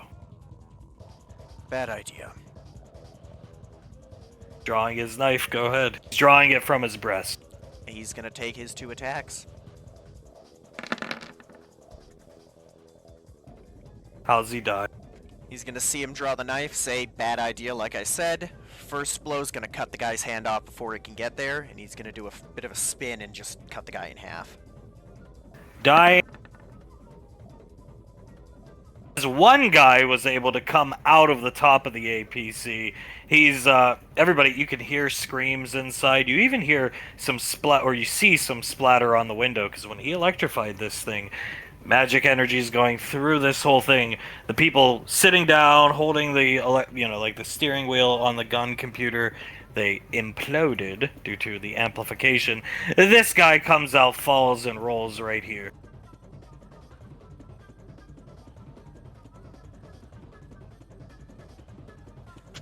Carter will get over the radio. Bogey at 12 o'clock. I see him. He's on the ground, like almost convulsing because of the electricity. As Colt will come over, kick him over with his boot, and shoot him right in the head with his sidearm. Well, he's gonna take a look around. Does he see anyone else? Negative, as these guys coming up. Nice work! Carter takes his sword out. One of his hands that he's stuck in there along with it slides out from under the APC. Thanks. Help Carter out from under the APC! That was good shit, Carter. Hell yeah, man. Yeah, are you good? I'm fine. A little bit. You look down at some of the wounds on him. A little bit shot up, but I can keep going. This guy coming up to Ricky administering his first aid kit. It's the best he can do, but 8 points of health. Hey, thank you. I will take that. Colt taking his time inspecting this guy's gear over. Relatively expensive gear. Carter will walk over next to Colt. Bends over to look at it. Is it new, old? It's new. That Bison's top of the line SMG. Same with that. Speaking of which, he looks back at the EarthGov troop. We have grenades. You got that guy popped the top on it. Colt, yeah. We'll throw grenades inside. Carter nods at him. Damn good. Damn good. Great work out there, you guys. Yes, sir. You guys did good. He's gonna point down at the RPGs they were carrying. You boys want to grab those? Not exactly my style. Don't know how to use them. I've been trained on RPGs, not those. Those are... I've never quite seen one like that. Ah, so they've got their own special tech, too. That's fun. Yeah. These guys start jumping on top of the APC. Holy shit, everybody in here got mangled. They're looking inside. Carter just clicks his tongue. Yeah. Electricity and mana don't mix very well with the human body. Colt reloading his sniper rifle. How'd you know he turns? How'd you know it would be there? The box. Part-time mechanic. Learn from one. Scar. Uncle Scar saving the day. You better buy him a beer next time you see him, bro. Oh, you're goddamn right I am. He'll radio to Soul. Soul, honey, the status. What's the status? And they're approaching the crash site. Approaching the crash site right now, Colt. Are you good? We're good. We're good. How's everybody else? She hits the broadcast button. Just a split second that seems good. We're all good. We're all fine. Uh-huh. You can sense it in her voice. Switch to private channel. Yes, sir. You're good, as in you. I'm asking about you first. Yes, I am okay. And everybody else? Marianne got hit. Do not tell Carter. Shit. He's looking back at Carter, who's just watching these guys complimenting Carter's work. I think he has a right to know. It is your call, honey. I will respect your decision either way. Would Carter want to know or not? That's the question that boggles Colt's mind. He's known him since he was a kid. It's up to Carter to answer that, I guess. The player. Carter would want to know. Alright, then he knows Carter would want to know. Stay safe, honey. We will. We'll stay safe. He'll switch off of private channels. These guys dropping some grenades in the APC, blowing it away as they go to reconnoiter with the rest of their group, which was up this way. You save those guys as well. Colt comes over. Carter. Yes, sir. Memory Ann's been hit. He inhales deeply and then exhales and nods. Is there ETA to the crash site? Ricky. He looks over at Ricky, and Ricky's wrist computer feeds back 3.5 hours, give or take. How many times they gotta stop? Fight. Few hours. More if we gotta fight more, sir. Those guys pursuing us might catch up. I don't know. Something probably caught their attention. Carter closes his eyes, strokes his chin. Then we need to get going. Don't want She those did- guys catching up. Copy that. She didn't say how bad it was. Well, I'm sure it's not bad. She's tougher than she looks. I mean, If they You- were... You go. he gives Colt a smile and a thumbs up. Don't get me wrong, that's fucking very worrying to hear, but I have faith in my girl. If it was that serious, they would have told us sooner. And she's with Benny. Best medic we got. She's fine. Copy that. Agreed. Let's go. Let's move. We gotta get there before Carter's stomach starts churning. He's not making a joke. He's looking at Carter like seriously, even though he's got the mask on. You're feeling good? I'm feeling good for now. Last time we were separated for a long period of time like this, it started happening about 2.5 hours in. Alright, well, if it gets that way, we'll carry you. Yeah. Good thing I didn't get shot in the legs, huh? Affirmative. Yeah, thank God for that. Alright, Let's move. Yeah, let's rock. They'll move out as, just like Soul said, they've reached the crash site. Memory and grabbing her side, sitting down in the building. Soul walks up to her, puts both hands on her arms, just looking at her. Okay, are you doing okay? I'm good. I'm fine. It's just the heat melts this, and I have to keep reapplying. Okay. If there's anything I can do to help out, any spell that you need me to do, I will. I can cauterize the wound if you want. No, it'll be fine like this. Okay, affirmative. She gives her a thumbs up, looks at Benny. Keep an eye on her. And he nods his head. Sam's going to hook up with Sergeant Satterley. Just, figuring out what's going on. There is a small firefight going on. Soul listens out to it. It doesn't sound like as serious as other ones they've heard today, right? Nah, with Sergeant Satterley and his guys here, they're easily mopping these dudes up. They're mostly just hiding on the roof taking pot shots. Guns over the roof, shooting randomly. That's basically what it is, and Soul can pick up on that. If they show their heads, dead. Soul's listening out to it. Sounds like they're handling it well out there, so that's good. Sam went to Sergeant Siderly, I'm guessing. Marianne, then we need to assess the situation at the site. Let's go out with her. Okay. She'll help Marianne stand up and help carrying her out.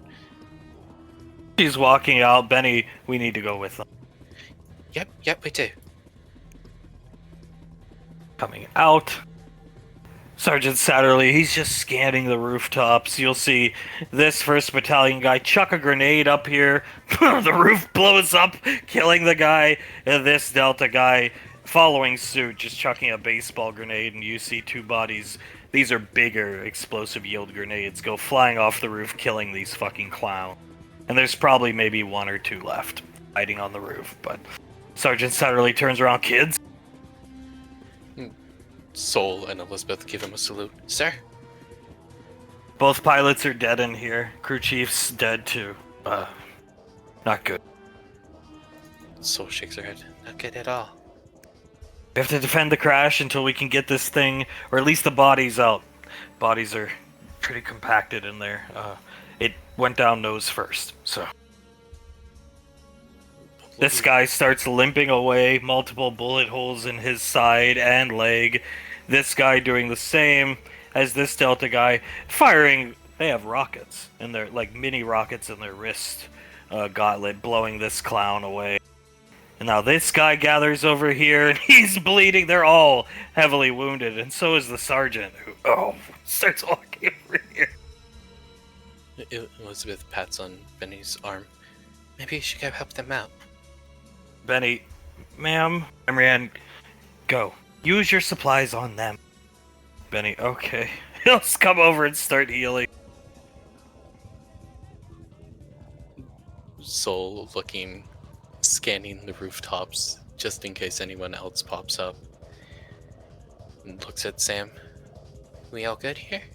I think we're okay. She's watching Benny heal the guys. Marianne's looking in the crashed bird. Sergeant Satterley accepting heals from Benny, unlike Marianne. We have to hold here for an undetermined amount of time, kids. Where's the rest of the team? Sol looks at him. We got separated, sir. You got contact? You got ears with them? Yes, sir. We have open radio channels with them. They're good, though? They're good. They are good. That's all we were. There was a lot more dudes here scattered around the crash site when we got here. It was a long, protracted fight. Well, it certainly looks like you guys did a good job of mopping it up. Marianne walking, holding her side. Rangers are on the way, kids. So we hold till the Rangers get here. I just don't know how long it's gonna be. Yes, sir. Sounds good, sir. She'll get behind cover, duck behind it, and keep an eye out for any enemies. I need you, kid. Hold this building. This side. These roofs. This place is gonna be the focal point of this engagement. They're trying to get to the crash site. They want the bird. So, I don't know. They want the tech, I guess? These are the advanced models, the newest models of Mini Verdes, so we have to defend it and the bodies. Given some of the things we've seen, the bodies of the civilians in this town, they probably want to deface them. So, mutilate them. Not going to let that happen, as Benny is using all of his heals to heal people. Elizabeth nods. Copy, sir. We won't let them get a touch close to this Verde. You guys hold that building. That side of the perimeter will hold the rest. Nightfall's gonna be here quicker than you think. Yes, sir.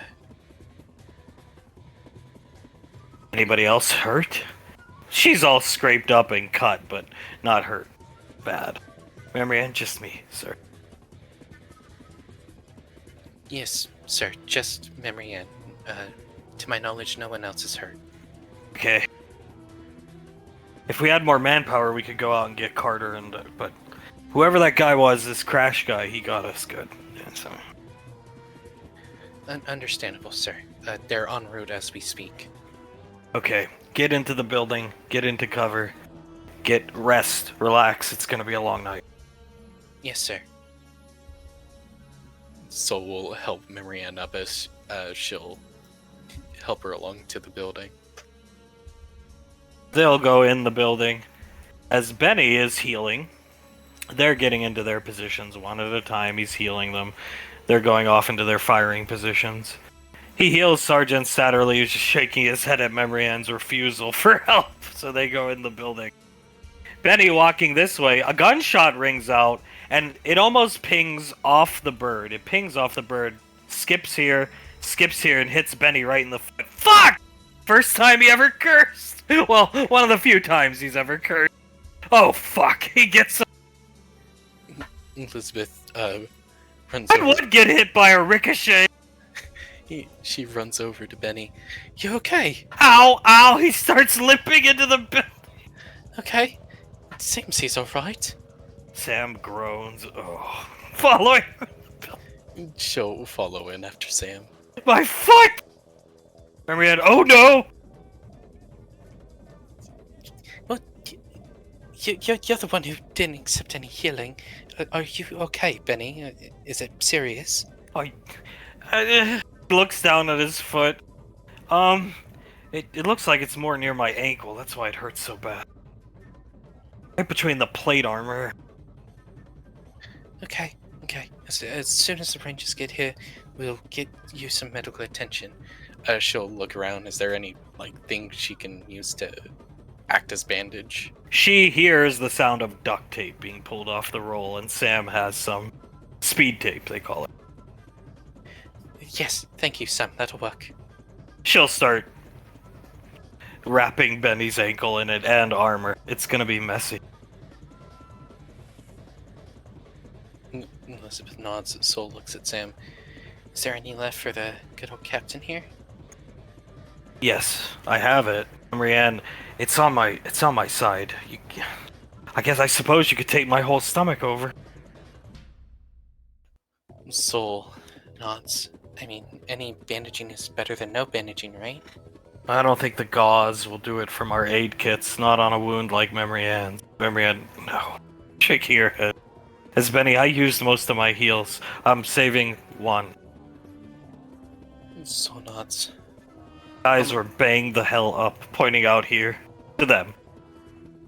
Yeah, I mean, they fell off the roof of one of those buildings. That's a pretty serious fall on top of a firefight. Soul shakes her head, looks at Memory Ann. Okay, how long do you think you can keep that freezing over going? All night. Okay. If I can't, you'll cauterize it, but I'm pretty sure there's shrapnel in there. That's why I don't want it cauterized yet. Understood. She looks at the wound, lifts up the shirt just a bit to see it, shakes her head. You're gonna be okay. I know. I just worry for Carter. She looks out the window. Carter's doing good. Carter's doing fine. I just got off the radio with Colts. They're doing just good. Finishes wrapping Benny's wound. Thank you. No problem. She smiles up at Benny. Soul just looks around. That was pretty darn cool, what you did with it. What is it's like reverse ODM gear, huh, honey? Oh, yeah. She lifts up her wrist, and on it, little ODM gear pops up with harpoons.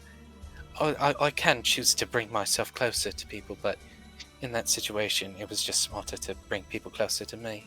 Assholes didn't know what hit them. She smirks. No, ma'am. They didn't. I also have flash grenades in the cylinders of mine here. She pats the cylinders on her forearms.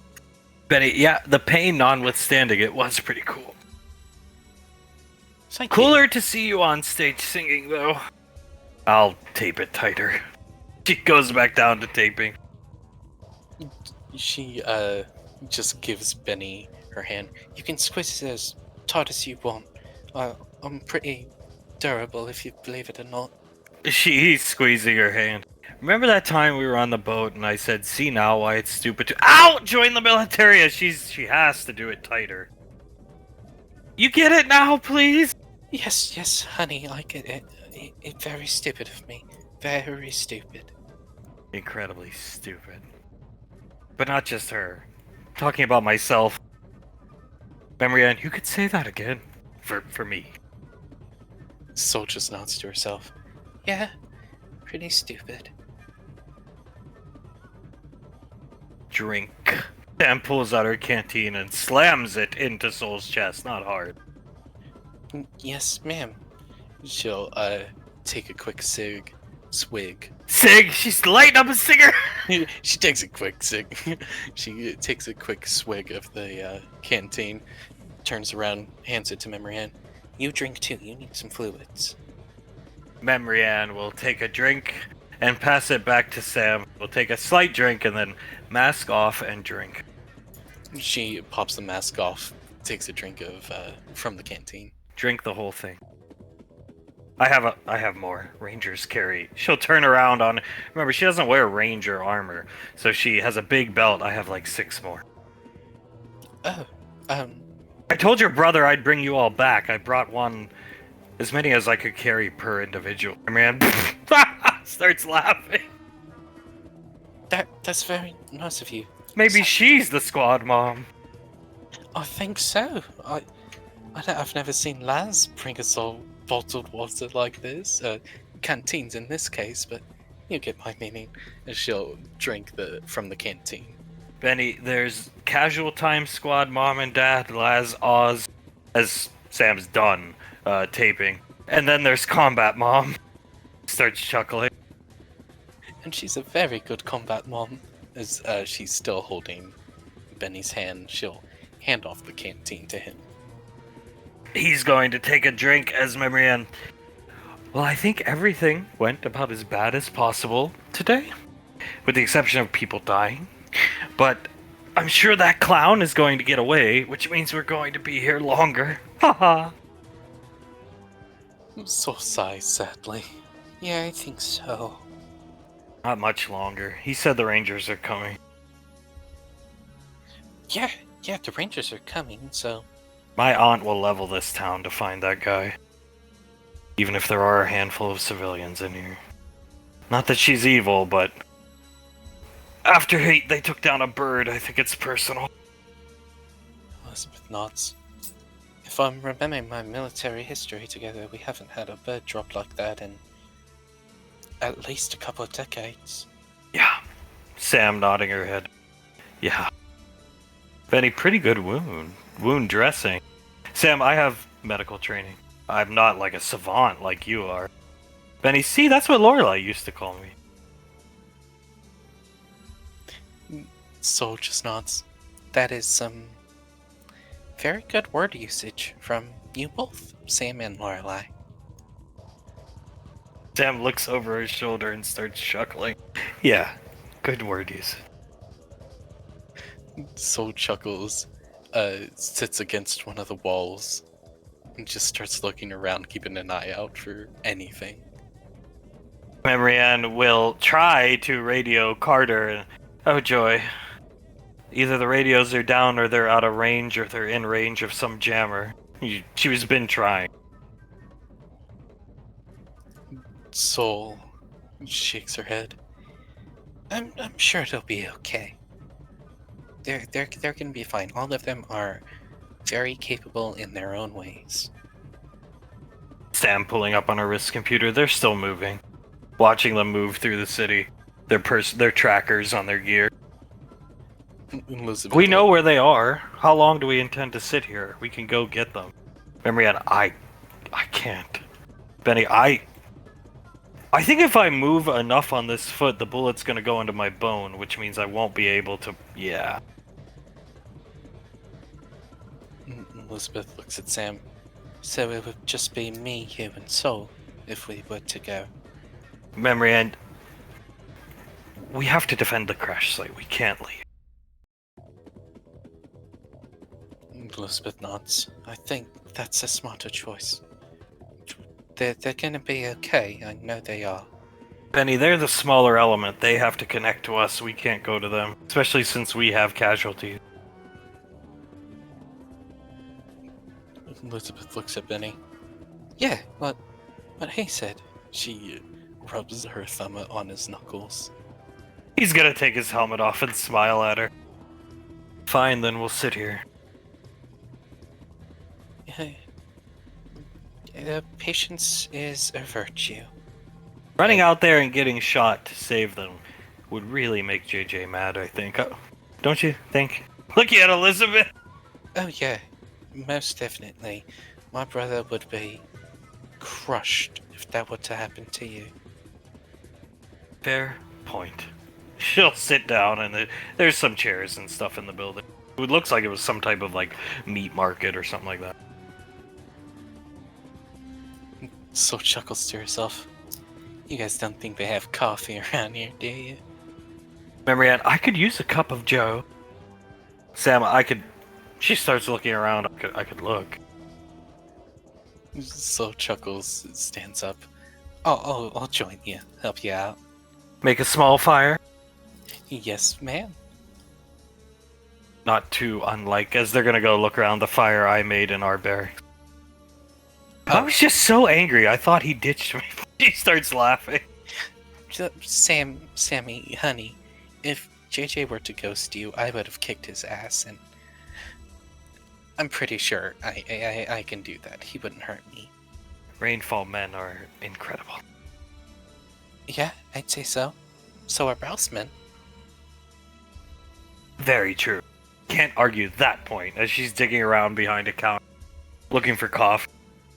She'll start to join her, looking off in a different direction, in one of the cabinets in the place. When I was learning to drive, looking around the storefront, when I was learning to drive, I was horrified I was going to wreck my aunt's car. Truck. So chuckles. Well, at least you didn't when it wasn't learning how to drive, and don't you dare tell her that I told you this. But when Laz was 13, that's when she first, drove a hover car. She was always, really adept at driving and piloting and that kind of stuff. She drove into the side of the house. Starts letting out loud cackles. Even draws the attention of this guy who's looking in to make sure everything's okay. So I would have loved to have seen the Colonel's face. So laughs. Actually, it was my mom who was teaching her, and she just looked like she expected that to happen almost. It wasn't a face of disappointment or anything, but it was like this. She turns around and does the exact face that Pequod would have made. So, yeah, it was pretty funny in hindsight, but ugh, it sort of crushed Laz for a while. She found some, because they had a small storefront in here, candy bars and stuff like that. She picks them up, comes over, hands Soul one. It's probably melted by now. This place's AC has been out since these goons took over the town, but still edible. Oh, that's okay. Chocolate is chocolate, you know? I said dark chocolate. She opens one, starts eating. Ooh. She opens hers, it takes a bite off of it. So do you know how to drive a hover car? Oh. You know what? I was never taught how to drive a hover car. I can teach you. Really? Sure. You can learn on my Jeep, or if you want, coming over. Soul found a couple bags of coffee. Or if you want, we could learn on my aunt's. Just ask her, she's not going to say no to you. Oh, if I'm learning how to drive, I would rather not do it in the General's Ford F-150. She won't mind. It's an awesome car. Handing a candy bar to Elizabeth. Benny, nice candy. Elizabeth will open it up, break it in two, and hand it over to Benny. He'll take his that she handed and start eating it. Ugh, dark chocolate. Elizabeth, happily eating hers. I think it's good. You can have what's left of mine. Sam, there's some milk here. Milk chocolate. Here you go. Benny, nice. Takes it from... Elizabeth chuckles as Soul manages to find a pot, pour some water in there, and start boiling it for coffee. What was all the smoke coming out of your barracks? So what are you and Colt into? So the rest of us are pretty open about what we are into. Clearly Oz and Laz are into some very, Dom type of things, as Carter and I. Are you into like Indian smoke signal sex or something? She starts laughing, then grabs her side. Benny, that would be a new one. No, that wasn't us. That was not us. She gets like a filter, a little coffee cup, puts the filter into the cup. Someone in our barracks was smoking. I was having some cigarettes and I lit my game man on fire. You mean that like super rare one that? Well, Elizabeth's one. Yes. Now be quiet, Benny. He just stops talking.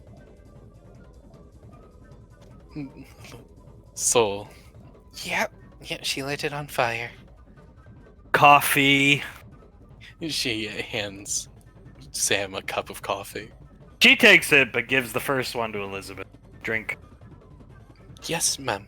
And then drink this because coffee dries you out. Hands her another canteen. Yes, ma'am.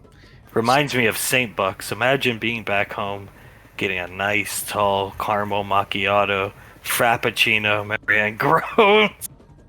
Nice and cold, in a nice city like Melbourne. The base and the rest of our buddies less than 15 minutes away.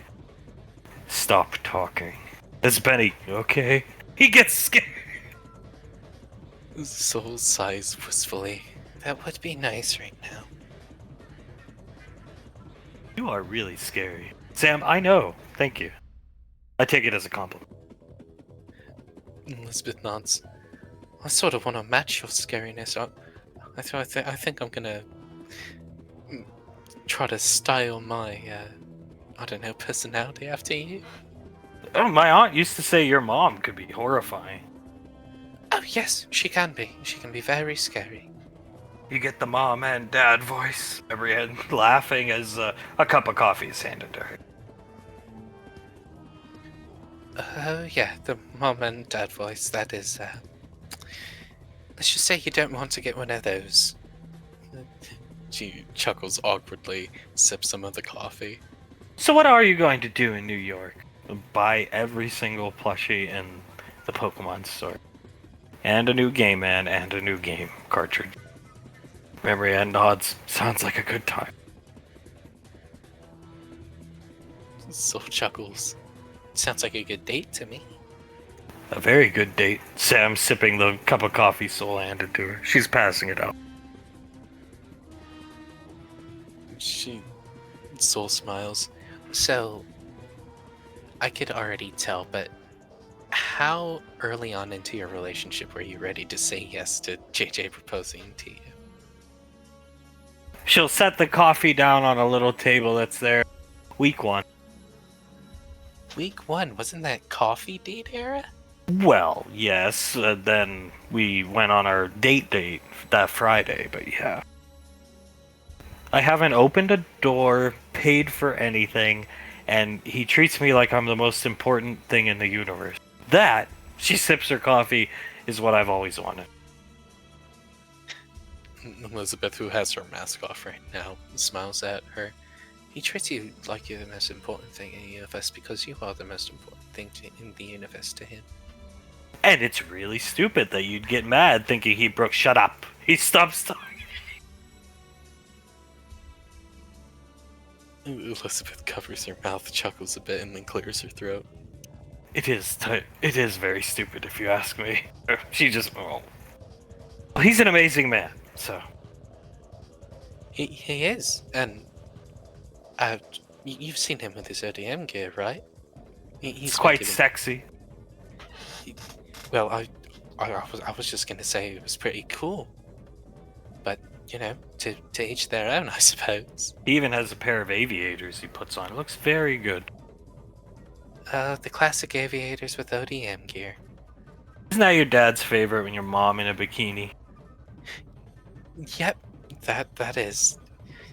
He said something about seeing her doing it one day on top of the beach house, and then right there, he loved that kind of style from then on. And they still do it to this day. Oh, I think that's an understatement. Some things will never change. Nope. I would have to say some things will never change. She'll take a sip of her coffee that she made for herself. As flashing to the command office. Boom. Pequod has sat back down. Icy's just holding Hale. The sandwiches won't be touched. There's no eating. But at least Pequod's relaxed now. Julius is slightly less. He's just less relaxed than Pequod is, most definitely. His knee is bouncing, staring at the screen. Icy's looking up at the screen. I told you they could handle themselves. Yeah, I had faith in that. I did. If we could, they could. Julius chuckles. That is a good point. A very good point. Oh, jeez. At least they're at the crash site. And they are all okay. Benny's been hit, but it's not fatal from the looks of it, so that's okay.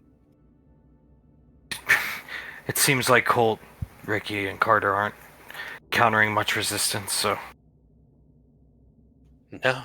It seems like they were doing pretty damn well. They took out an APC. Wonder where he learned that one from. Icy Scar. He starts laughing, chuckling lightly. That's my boy. Yeah, Scar must have. He made a comment about electrical wiring, titanium plate. As I was standing right next to him, and he said something along the lines of, like the APC that your parents always used to bang in. As I was standing right next to him. APC. Good times. Killed a big bug with that one. Oh, hell yeah. Very big bug. Those were good times. She smiles looking at the screen. And overall casualty ratings are not that high, so... Julie shakes his head. All in all, well, you know what? It isn't the worst military operation I've ever seen. It'll end in a success, Pequod's staring up at the screen. And like some things... She just looks over at Icy, who shrugs, holding Hale.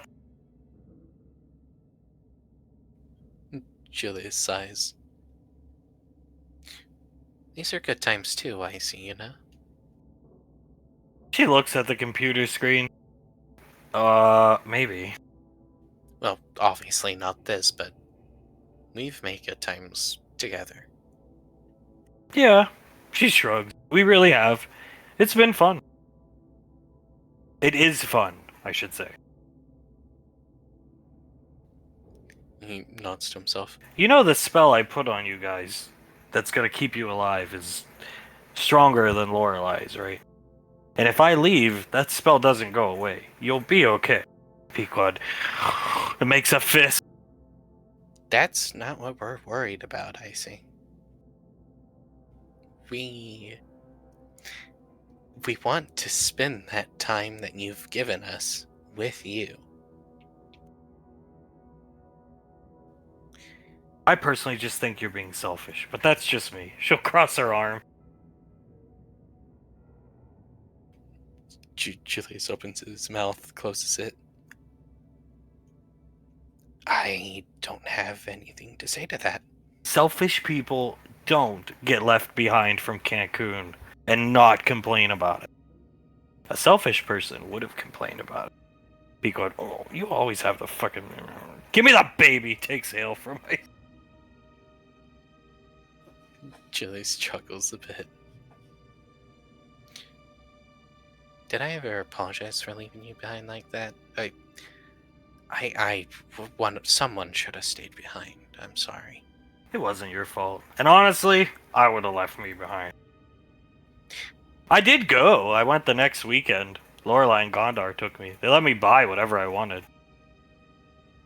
Did you enjoy it? I thought it was awesome there. She just... Julius starts to laugh. I'm glad you enjoyed yourself, Icy. I have a small apartment there. Where do you think I've been taking Banksy to hide from Mom and Dad? Oh, I want to punch Mom right in the face so bad. I want to... Oh, there's some things I could do to Dad. Haven't you punched her enough? Pequod starts. A couple times, maybe. Well, I mean, she has sort of deserved it at every turning point. Like, well, she was trying to keep you safe and out of the fight in that one. She's a good woman, Icy speaks up. She doesn't deserve to be punched. Well, in my opinion, for making you feel this way, she does. It's not her fault. Mm, She points at Hale. It's not her fault she's gonna turn out a complete, utter wreck of power and destruction. That's a Novian or something. I really don't know. It's not like there's any around to ask. well, we will handle it all together. Icy, meh, just shrug. Julius shakes his head. The looks way up I figure it, if I bounce out of here, eventually, she's gonna be strong. But hopefully she won't be that strong. And that will give her a chance, hopefully Mom and Dad will give her a chance to be a, whatever your verbiage is. A real rainfall, a true rainfall, somebody who doesn't get forgotten, you know. I think I wrote my ticket when I did what forced myself onto Davine, and in turn, Ricardo. Oh god, she's calling it by the first name. Julius rubs his forehead. Nicole, you are a real rainfall. Eh, Who was the first rainfall you met? my brain's fuzzy. You? Yeah, so. Sure, there are Mom and Dad, but you know what? I was the first rainfall here. And they can kiss my fucking ass. You are a rainfall. To me. It would upset me more if me leaving caused this type of turmoil. You guys should just do the kiss makeup thing. He shakes his head. This isn't a kiss makeup cut type of thing. She'll shrug looking at the computers, keeping an eye on Carter, Ricky, and Colt's movement. I wouldn't have been who I was if it wasn't for them, so. And I turned out pretty good, I think, but I still feel bad for what I did. That poor lady. I remember we went to the podcast, like, shortly after that, and she was like, I don't know what I'm gonna do. That wasn't fair. I don't know if anything really's ever been genuine between us, so, eh. Julius grips the table and, like, breaks a piece off of it. Yeah, well, I'm not telling Sasha why you're breaking tables in HQ. Well, I will pay for it. But I probably won't remember why you broke it, so there's that. Yeah, that's probably true. He shakes his head, puts the piece of the table that he just broke off to the side, and rubs I'll his face. mend it for you. Just connect it to the table, please. Okay. He connects it. She snaps her fingers. Pequod's just holding Hale, crying. Icy, well, you might want to stop crying. Because it looks like Carter and Ricky are going into an area with high thermal readings, which means probably one of those APC thingies. Again. Julius inhales, exhales. Focus on your kids and the here and now, not yesteryear. As flashing forward, flashing back to the Moog, Carter, Ricky, and Colt are here. Colt stopped to take a drink of water. You guys have been running non-stop because you know you're going the length of the city around. You know you're going basically the longest way humanly possible. Canteen's almost empty, man. He holds his up. I always bring two. Here. That's smart. He'll take it and take a drink before handing it back. Oh boy. Drink, Carter. Carter holds up his canteen, takes a sip out of it. Alright, so does he see these guys already? I imagine you've poked your head out of the building, the storefront you're in, and seen them. They're in a state of lax. They're not fighting anybody. There's no EarthGov troops around this time. The APC's just scanning around. Definitely taking pot shots at Verdes that fly over, though. I saw at least 2 or 3 dudes, probably more, and an APC out there, sir. Well, we know how to take it out. He's gonna put his canteen on his belt and look out the window, but might not work so well this time. There's a dude on top of the APC. This one doesn't have anything to shoot at but us. Carter walks up this way. Do we have anything that can create a distraction over this way? I got flashbangs. He plays with his belt. What if we throw a flashbang over there? I sneak around, slide under the APC, zap it up, and then boom, pop their heads. Colt nods his head. Inspecting that dude's body that came crawling out of the APC, those goons don't have thermal in their masks. I do. Knife falls in a couple minutes. That APC has thermal, sighting on the cameras on the gun that feed back into the APC. Let's just let the sun come down. We got burn 5-10 minutes. Carter nods. He looks around for any street lights on this street. All out. Carter does see a lot of dead bodies and some skinned spellcasters. Doesn't know they were spellcasters, but skinned alive people hung on the building. What the fuck? Spellcasters. Why the fuck would someone go after spellcasters? No idea. Mom said there was a small enclave of spellcasters here. Apparently this planet has a lot of RC energy crystals underneath it and inside the core. And so they were studying, I really don't know. I know nothing about spellcasters except my beautiful wife. Can I call her my wife now? 100%. Yeah, well, my wife. So, they were studying, the interactions between them, trying to figure out why, and yeah. And they're all skinned alive like that. Makes sense. Biggest weakness spellcasters have if you can figure out a way around it, you know? Yeah. These fuckers are gonna die then. And as for her being your wife, he's gonna sit down. You should put a ring on it. I plan to. He starts juggling. He sits down, kicks a chair out and sits down. Looks at his wrist computer to check the sundown time. I plan to. Tommy's I want him to make a big sign, "Will you marry me?" And I'm gonna take her into Melbourne and propose to her as the sign lights up. He said he's gonna get you to.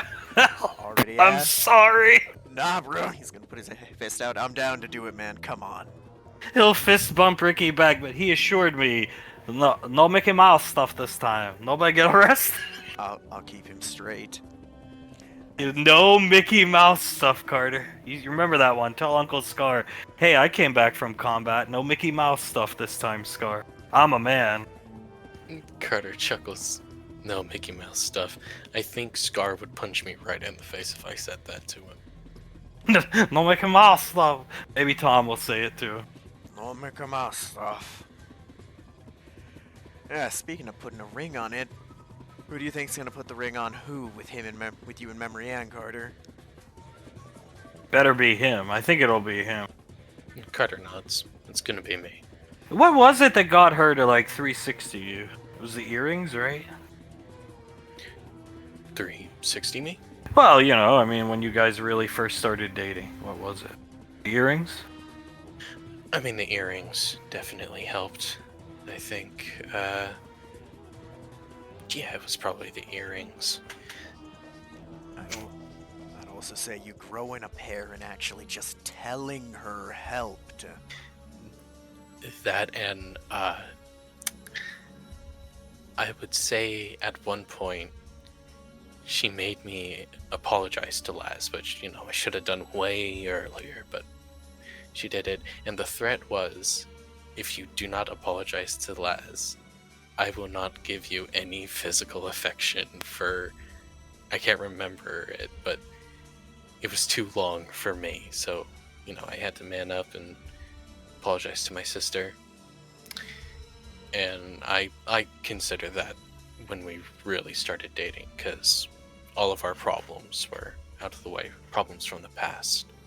That dog just ain't gonna hunt. Even if it was 10 minutes with no affection, that wouldn't have been. Gotta fix that ASAP. Oh, hell yeah. You're damn right. Well, the bigger question than either of those is, do you think Benny's gonna propose, or what do you think? Just starts laughing.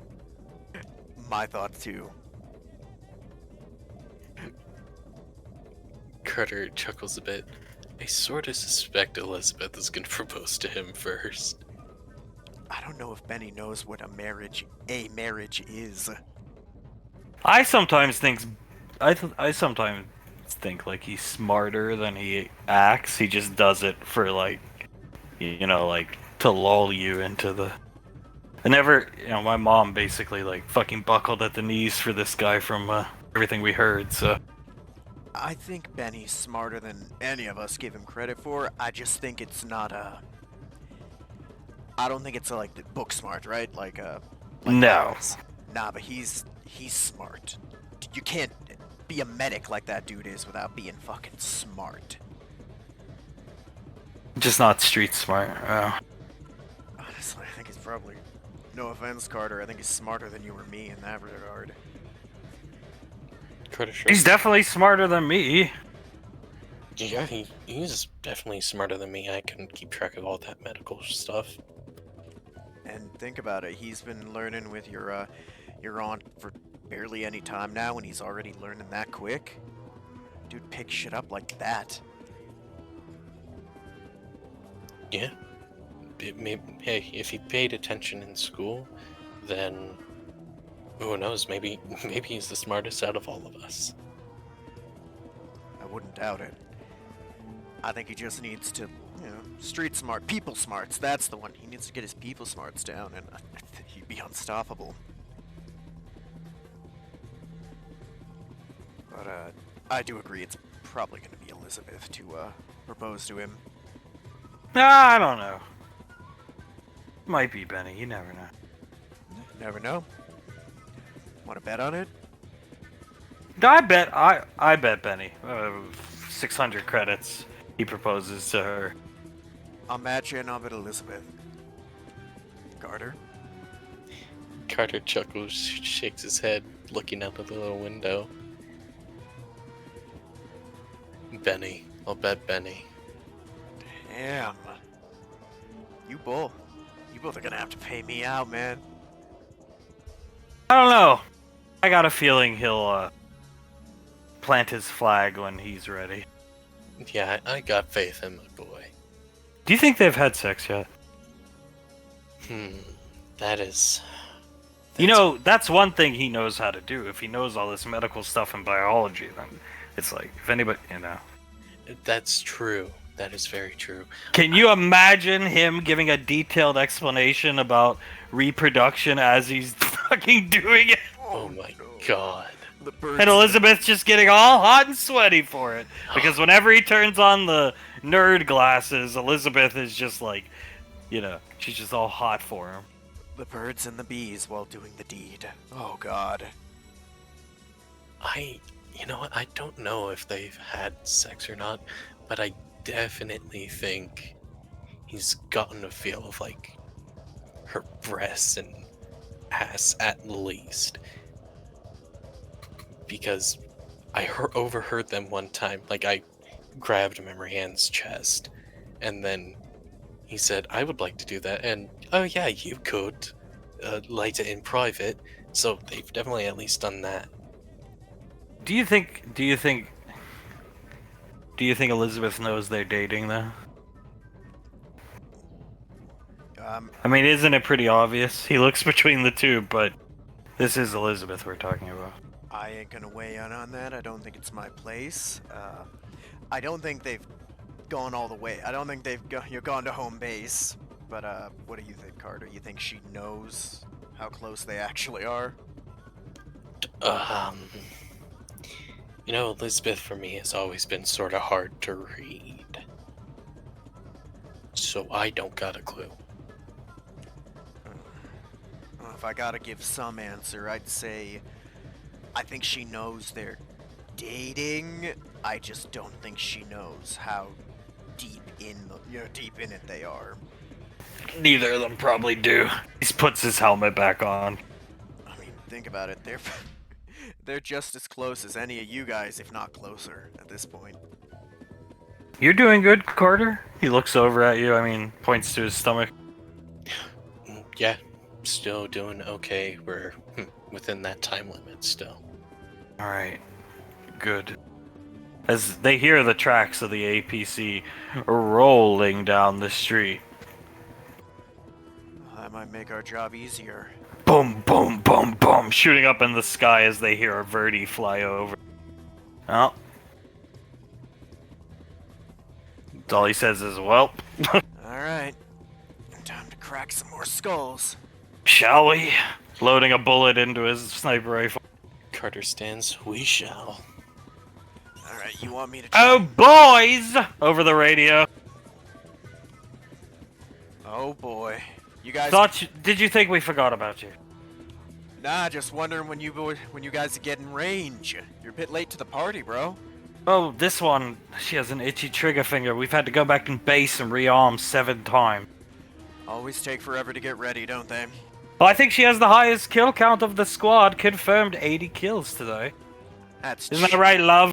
Oh, that is so correct. Did anyone order a railgun today? As this guy comes over here, give me a cigarette. This guy hands him a cigarette. This guy getting on the APs. Oh god, that's going to be a... you might as well make it, what is that? 1, 2, 3, 4, 5. 2 in the vehicle, 7 more to the 85 total. Might as well just add 7. I can handle a few more. As, Birdie, she's- strafing run incoming, boys, take cover. Now that's just not fair. as she was already charging her railgun before she even got there. Pew! It goes through the APC, and there's like a second where they all, huh? The railgun can be fired from a distance, so they don't have to strafe. And then it almost implodes, blowing them all to smithereens. What dirty fireworks, baby? Colt coming out, giving the bird a thumbs up. Carter comes out and gives him a little golf clap. 85 plus 7, do the math, 92. Thank you, thank you. If you can't tell, I'm doing a little bow to you three. The Gatling gun is bowing on the nose of the bird, Ricky's gonna bobbing up and down. Ricky's gonna do like the rock and roll fingers at him. Hell yeah, boy. Guys, although I think that still only counts as 1. I killed 7, thank you very much. So 92 it is. I count 3 bodies, so actually it's 93. 3 inside the machine, the APC, I mean. Ha ha ha. I don't know what you're talking about. Unfortunately, we have to go back, rearm. So, you're on your own to the crash site the rest of the way. Shouldn't be a problem. You guys be careful. Don't do anything I do. Copy that. Stay safe out there, you three. They fly off. Somebody's got to make sure that everyone gets away halfway unscathed. Colt looking down at his rifle. Yeah, saving ammo, always a good thing. Yeah, and I mean, gonna look down at the stains on his armor. Probably best that I don't get shot again. We're not far off. Let's keep hoofing it. Yes, sir. And they will. As back at the crash site. Now, as time has elapsed, firefighting outside the building the kids are in here has gotten intense at times. Definitely more of these goofballs moving in. But right now, and they're on the rooftops, they're moving around. Some small arms gunfights happening in the alleyways and stuff, but for the most part, it's quiet right now. Marianne's just looking out the window. So looking out the window that's over on her side. She looks around. You guys spotting anything? No. Marianne grabbing her side. Benny, nah. Grabbing his ankle. Soul looks at Sam, thins her lips a bit, shakes her head at the two that are injured, and then looks back out. Sam is, she's grabbed one of the Lancer rifles that was out here. They had it on the wall. She's got it on her back, double checking her light machine gun box magazine, and she's gearing up to leave. Soul checks her wrist computer. How much more time until the Rangers? About 2 hours, give or take. Maybe an hour and 50. Well, it's almost time. Well, relatively, I suppose. I'm gearing up to leave to go find Cole. Ricky and Carter. Remember, please stay. Soul looks at Sam, looks over at Memory Ann. Can Soul tell that Memory Ann is asking Sam to say for comfort on her part? Yes. Soul walk up to Sam. Sam, I will go on my own. You four stay here, assist the sergeant. She holds Sam's hands and pulls her in, whispers into her ear, "You need to stay because you are one of the only things that's keeping Memory Ann from having a panic attack." She'll look over at Memory Ann, who comes and sits against the wall here in a chair at side. You're keeping her together. You are a wall for her to lean on right now, okay? You need to stay. I would feel better if she stayed. I think we all would, right, Elizabeth? As she looks behind Elizabeth, who's keeping an eye out the door that's right next to her, and Elizabeth looks over and nods. Fine, I'll stay. Drink. She'll pitch a canteen to Elizabeth and come sit down next to Memory Ann. Elizabeth catches it. She starts to drink out of it. Mask off and drink. Yes, ma'am. She takes her mask off, starts to drink out of it, and hands it over to Benny. He takes a big chug. The heat really drains you of liquid. Drink! She says to Yes, ma'am. She starts to drink her water, then tosses it over to Memory Ann. Drink up, ma'am. She starts drinking. Soul continues to look out the window, shaking her head. You guys ever feel like things are a bit too quiet? Benny, I like the hair on the back of your neck stand up kind of thing. Yeah, like when you're out in the woods and the birds are singing, everything's making noise. You might even hear like a deer in the background crunching on branches, and then boom, she snaps. Everything all at once quiets up, and you just feel like you're in danger. Sam nods her head. I get the same feeling, yeah. She nods. How quiet is it right now?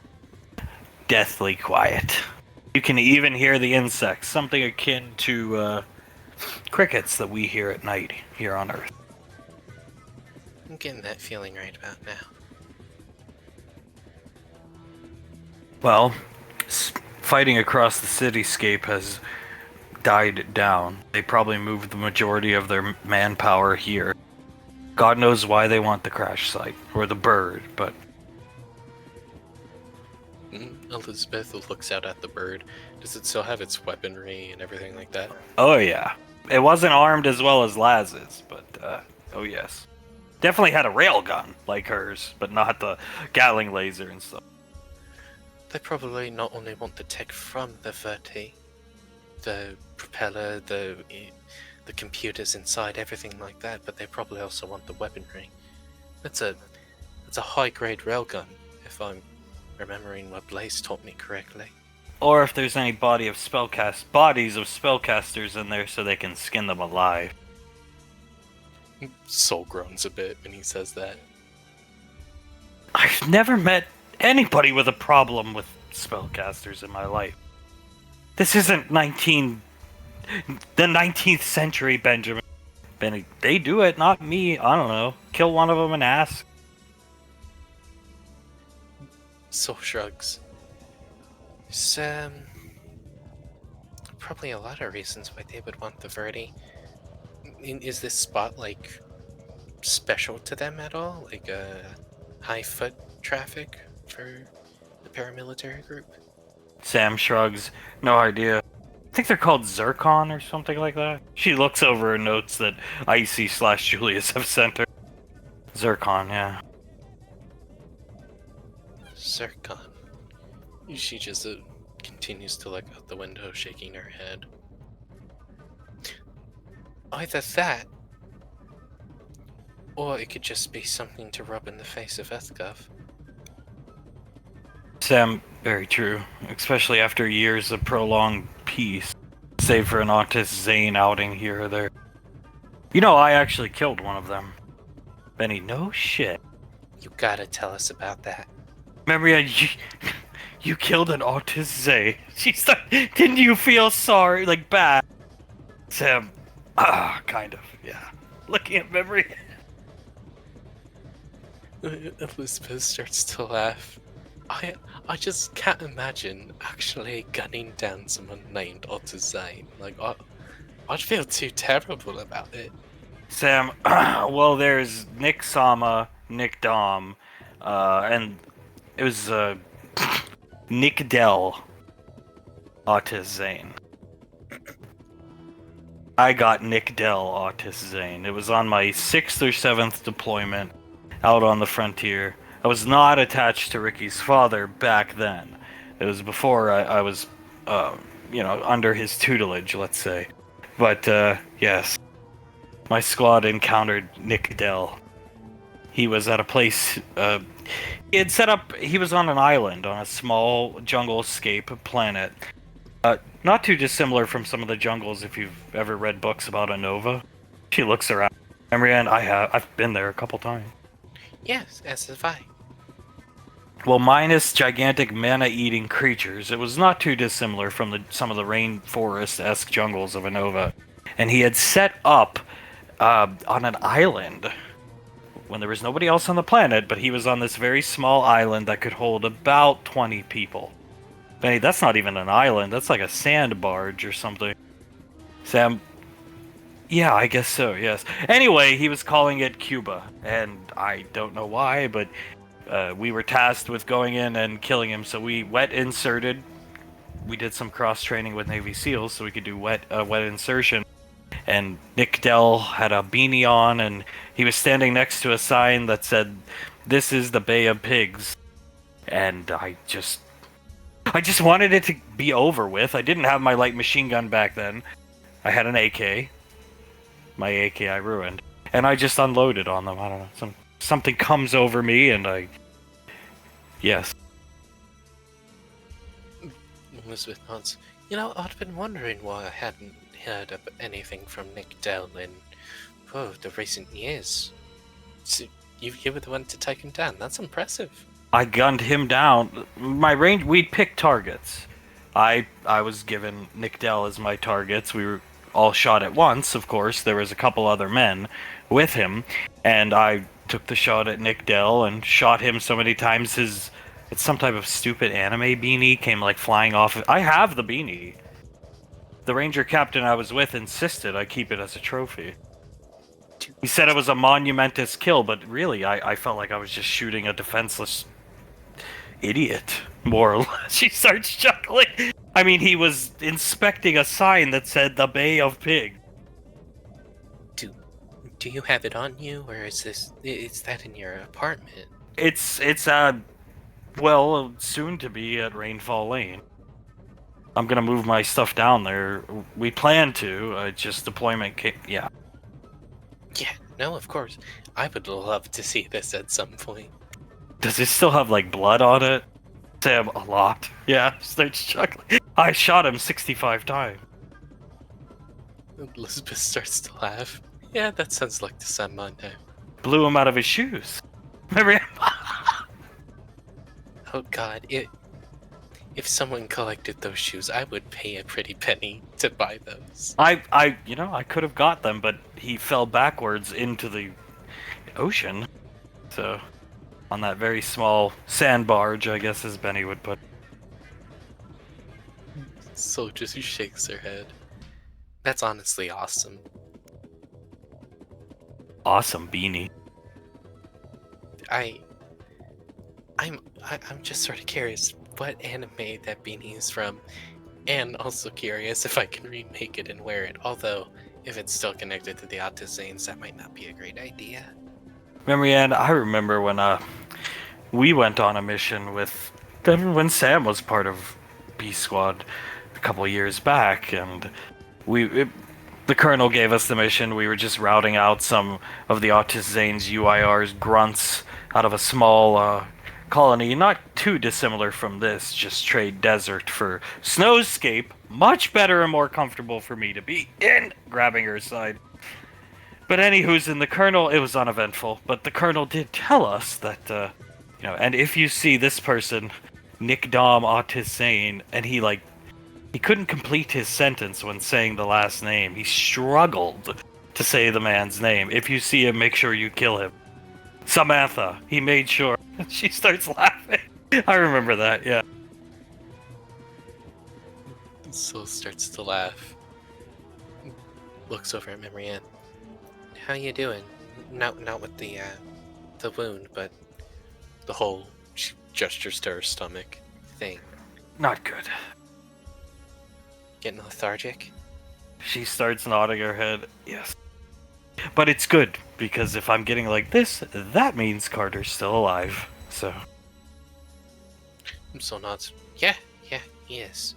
He just better hurry up or I'm going to spank him. Well, harder than usual. Elizabeth laughs. Don't make the man bleed again, please. That was rough to watch, seeing him walk around and run around with a bloody ass. Yeah, that was brutal, dude. She just looks at Marianne. So chuckles. Given your silence, I'm gonna take that as a no promises. No promises at all. Soul shakes her head, looks out across the desertscape. I really do hope they get here soon now. Marianne typing on her wrist computer. I'm sure they'll be here. Quickly. She'll pull up the map on her wrist computer. How far away are they? Give them about 45 more minutes. She nods. It's a pretty good walk, but they'll be here soon. Marianne sighs in relief, thank God. She nods. Yeah, thank God indeed. When I get back to Rainfall Lane, I'm having Uncle Banksy cook me a steak. Yeah, those steaks are good. He said he learned from the Colonel. He's like a housewife, he says now. Marianne. So laughs. Have you ever had my dad's cooking? Sam, no, I don't think so. Oh my god, you should try some of his beer steak. It is delicious. You know, I actually have the recipe. If at some point, if we somehow get something to eat, like good to eat, or Could good you fire ingredients. grill them over a campfire when we Oh. go to my aunt's place? That's what we do. We camp out. Basically, our house, it's where I partially grew up, is... I'm trying to think how to describe it. There is a mountain. We own the mountain, the house, and the surrounding area on the left side of the mountain. Marianne, sounds like my mother's old place, kind of, actually. Yeah, I'd cook him over a fire. Probably get a certain type of smoky taste to it.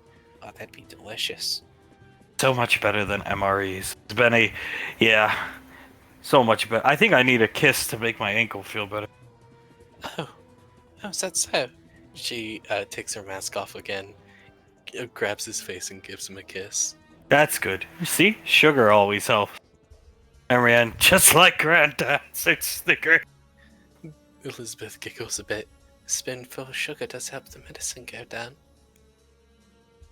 But over a campfire, smiling, watching them kiss, probably be pretty good. We camp out a lot. It's chilly there most of the time, but nice, warm, cuddle weather.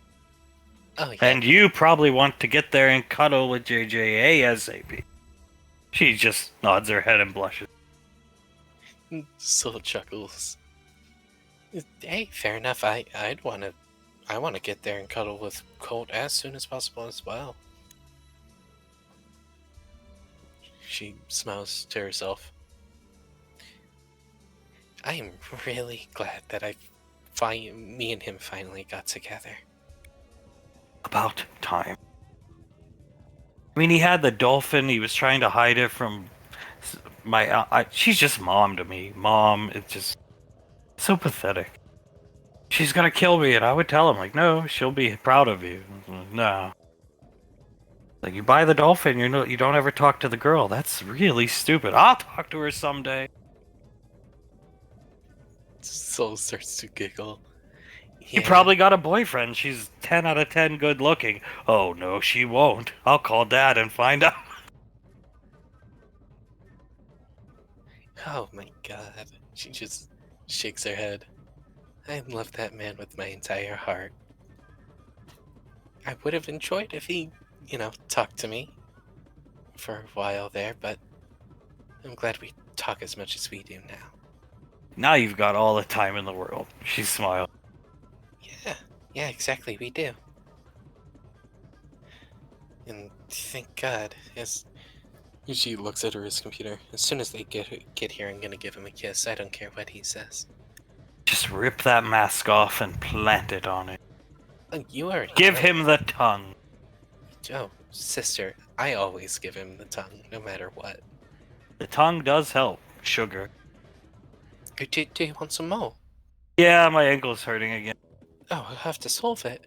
She gives him another kiss and gives him tongue. The tongue is being given as flashing to the office here. Ricky and them are getting close. Flashing to the office here. Pequod. Ricky is close. Carter is close. Colt is close. Thank God. Most of all, Sasha's close. Thank God even more. She's gonna get there in about, hopefully within an hour and a half. Good. Pequod smiles and nods her head. You make sure, because it wouldn't mean anything coming from me. You make sure you tell them you're proud of them. Ricky, Colt, Carter made it through that city on their own accord, and then Memory Ann's team. Yeah, she smiles. I'm actually very proud of my kid. I don't want them to be doing this. Julius looks at Pequod, holds her hand. What do you mean they wouldn't? It wouldn't mean much coming from you. Well, yeah, at least with Ricky, because I'm not Ricky's commanding officer. The kids, yeah, I should tell them too. Yeah, I mean, 100%. I'll tell them. I am extremely proud of them. They did a very good job. And I'm very proud of Laz. She's got the most confirmed kills. While looking at a counter. So, like mother, like daughter. Oh, please, I got nothing back in the day. I see, yeah, always corralling you to the ship. Pequod starts laughing. Stay on the ship or I'll choke you. What? Well, you know what? You still could have fired your guns if you really wanted to. True. She shrugged. Well, the one fight not to go back down deep in memory lane, but the one fight I was about to, I saw the plasma rifle go off, and I got a reading on one of the computers, a threat analysis that said it could go through my hull. Yeah, no thanks. I guess this is why he wants me to stay on the ship. Didn't you also fire your gun during the big bug fight? Oh, yes. Yes, I did. And when we went with Shitbrain Hag during the Archfiend thing. Oh, right. Seeing you fly that plane like that, very hot. You and Ash getting your shit kicked in and me healing you. Because the Nightingales came with built-in nanotech to heal. Very revolutionary, from what I remember. As Blaze just carried the fight. Yeah, we would not have survived without Blaze. I see. Rare to see him fight. But it is always really cool to see him fight. I always liked Blaze. She nods. Like monk, robot, elemental, death dealer. Very cool mix, in my opinion. He always had like that sense of mystery during the Headhunters. And then once we got to the Archfiend incursion, I was like, oh shit, that's what he does. And you couple that with the knowledge, knowing he spent most of his days watching soap operas. He looks over and laughs, like General Hospital and Days of Our Lives. I. God, that's so. Sad? Yeah, exactly. So sad. Well, I think there's a reason he was more than happy to sign on with the Rainfalls. I think there was. I wouldn't want to watch General Hospital for the rest of my life. Pequod, sign on with us. I see the Rainfalls. Yeah, us. Me, you, and Pequod. The rest of us. I see. Whatever you said. Julius just sighs. You guys never wondered why Hale sometimes has a scarf on and sometimes doesn't? Pequod looks down at the baby. Oh my god. I never did wonder that. I usually took after post Cancun and all that type of stuff. I'd take it off of her sometimes, you know, like, and then mom, she wasn't born back then, but I would take it off of her, and then I guess mom and dad like, oh, where did it go? And they put it back on her, and so then I'd leave it on for a couple months, take it off of her. Pequod, I'm gonna punch mom. I'm gonna kick Dad's ass. They're gonna, yeah. But anyway, Blaze was awesome. Icy Speak is awesome. Yeah, he is. Am I the only one who ever managed to see the absolute crazed look in his eye while he's fighting? Icy, I never got to fight with him. I've only seen footage. Well, if I am remembering correctly, which I think I am, he was like laughing maniacally while fighting those archfiends. Icy, he does hate those things. They're not that bad, but personal grudge, I think. Yeah, I'd say so. Personal grudge. I mean, you watch archfiends take however many of your friends' lives, you're bound to get a bit of a grudge against them. Pequod nods. Yeah. Yeah. She just looks depressed at the screen. Julius holds Pequod's hand, looks at her, and nods.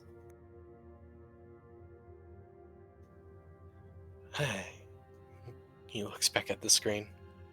Filming The Rock's gonna be pretty damn fun. Yeah, exactly. It is. It is gonna be fun. Get Carter out of this fucking shithole situation. He'll be playing, who's it, Nicolas Cage or something like that. Yeah, Nick Cage, the main character.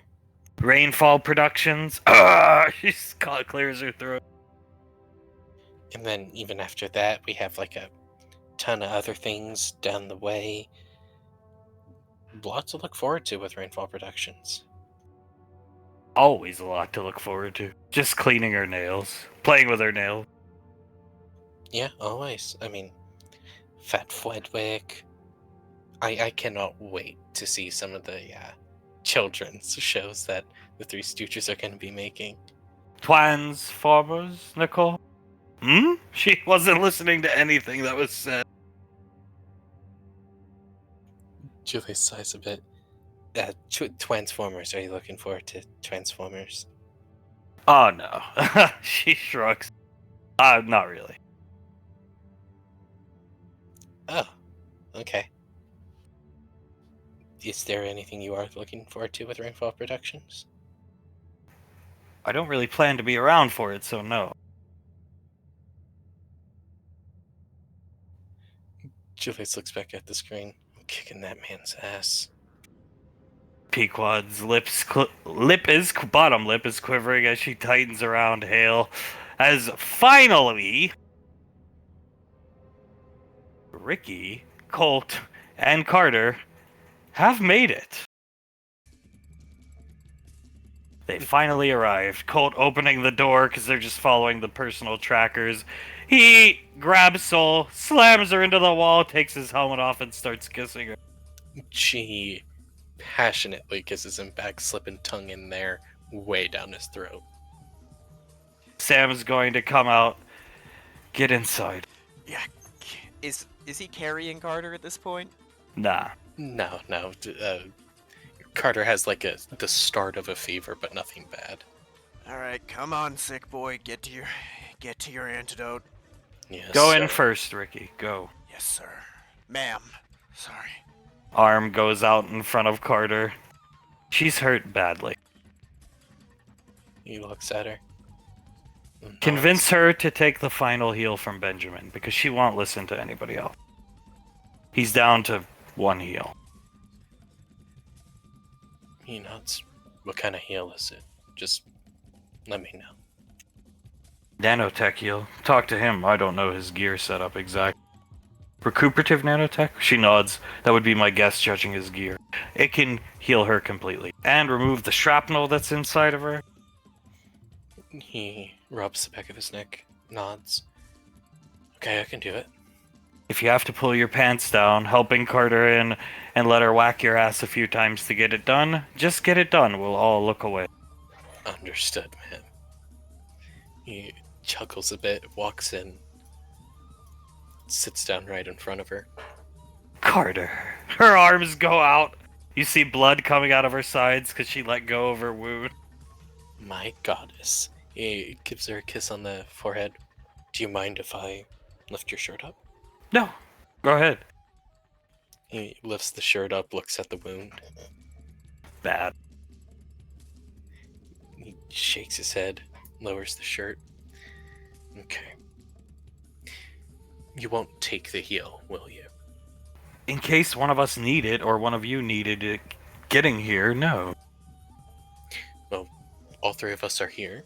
We're all fine. None of us need the heal. You do. You are not looking great right now, honey. So, please, for me, take the heal. And if that's not enough to convince you, I will let you do anything you want to me later tonight, or whenever you feel up to it. Oh my. Her eyes start to sparkle.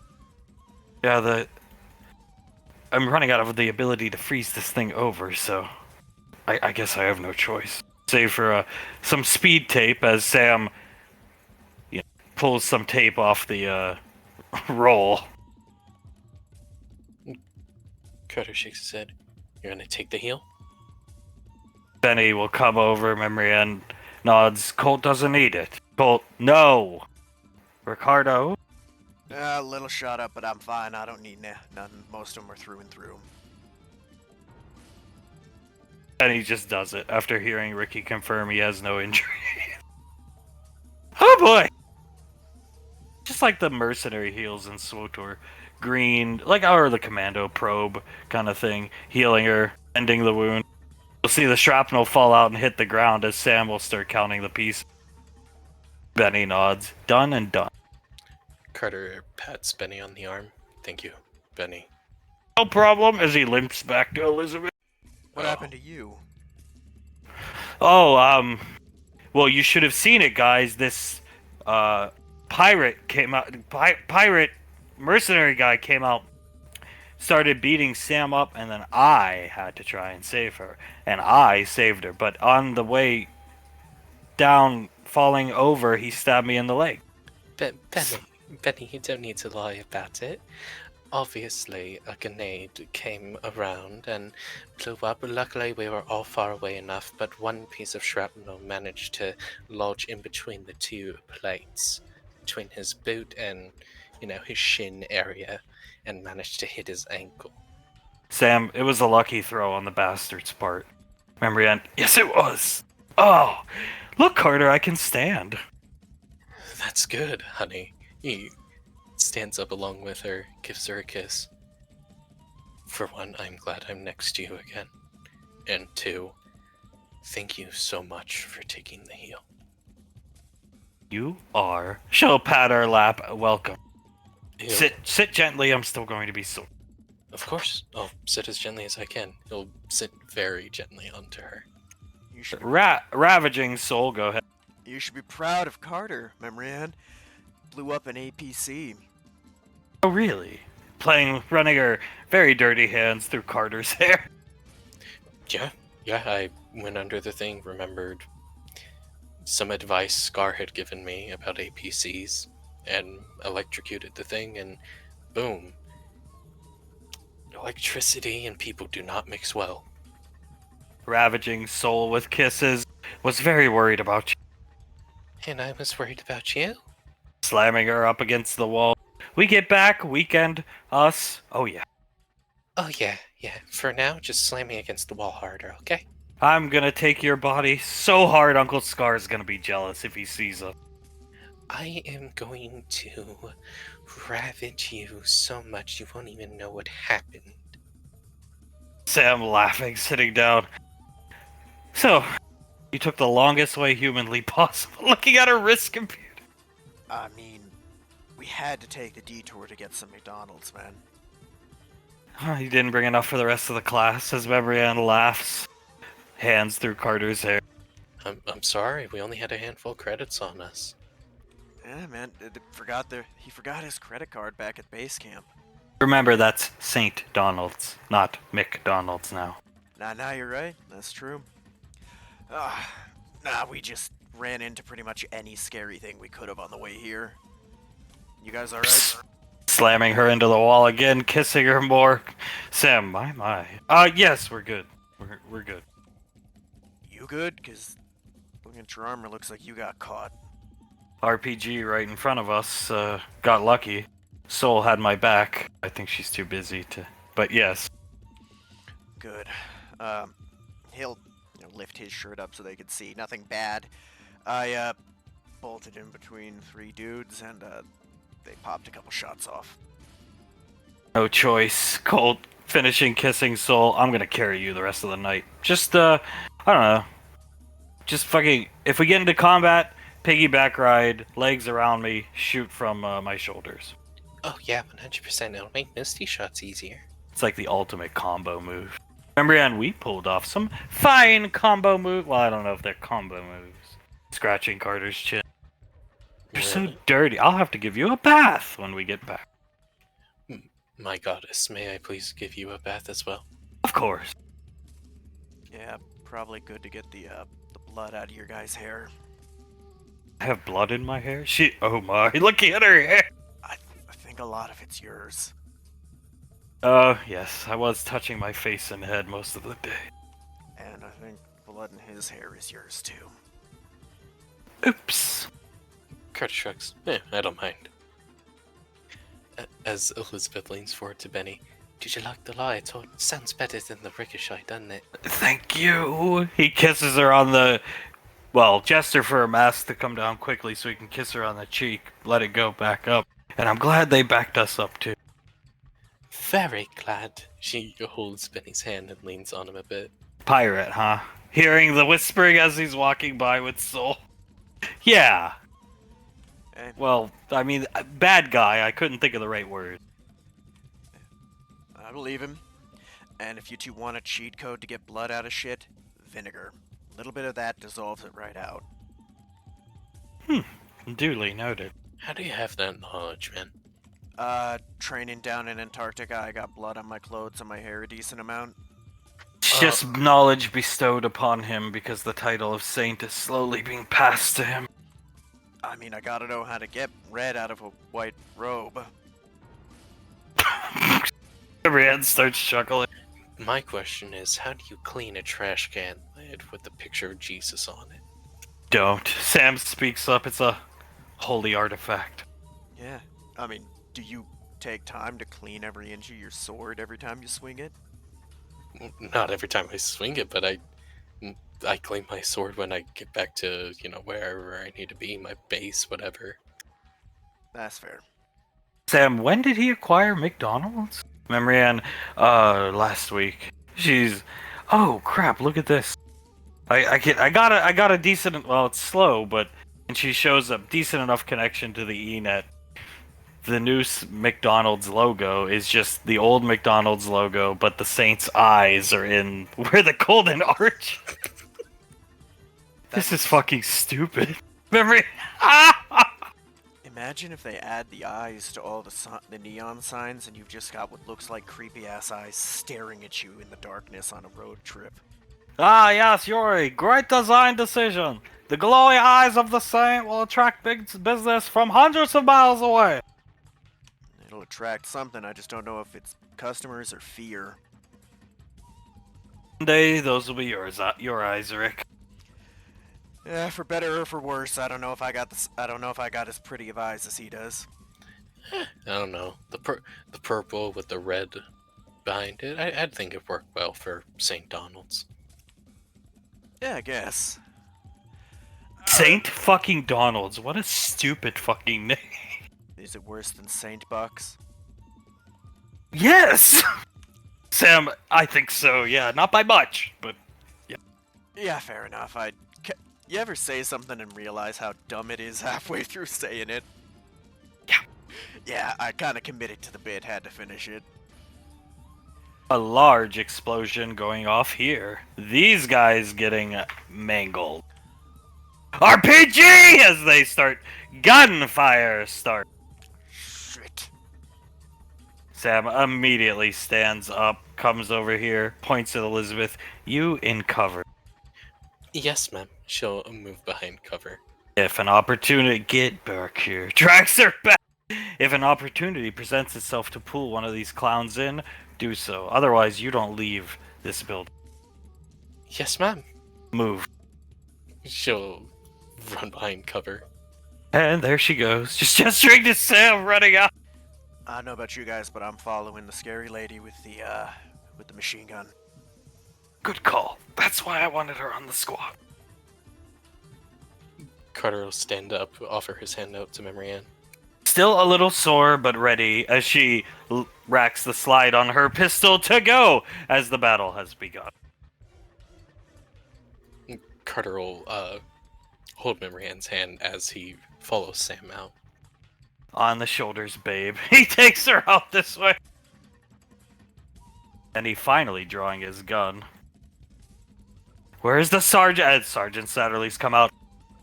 Take up positions there. You have to, as these dudes are dragging away the guys who got mangled by the RPG. You have to hold that building. Yes, sir.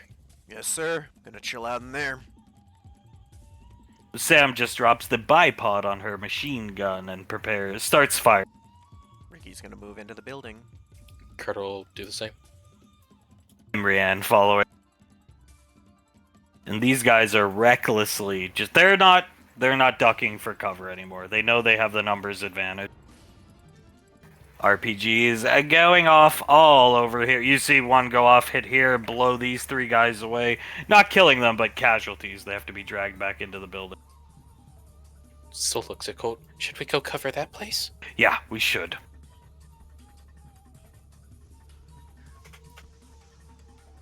Carter, behind cover, he gets his gun out and just starts looking.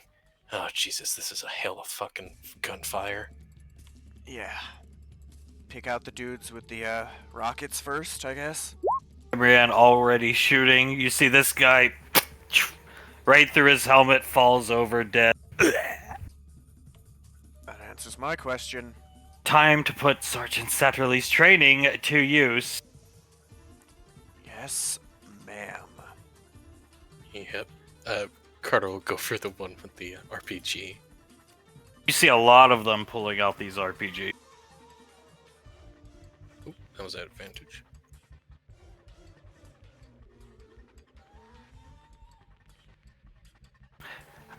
Where do you shoot? How do you shoot them? I mean, it's got to be with the gun, but how do you do it?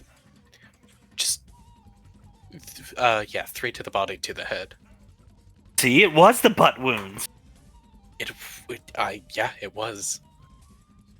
Yeah, maybe don't do that one before training or combat next time. Now these dudes are they're on ground level with you guys in these, columns shooting right in at you guys. Memory and ducking. Ricky's gonna try and shoot these two.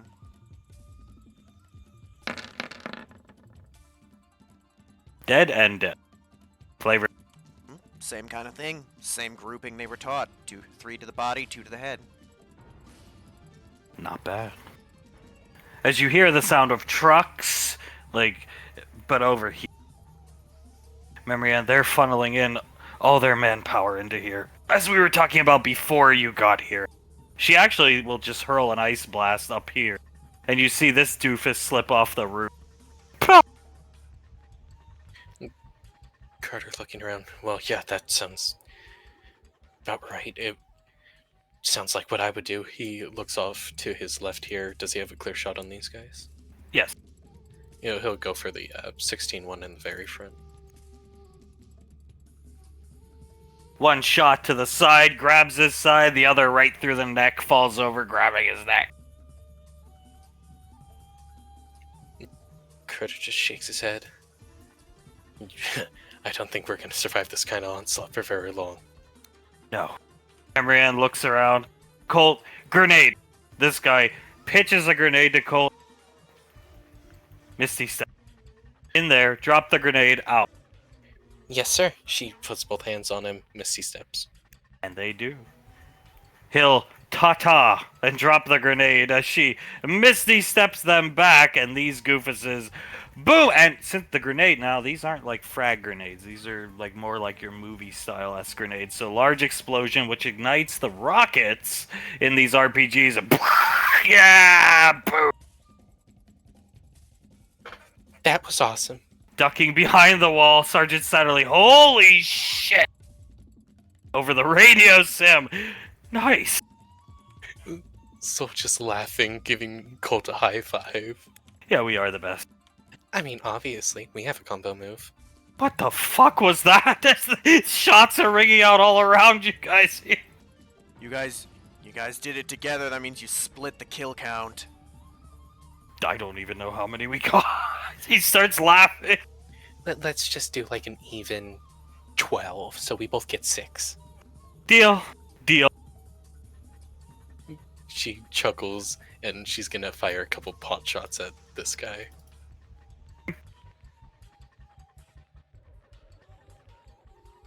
This one? Yeah, that one. Alright, take him out. Sorry, I'm feeling a bit of your pain with the character sheets this time around. Oh yes, and you will in more traditional combat to come. That guy dies as actually these guys, more guys coming down. They were, on the sand dunes overlooking this portion of the, town. Elizabeth sees Benny actually clack this motherfucker with about 5 bullets right to his chest, and he falls over and dies. Elizabeth will slide up next to Benny, harpoon this guy, the 17 right in front of her, Ah! Gets pulled in! and then immediately stock strike. Breaking his neck. And then, you know what? She's gonna see all of these guys coming towards her. She's gonna fire out a flash grenade. So that would be a DC 17 since she has 30 heat right now. Con? Con check, yeah.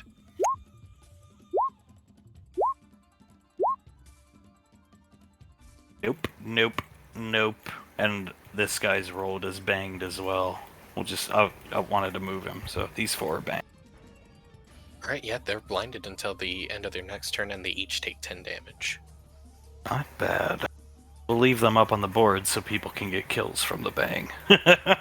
But yes. And then she's gonna grab Benny's arm and pull him behind cover. Hey, I got one! He looks at her, shocked. Yeah, you did. That was cool. More coming! As more, like Memory Ann said, that's not gonna stop, or whoever said it isn't gonna stop. Alright, let's rock. Oh, dear Jesus. That is a lot of enemies, as he'll start taking out the group of 4 over here. Ricky, will, spend a key point for his Kensei shot, so the next strikes do an extra d4 damage. And he's gonna look at these dudes and take his 2 shots.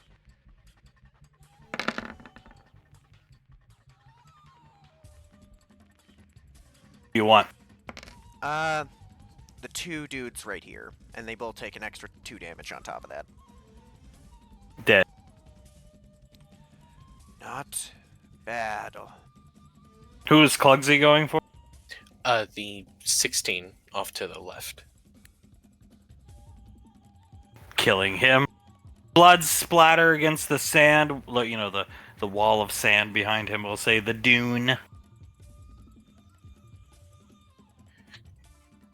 Carter just shakes his head and looks at Marianne. Do we got any, like, grenades? Area of effect shit is the best way I can put it. Her eyes will glow. We have this. It won't last long in this heat, but we have this. As she'll put out her hand, and it does start to cool. The air gets cold as hail starts pelting these idiots, and it's causing it's more or less causing confusion and making them duck. You got gunshots, grenades, explosion, and now hail pelting them and wind blowing. This guy gets blown off the roof this direction into the open. So watching that happen, she does a little whistle. That's awesome. As she'll spend 2 sorcery points to use Quicken Spell, look at Colt, put her hand on his chest. This is gonna be really awesome, okay? And she'll cast Haste on him. Oh my god. Let's go. Toolkit sorcerer. And then Okay, go ahead. as her, like, action, she'll just shoot into this crowd here with a thunder shot. What's the AoE on that? It's not an AoE, she's Okay, just shooting in there. We'll give her that guy.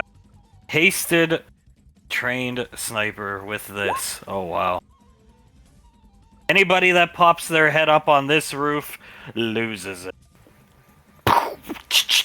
Well, it sounds more like a shotgun than the of a bolt action, but he's just his hands are moving incredibly fast. Head off here. This guy pokes his head up, aims, head right off, jaw still attached, falls over. Think you might have doubled your kill count there, bro. He's not done yet. He does the same to all these guys.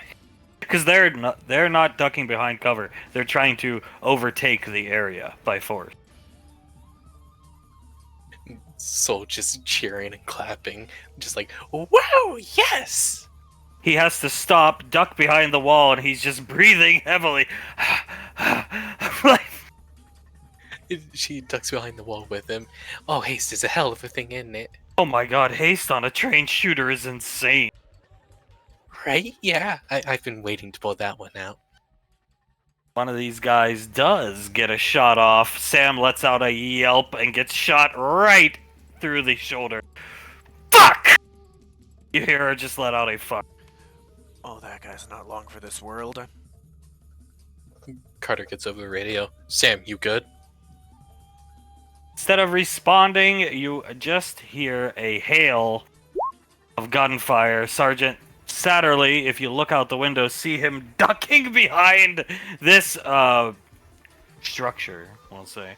This stand outside. He's ducking behind the bottom, getting pelted by the hot lead coming out of her machine guns, almost a glint in her eye as she just guns them all down. She shot through the buildings, through the rooftop.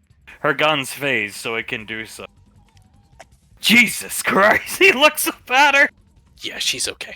Yeah. She's alright. Yeah, she's not the one we need to worry about here. I think Load me, old man. She hands him her LMG. He starts reloading it for her. She pulls out her sidearm and keeps shooting. This guy right through the head with her pistol. Yeah, I almost feel sorry for these guys.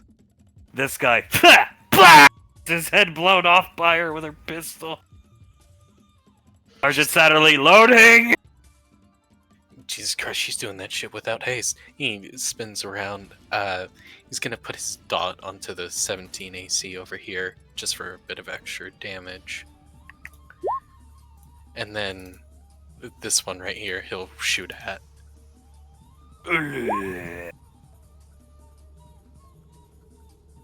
The dot kills this guy. The dot kills this guy. Fortunately, it looks like Carter misses his shot. Carter just clicks his tongue. He goes back behind cover, reloading. Benjamin will get him. As coming up to the window. They're behind cover, so he's looking in, firing into the window. Elizabeth looks Fuck up. you! Grabs him and just drags him into the building! She is going to put her shotgun right up to his chest and shoot it. Shut. Giving it to her because it's point blank with a shotgun. She looks at Benny. Did he just... never mind. No, he didn't do the axe thing. It's just... some of my favorite death screams. He dies. This is kind of fun in a weird way. It is. It's like it's almost like a video game, isn't it? That might. Oh, that sounds terrible, doesn't it? Memory Ann, my hailstorm's going to... Even a fucking night in this heat.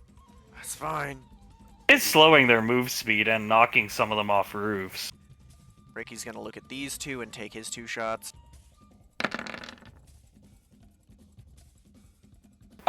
Shot! Reloading.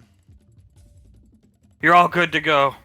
Sergeant Satterley handing her up. Where the fuck is Colt? She just lets out another angry fuck. Soul gets over to the radio. He's over here on the west. Haste him with grenades! Grenades! He throws over his bandolier of grenades to Colt. Soul looks at him. You're still hasted. Go. He will start chucking grenades over the wall. Down! She ducks down. Boom! Blowing them up, killing them. They're flying over the wall. He'll chuck more all the way over here, blowing up their reinforcements. Not bad. Not bad at all. She spins around. Those guys getting closer. She'll just snap and cast a thunder wave on them all. Level 2. Favor up their death. They get hit with the thunder wave, and instead of just like passing through them like it normally would, it like rocks their skulls, and you can start to see like flesh and sinews start to come off of it just from the sheer sonic energy that she produces with it. Killing them. But more reinforcements arrive. Where the fuck is JJ? She lets out another... Carter jumps a bit, and Elizabeth over the radio. JJ isn't around here. JJ! She screams his name. Carter looks at Marianne. Oh god, maybe that shot really did knock something loose in her. Yeah. I would hope... Ha! As the sound of ODM gear goes off. Oh my god, he's insane. Lifting her gun to start shooting these guys. But JJ's here now. What a fucking badass. Brother's here. She sees him sliding down the dude. Oh my god, he's here. I'd like to assume that he's been fighting for a while. Yes. Okay, so, if you don't mind, I'll just roll like a slice and dice at like 5d6 stacks. Sure. Pick who you want. These guys are encroaching on his woman.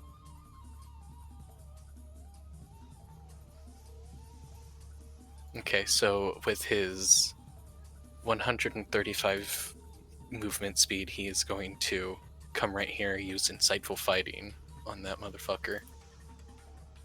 Which is a insight check versus his deception. Holy shit. Happen? They need to roll a deception, but I just rolled a natural 1 on his insight. Oh shit. Really? Yeah, no, for real. That's a plus 13. Interesting. Okay. So, he rolls a nat 1.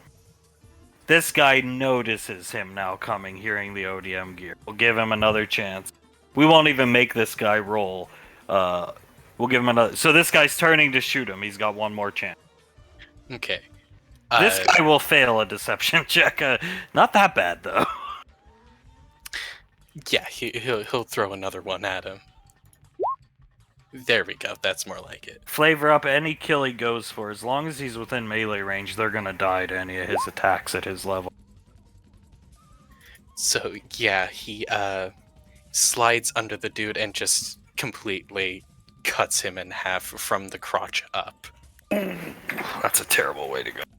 And then he stands up, spins around, comes at this guy right across the throat. Lifting his rifle, trying to protect himself, but too slow. This guy looks good to be killed too. He goes from the spin, jumps in the air, does like a fucking acrobatic twirl. His ODM gear hooks onto here. From the spin, he starts to spin the other way as he launches forward, just slicing through this guy. What a fucking animal. If he turns, he sees her buckling at the knees, seeing him do this as very cool indeed. The kids hear from the sky, and then every roof in this, except JJ, friendly fire, IFF, starts exploding, killing these fucking clowns. Took you guys long enough to get here. As a jet comes really low, flying over JJ and soaring up in the sky. And she just buckles at the knees, seeing JJ. JJ with one of his swords hung over his shoulder, the other in a reverse grip. The white shirt that he was wearing completely unbuttoned, with blood all over it. Same thing with his white undershirt and his dress slacks. He turns around and just waves at her. He sees she's injured. She waves for him to come, bleeding from the shoulder profusely. He notices it, ODMs over to her, and starts to immediately wrap her shoulder with some bandage he has. My hero. Told you I'd save you.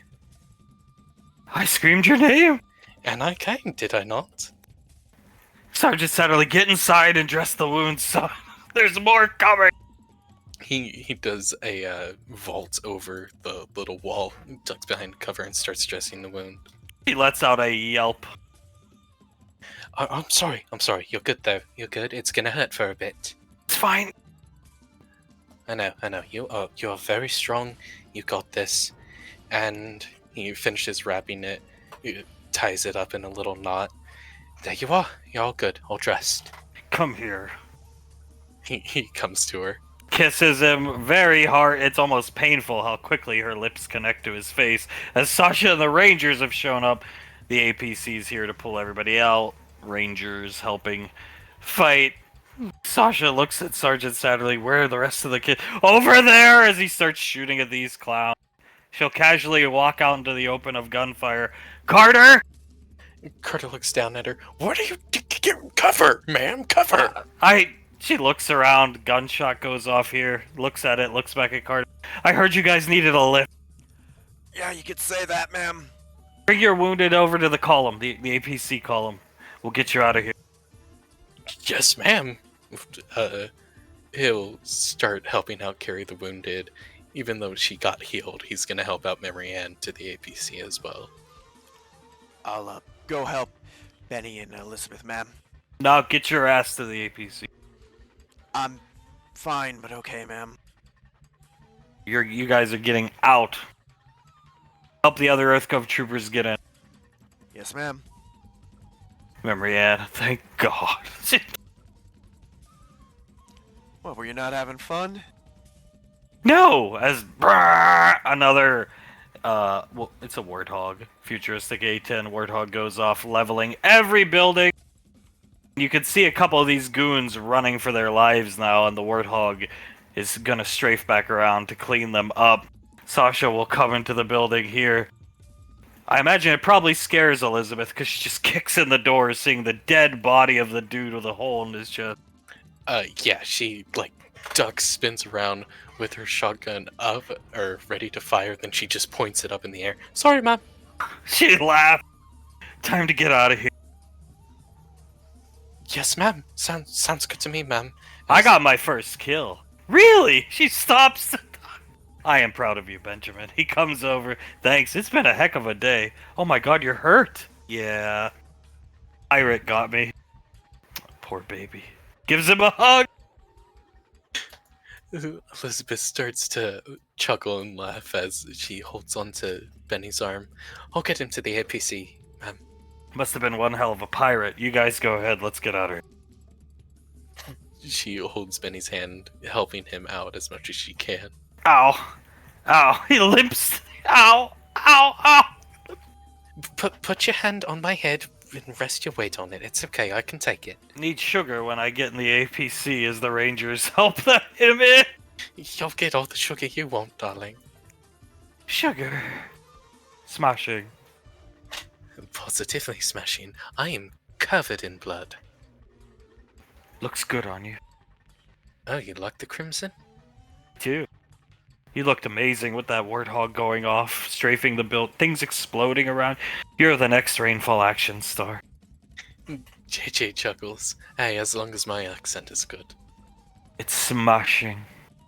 Positively smashing.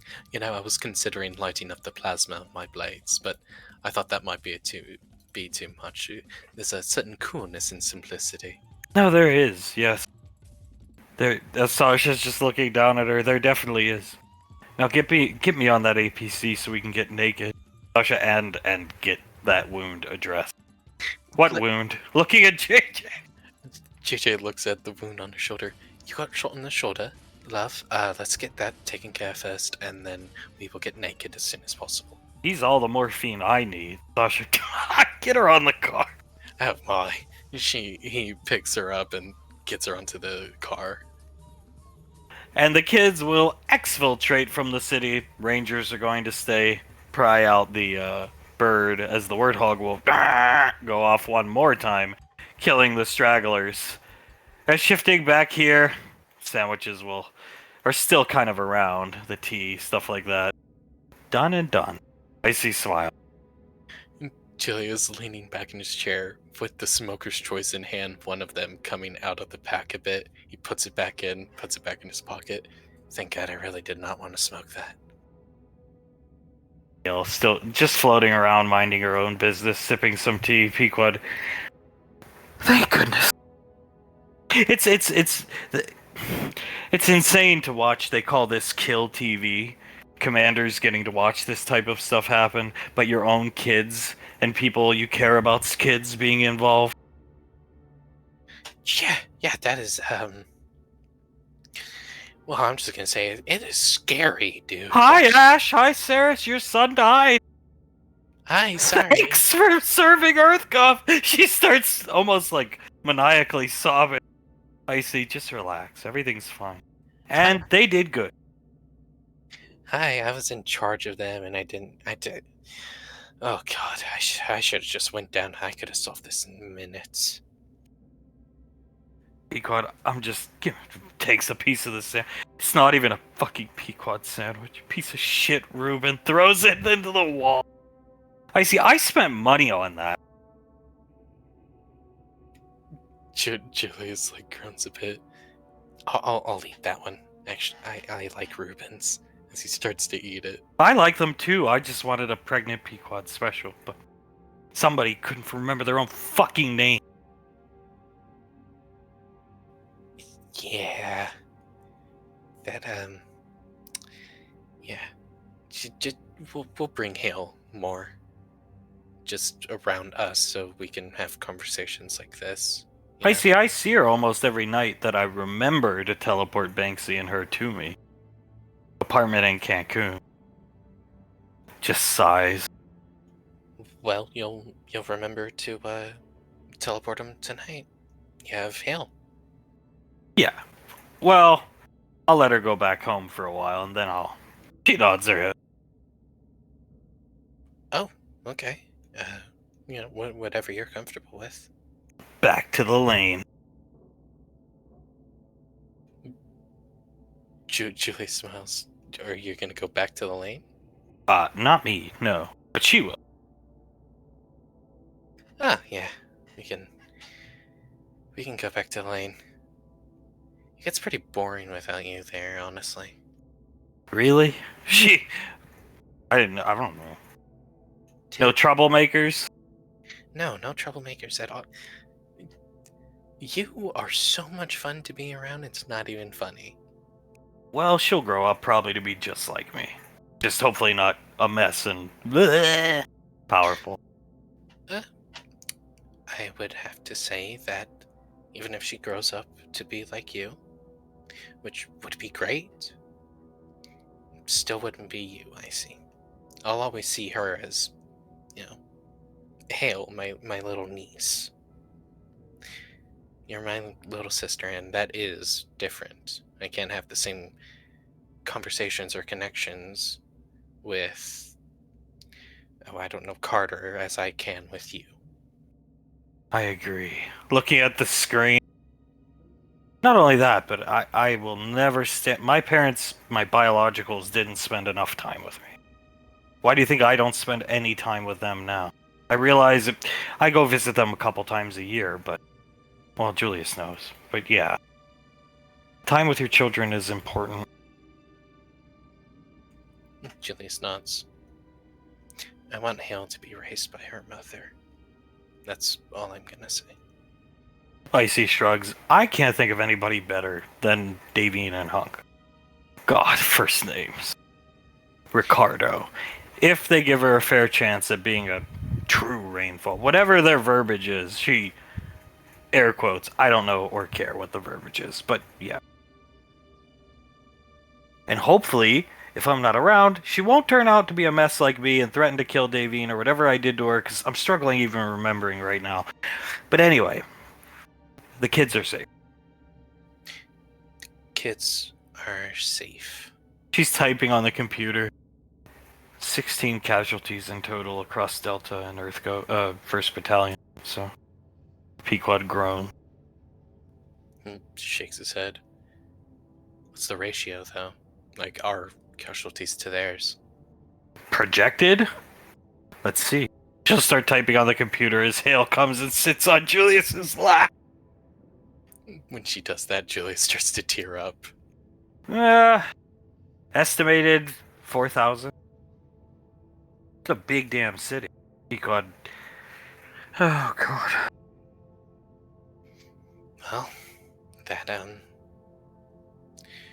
he shakes his head. That's a hell of a number. It's probably higher than that, honestly. Sasha's arrival wasn't counted. Fighting all day, I mean. Oh, yeah, I'm sure Sasha's gonna add at least 500 to that by herself, let alone the Rangers. And with that type of number, Icy shrugs, there can't be many more of those clowns left. As Sasha will come up on the... Look around. You have a baby in HQ? Long story. What's that? Hi, Sasha. Icy speaks up. She remembers me? Yeah, Hale helps her remember. Oh, good! Excellent. Then Hale should be around more. Anyway, I'm sure you can see, but the kids are fine. Yeah, I saw. They were just sex-filled. Kids are fine. They did well. Pequod, they did. My girl, Hastings Cole. That's my girl. Was haste, right? That isn't that the thing that Icy you cast on Ash? Didn't he cry or something? I don't think he cried. He was just very grateful. But yeah, that's what she always used to cast on us. It was something else I did that I think made him like cry or something. Gave him sherbert or teleported him away from danger, whereas Malcolm would teleport him to danger. Doesn't know who the hell Malcolm is, but it makes her laugh. Julius chuckles. Oh, God. Sasha says. Notice it's not making Pequod laugh, so oh. Julius just sighs at the silence. But yeah, that's good. Forgive me if I saw wrong. Did JJ was there, right? Sasha shrugs. Yeah, he was there. When he heard a bird went down, he went to the city. The ranger column, I caught up with him, and he's too fast for us to keep up with. So he was fighting most of the day once he heard the bird went down. Jesus Christ. Just shakes his head. Well, all that can be said is I'm glad our kids are okay and the majority of our other troops are okay. And Crash got away. Sasha scratching her forehead. But what do you think? Surround the city? surround the city if he's still there. We can catch him if he ever gets out. And leaving that quickly, if he is out of the city, he's bound to have left something important. So he'd need to come back in for it. I see looking around. I don't think he's out of the city. If you follow some of the camera footage, she's typing on the computer from the vertibirds. He jumped on that APC, got inside, and that APC she's typing is in the northwestern portion of the city. They weren't going to try to escape into the desert with all those vertibirds. And then he's probably still there. Sasha, like a rat hiding underground. I'll have the city surrounded. She starts typing on her wrist computer, and tomorrow we'll go back in. Sounds good to me. Thank you, Sasha. She'll smile and look at Pequod one more time, who looks devastated, and just disconnect the call. Julius watches the call disconnect, shakes his head. I feel like I need a drink. It was haste. I cast it on Ash, and he was like very grateful. Because Malcolm never cast it on him. Ha ha, Julius. I will miss those impressions. As will I. I will miss a lot of things. Is it true that sometimes on the Majestic you would just hear Ash being screamed randomly at night? Julius manages to smile a bit. Yeah, Imagine trying to sleep with that. Ash in his bed with his lazy eye. Ash! Blood curdling scream. I mean, I don't need to imagine. I lived it, man. Pequod lets out a little laugh and then starts crying. Take her back to Rainfall Lane. She pats Hale on the head. I have things I want to do. Julius lets out a heavy sigh. Alright, yeah, sure. She'll wink at Julius. I wouldn't leave without telling you to. So don't worry about that for now. He smiles at her. Alright, just... He stands up with Hale on his hip, gives Icy a hug. Please stay safe. And I love you very much. He'll give Julius the tightest hug back ever. And then teleport away. Pequod just groaned. I can't live like this. Neither can I. Home is supposed to be stability. That's why people have homes. I mean, if the kids are going to be going through this, she's a huge part of the stability. I can't live like this. Julius just shakes his head. Neither can I. I really don't think Lorelai's going to help us, but her hands go on her temples, and Julius can tell she's about to have the panic attack of panic attack. Julius gets down on both of his knees, holds her hand. We're gonna solve it. Well, I don't think there's much we can do to solve it.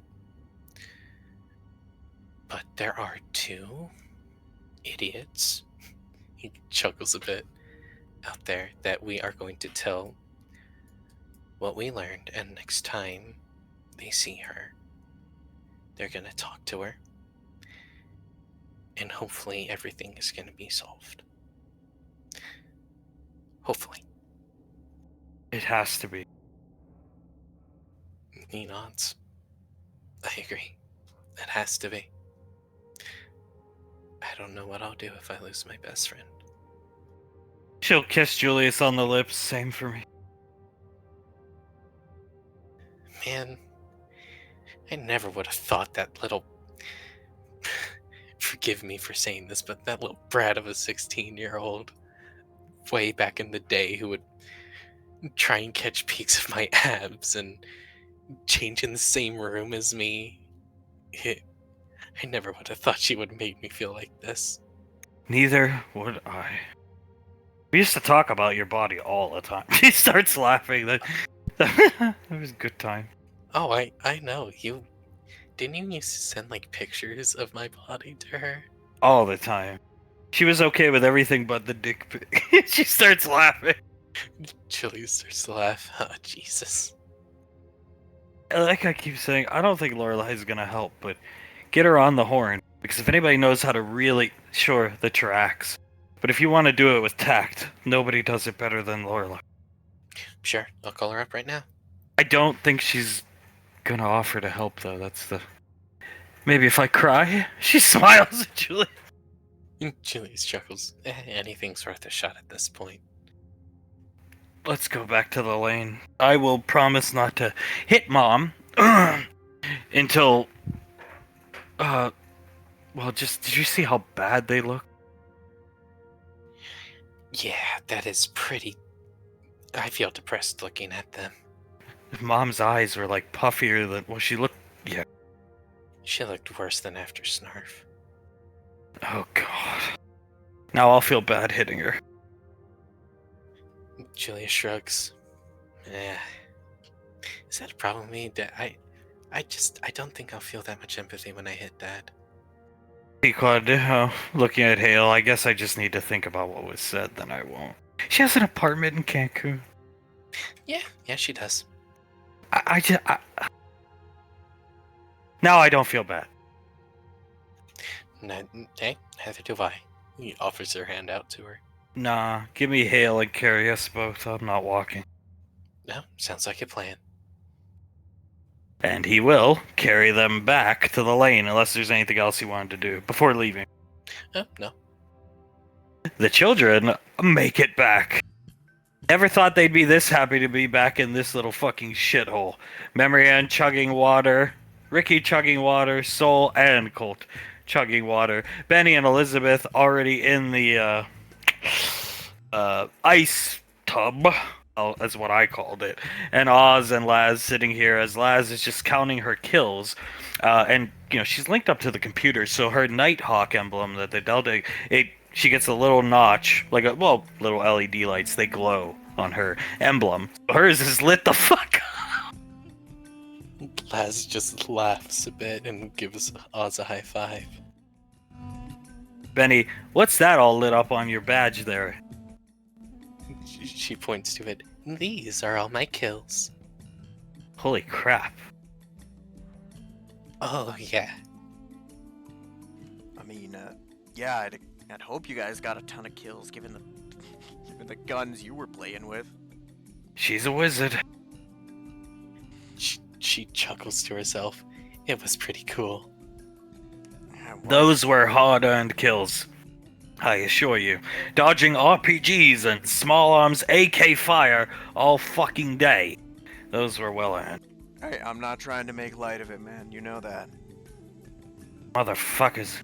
I don't know how many RPGs they had, but they had a lot. We are lucky they only got one bird. Either speaks to all the training we go through as EarthGov soldiers, or how incompetent they are. I'd say a bit of both. Is there an award? He'll get some water in a glass, pick Soul up, come sit her over here for best, combo moves. He speaks up, putting Soul on his lap. Soul taps her lips. Oh, I don't know if there is, but there should be. 100%. Because we totally win it. We sure do. That haste thing was amazing. Sergeant Satterley, yeah, kids, that was...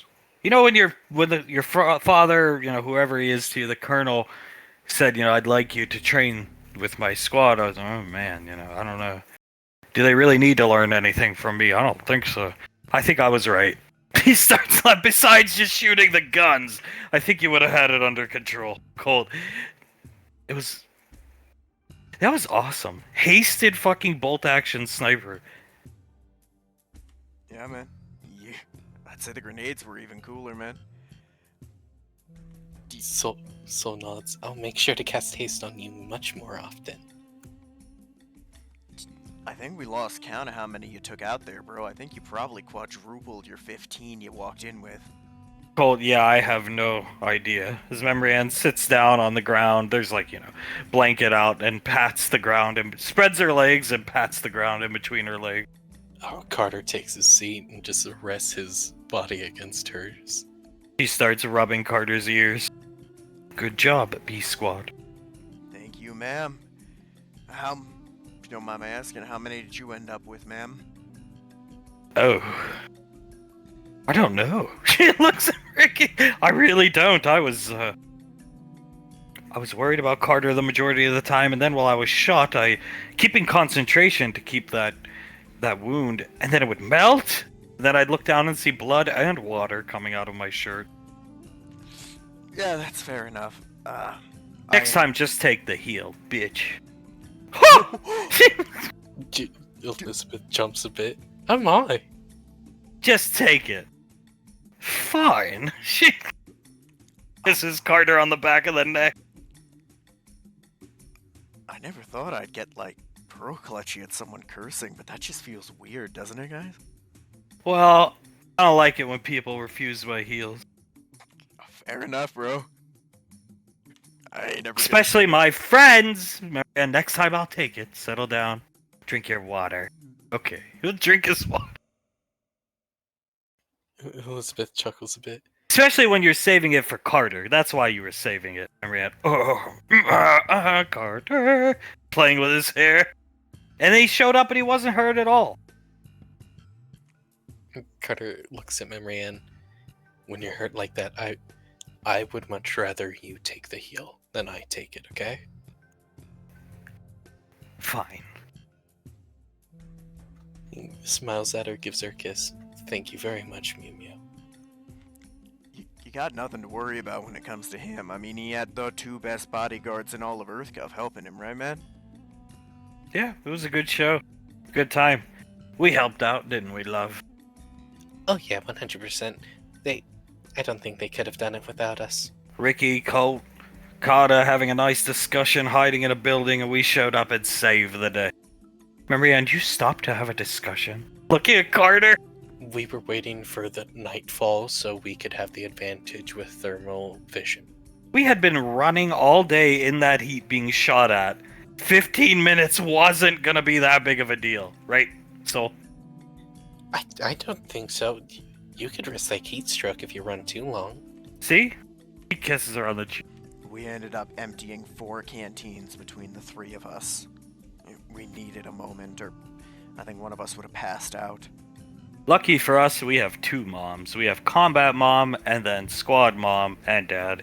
Points to those 2. But Combat Mom brought enough canteens for everybody. He starts laughing. Fuck! He imitates her. Yeah, man. Oh boy. That was a hell of a rush all day, wasn't it? Yes, and when the adrenaline comes down, we'll crash. Rubbing Carter's stomach with her fingertips. Oh shit, I think I'm gonna crash very hard. You think I should get to the infirmary before I pass out? No, just get in the tub. Alright. He'll peel the jacket and stuff he's been keeping on off and just get in the tub. I'll keep it going, well, probably not all night, because I'll fall asleep, but this will most likely be the best night of sleep we've gotten since getting here. Because we just don't care how hot it is. Bro, the damn berries could light on fire and I'd sleep through it. Soul smells pizza on the wind. Soul immediately lifts her nose and smells. It's pizza. Colt, what pizza? He looks at, I'll get you pizza as soon as we get back. No, I smell pizza. He starts looking around. What's happening down here? Arm is in a sling. JJ is petting her head, giving her head kisses while making sure she is perfectly okay. My arm hurts. My shoulder. Do you want me to get you some painkillers? No, just kiss me. Yes, ma'am. He'll give her a kiss. I am glad, other than the obvious, you are okay. She smiles up at JJ. I took care of your family for you. And I thank you for that. He smiles at her. You are the most amazing woman I have ever met. Say that again. She wants to hear it again. He leans forward, rests his forehead on hers. You are the most amazing woman I have ever met. Take my tongue. She'll stick her tongue out. He takes it. They start kissing as Sasha shows up with the pizza called... Oh. Pizza? How could you smell that far away? Remember we had pizza? What can I say? I have a nose for pizza. Pizza. Oh, Just come set it down. oh my god, that's beautiful, ma'am. Start cutting it with... She has some crappy paper plates. Hands Elizabeth a piece. Elizabeth hands it off to Benny. She'll hand Elizabeth another piece. Lift the slit and eat. Oh, I was just giving it to him. He's more hurt than I am. She- Pirate got me. Yeah, pirate. She lifts the slit and starts to eat. Piece. She hands it. Hands one to Ricky. Starts handing more out over here. Oz. Oh my goodness. Have I ever told you you look like an angel, ma'am? Thank you, Ricardo. She smiles. Oh, you are welcome. That was a good time, ma'am. You guys did very well. Thank you. Everything went to shit quick, but you reconnoitered and held the line. Problem is, I just got done speaking to your father, Carter, Soul, Laz. A crash is still in the city. You guys saw him get away? Yeah, we did. The asshole's still in the city, somewhere in the northeast quadrant of the city. The city's already been surrounded, so tomorrow we go back in. Alright. Yeah. Yes, ma'am. Now he's a Kai fighter. Yeah, I could feel it coming off him, ma'am, and he's tough. I'd say be careful. Even you, I'm not trying to talk down to you or anything, but careful with the guy. I don't have to be. I'm not going after him alone. Carter and you will come with me. Yes, ma'am. Yes, ma'am. The rest of your squad will provide cover well, we have to narrow down the building, but we're pretty sure we know where he is. Provide cover, control the building. There's not many of those goons left. So. Nah. The regular lagoons, no problem. Elizabeth nods. Yeah, if it's just more goons like today, then I think we all got it pretty handled. She smiles at Elizabeth, hands a piece to Laz, and sees her Nighthawk badge. Oh my fucking god. I know. What, were you right? on crack today or something? I mean, if crack is pulling the trigger as fast as I can, then yeah. She slaughtered them, ma'am, all day. It was a sight to see. I mean, I did worry myself a little at one. I maniacally laughed at one point. That was a little worrying to me. Well, Gatling gun or railgun? That time was with the Gatling gun. I mean, which do you prefer? Oh, railgun. The railgun has a certain, I'm not sure, like, pizzazz to it. The delayed implosion. What's that, fancy French-sounding phrase? Je ne sais quoi or some shit? Je ne sais quoi, yeah, Rick. Yeah, that's the one. That the right word for it? Yeah. No, yeah, exactly. Hey man, everybody got to look awesome. I mean, he's gonna point over. He doesn't see him, and he's gonna point over to where the two kissing are. And your brother, cousin, whatever, JJ's a fucking animal, guys. She nods her head, Sasha. Yes, he is. He heard a bird went down in the city, and he set off on his own, alone, into the city. With his swords and ODM gear. Imagine that. My condolences to anyone he met. Then my convoy of rangers came across him, and he followed me. And we could barely keep up. Elizabeth laughs a bit. Yeah, I mean, You don't get to be like the second best ODM user in the academy. That a bit of practice, but she nods over to him. That's him, all right. And I never seen someone swing swords like that. That's something special. Save for his mother, he probably won't. As Memrian wraps her legs around Carter, feed me some pizza. He immediately puts a piece up to her mouth. And ask the Ranger General as she bites the piece. Ranger General. She's handing a piece down to Carter because she could see Memrian's gonna eat it. Would you mind if me and Memorian could go up to Gateway every once in a while and do some shopping? Anytime. He smiles. Thank you very much, man. And that goes for you too, Ricky. Just avoid Ring 8. Yeah, I know. They hate my guts. I'll make them like me eventually, ma'am. That's the spirit. She chuckled. From what I heard about stories of when my dad was in the squad with you, it sounds like father like son in that regard. Yeah, and now they all adore him. And most of the young Rangers look up to him. Imagine that, as Oz will take a piece of pizza and start feeding Laz. Laz will start eating it, and she'll do the same for him. 2 pieces for you. Hands 2 to Soul. Oh, thank you, Mom. You're welcome. Hands Colt 2 as well. You know why she gave us 2 Colt? Why? Because we had the best combo move. That you did. I hear you. She's over here getting some water for herself. Soul starts to laugh as she eats some of her pizza. Haste. It's magical on Shooter. It's kind of why we put wizards with Shooter. I mean, yeah, it definitely makes sense. He demolished them. It was pretty hot. Not for nothing, but Ricky, your father, did, I believe, legitimately cry almost when their Aunt Icy, whichever it is to them, aunt, sister, whatever, teleported him away from danger when fighting this monstrous beast called something Wolf. This was a long time ago. Huh. Crying in combat? That didn't sound like him. Well, because he had been with this Malcolm character. She does the beard with her hand. He was so taken aback by having a teammate, a wizard that actually helped. Nah, that's fair.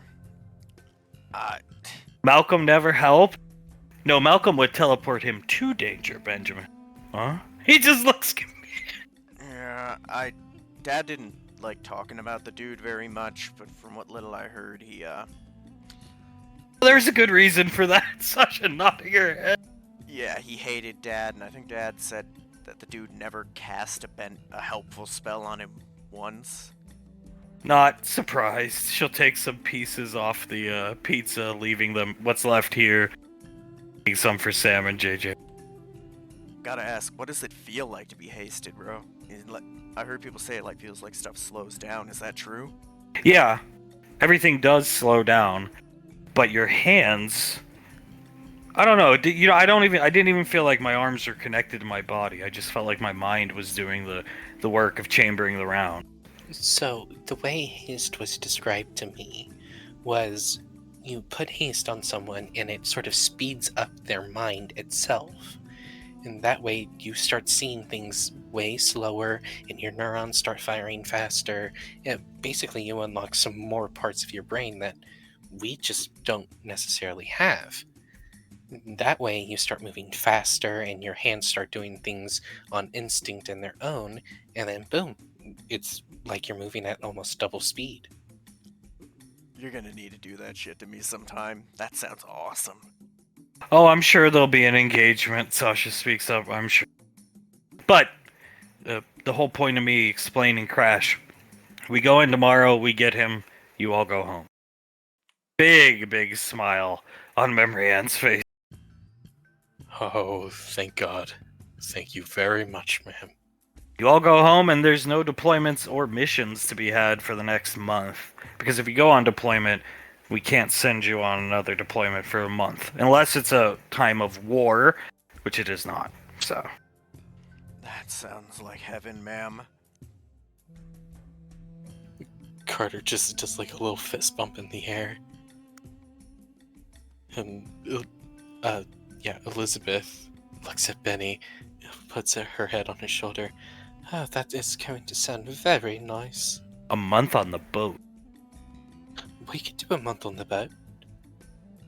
I think we should. He starts laughing. I think we should too. A month anywhere but here sounds nice.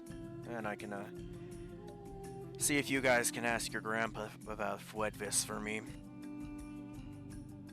Marianne, assuming they have their issues sorted. Yes, absolutely. Ugh, Fledvis. Not a fan either, ma'am, but both Mom and Ellie like him, so, you know. Oh, I know, yeah, your mother loves that clue. Makes cool. I think he's got like 2 good covers, and the rest is kind of. Soul starts to laugh. I always found Fred was just plain old funny. Not like handsome or anything, just. He did always like interest me. He was always funny. Sasha shrugs. Sam's likes Fledvis a lot, but the one I always had the morbid. She's holding the pizza, looking over at them, kissing. Curiosity to see, in truth, was Fredretha Franklin. But they stopped that. I saw him in the big gown and the. Maybe I have a picture. I'll look when I get home. He had a wig on of curly hair. It was ridiculous. Oh god, I don't even remember that. They must have put the kibosh on that one quick. Yeah, I believe Granddad and Grandma foot down. Memory Ann kissing Carter's ear, nibbling at it. Ask for the Saint's death video. Carter nods. Oh, one more thing, ma'am. I just had like a request for you, I suppose. Sure. Do you have the Saint's death video? She looks down at Carter and then immediately over at Soul and Cole. Soul shrugs and gestures to Sasha. It's up to you, ma'am. No, I mean, how do they even know about this? The Saint's death? I mean, the video. Cold Carter lifting Soul's hand with the glass in it. Oh, I see how. I found out from Tommy, ma'am. Uh-huh. I found out from my parents when I was 5. I remember you were in the office when we saw it. She starts laughing. I believe you were sitting on your father's lap, if memory serves, pointing at the screen laughing. Yeah, that's right. That's exactly right. Sasha looks down at Carter. Help me catch Crash tomorrow, and I'll show you when we get back home. Your mother does not want you to see this, for reasons that actually make some sense. Carter nods. Yeah, deal. I'll help you catch Crash tomorrow to see it. We bring that bastard in alive, and then, as long as your mother's not around, I'll show everybody at once. If they want to see it again. She looks over at Soul. Cold, I want to see it again. I'd love to see that video again. Me too. Oh, he's seen it. You've shown him. She gestures to Elizabeth. Yeah, I've shown him. I would like to see this enchanted video of the Saint's demise. I think Laz would too. I mean, I basically need to see it, given how much everyone has talked about it. If I'm Alright, well, you're gonna become the new Saint, from what I hear, gesturing to Ricky, so I guess you better see the fate that may befall you. Yeah, if I'm set to replace bro, then I gotta see what took him out. Okay. Then let's get Crash tomorrow. Enjoy the pizza tonight. No pun intended. Then Crash, you need your sleep. We'll be leaving early in the morning tomorrow. Yes, ma'am. Yes, ma'am. She'll walk off, just watching these two kiss with the pizza in her hand, not wanting to interrupt. JJ feels someone watching him. He opens one eye and pulls back reluctantly. Ranger General, how can I help you? Pizza. Sam Pizza, looking over at it. He looks down at the pizza. Oh god, pizza. But it looks like you have enough to eat here. I should just probably give this to the rest of the kids. Sam, no! No, I can carry that for you, ma'am. It would be no issue. She'll hand the pizza to JJ. You could carry it to, I don't know. The private bunk. You know what, ma'am? I think I am pretty capable. I think I'm also capable of carrying her to the private bunk. Her shoulder looks pretty messed up. It does hurt. I just don't think you're capable of walking it with it like that, or I shan't let you walk with like it. Take her away. She'll step back. He picks her up and carries her off to the private bunk. And so they go. In here. He sets her down, the computer destroyed, the pizza. She's trying to reach for a piece of pizza with her one good hand. JJ takes a pizza off of the couple that Sasha gave him and puts it up to her mouth. She takes a bite. You are injured, my love. So, until you feel all the better, I am the one that will be feeding and giving hydration to you. I might be injured for quite a while. Oh, and I am more than willing to feed you all that you would like. She'll flutter her eyes at JJ. Wounds like this could last decades. He inhales through his teeth. Then I suppose for decades upon decades upon decades, I will have to feed you, my love. She'll open her mouth for another bite of pizza. He feeds her. She's gonna take the bite, glance at the bed with her eyes, and then start fluttering her eyes at JJ. He lets out a whistle. You know, what's weird, I've always preferred cold pizza, believe it or not. And it is such a hot day, I just don't think I can eat this right now. Might take a while for it to cool down. So I think we can find a way to fill the time. I think we can. She'll take the sling off her arm. I can deal with it. I'll have to deal with it tomorrow. JJ nods. As long as you're comfortable with the sling off, I'm comfortable with it. Lock that door. Those two can sleep somewhere else. He runs over, locks the door, and then goes at it with her. She watched them walk off, laughing, coming up here. Okay. Well, pizza. Those two went to go bang, I think. Cold. Yeah, fair enough. They got proposed or they got engaged earlier today, so it makes sense. Good boy. He even asked me permission. Carter nods. Yeah, that sounds like JJ. Yeah. I mean, sounds like a pretty big catch, huh? I was down Rainfall Lane 2 days ago. Oh my god. That Jace. What a cutie. He is very cute. Lazily looking down at her pizza, smiling. I saw Uncle Scar straddling him around off of his hip, taking him around, trying to teach him things about. I think it was a pipe or something. No, it was the AC control. That's what it was. The control unit. Okay, and you see, Jace, he's doing the imitation though. If you push this button, it gets colder, and if you push this, it gets hotter. That's more or less what he was telling him, yeah. All Laz can manage to utter is just a, "Aww." We're going to take him soon as we get back, so it's settled. Yeah, he's gonna be ours as soon as we get back. And then you'll have the raw deal of getting to chill at the academy the majority of the time. Muster, leave, come back, dismissal, leave. Can't wait. Well, we will stay around base more. The children need us here.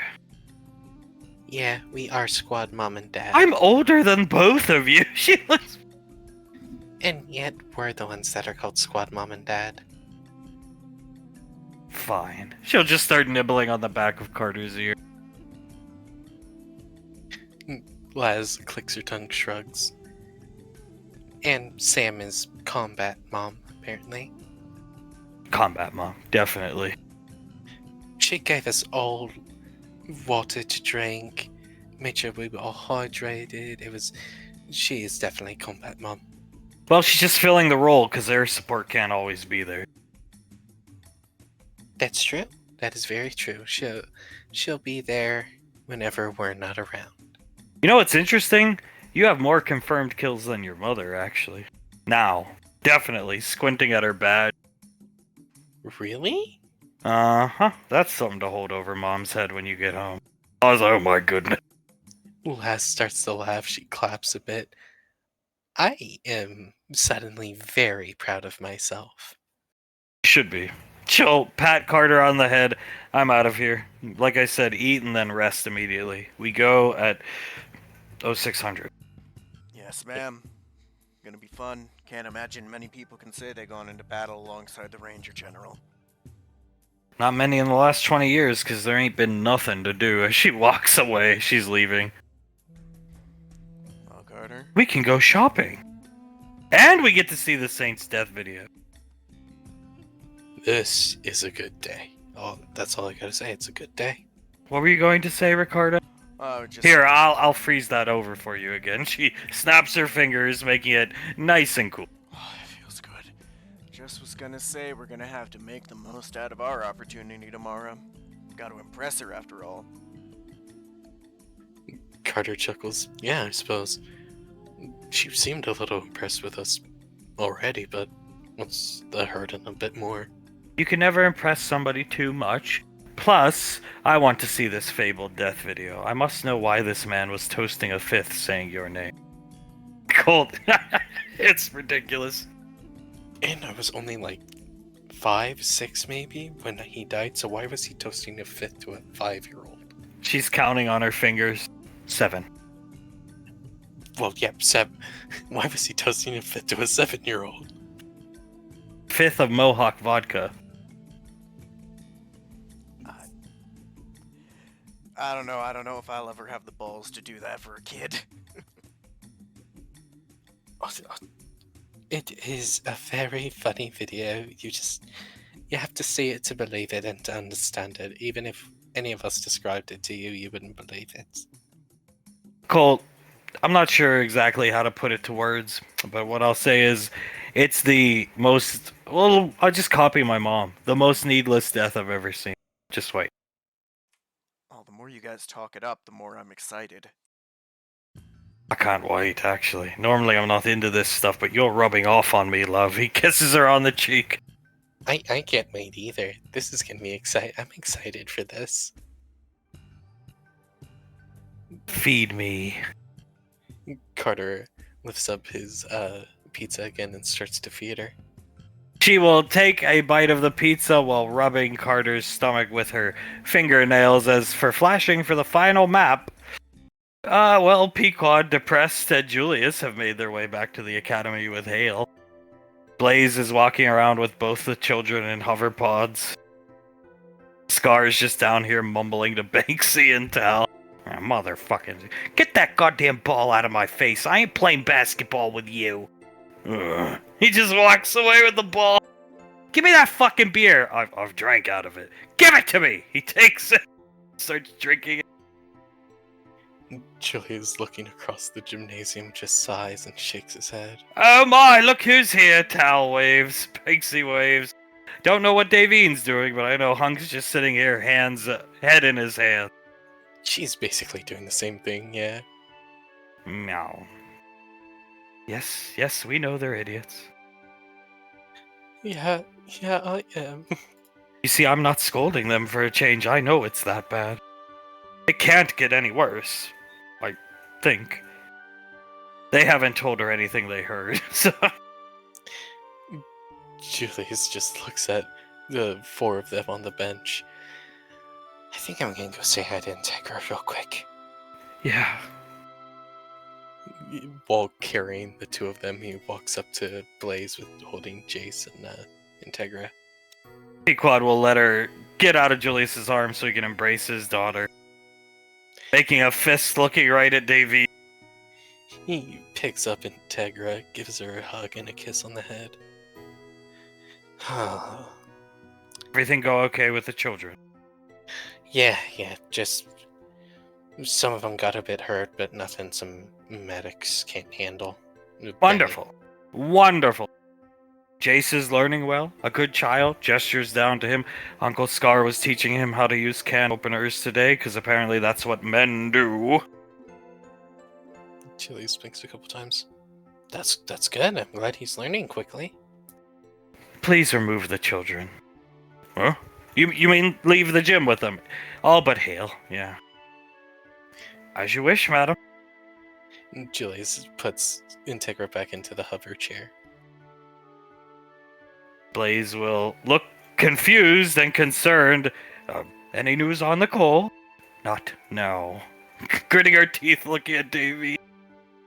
I will leave. I've seen that expression before. Nothing good ever follows. He'll leave with the kid. Julius nods as he watches him walk away, looks at Pequod. Krellin, Samuel, and Fudwick coming back in. I said remove the children. That includes the 3 of you. Oh, jeez. Very angry. Not want to be around for this. He starts running back into the bathroom. Samuel cowers for a second, hands over his head, and runs away. Fudwick just runs away, slips, falls on his face, stands up and starts to run again. Scar. Oh, I don't know if I want to hang around for this. Zanzibar cowering, running away with the ball. Tal, I have things I have to do, you know, many a things, like organize somebody's goodbye. Puss cake, watching him leave. Julius just stares at Pequod. Whenever you're ready. You tell them, I'm not saying a word. If I start talking, I will... No. Julius nods. He walks up to them. Hello. Hi, son. He looks up at JJ, or Julius. Clearly he's been crying a while. Pequod's still got Hale. So, I come with news. Juletta, good news. Smiling at Julius. No. Meow. So, to put it in the simplest of terms, I should say, Icy doesn't consider herself a rainfall. Because Since when? since you dumbasses left her at Cancun. Or left for Cancun without her. Smacks his face with his own hand and just rubs it down. She feels she's been a burden to you both for her entire life, or at least her entirety of knowing you both. She feels she forced herself on you, Mom. And she doesn't believe that any interaction between you two, any emotions that were felt, was genuine. He closes his eyes, sighs.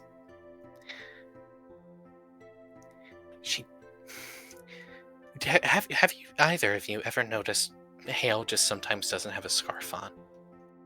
Yeah, I always get her a new one. Banksy used to tell us it got lost in the wash. As Banksy looks over and I'm not dealing with this and leave. Yeah. Nicole took it off of her. Oh. And the reason why she wants to ascend to the mana plane. What is that? I don't understand. Okay, the way she described it to me was, imagine you had omniscient power, right? But every door around you is completely closed. The way you ascend to the mana plane and those doors are open to you is at least my understanding. Is that what you got from it, honey? Pequod nods. Suletta. It's what I kind of was afraid of. That's what she said. Hunk, I thought she just couldn't remember things. Well, yeah, that's what happens apparently when you're about to ascend. Same thing happened with Master Yen. The only reason we got any of this kind of information out of her was because she was holding Hale, and Hale was around her. Which, one of the big reasons why she doesn't want to be around anymore, and she wants to ascend to the fucking mana plane, was so Hale isn't as powerful as her, and isn't as much of a screw-up as her, and that you'll actually give her a chance to be a fucking rainfall. Wide-eyed, jaw agape. Oh, God. You both are so lucky I have an iota of respect for you. Because if I didn't, I would have kicked both of your asses as soon as I heard her say that. You would die. Saletta, to us, to you, I don't think I'm better than anybody here, but yes, it's death in a mortal sense, yes. I can't do it, but yeah. It's what I was afraid of. I almost said it today, but earlier today, but I stopped myself. Starts crying. I know Hunk does. Meow. Yeah, Davine does as well. Am I missing anything, honey? You know the best part is she actually likes Cancun. Hunk, she went with Lorelai and Gondar the next week. They have an apartment there, her and Banksy. Where do you think she teleports this one and him away to? When she remembers them. Julius nods.